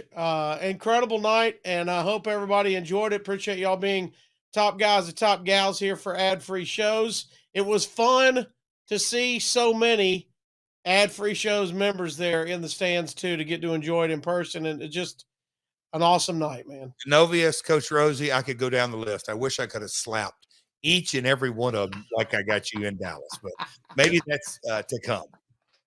Man, I'm sure they'd line up. I'm sure they would line up too. Well, buddy, thanks everybody. Evan, thank you for producing, man. Jeff, thank you for your time, man. It was awesome to watch and awesome to let you watch it back and pick your brain a little bit. We appreciate your time. A bonus episode of My World with the Hall of Famer back with another non-Hall of Faming host, Cassio, for everybody. Stay mashed. Appreciate y'all being part of the ad-free shows family. Peace out. Hey, I'm Double J Jeff Jarrett, and I know a thing or two about walking out on a bad deal, like paying someone else's mortgage. Don't let your landlord get over on you. Walk out on that bad deal and stop throwing your money away on rent today with SaveWithConrad.com. You don't need perfect credit. You may not even need a down payment. Your new house payment could be less than what you're paying now. So if you're still renting, what are you doing? Conrad and his team can help you reverse your landlord's figure 4 leg lock, and you can move up the card to home ownership. Visit SaveWithConrad.com today. That's right, SaveWithConrad.com today. NMLS number 65084, Equal Housing Lender. Woo!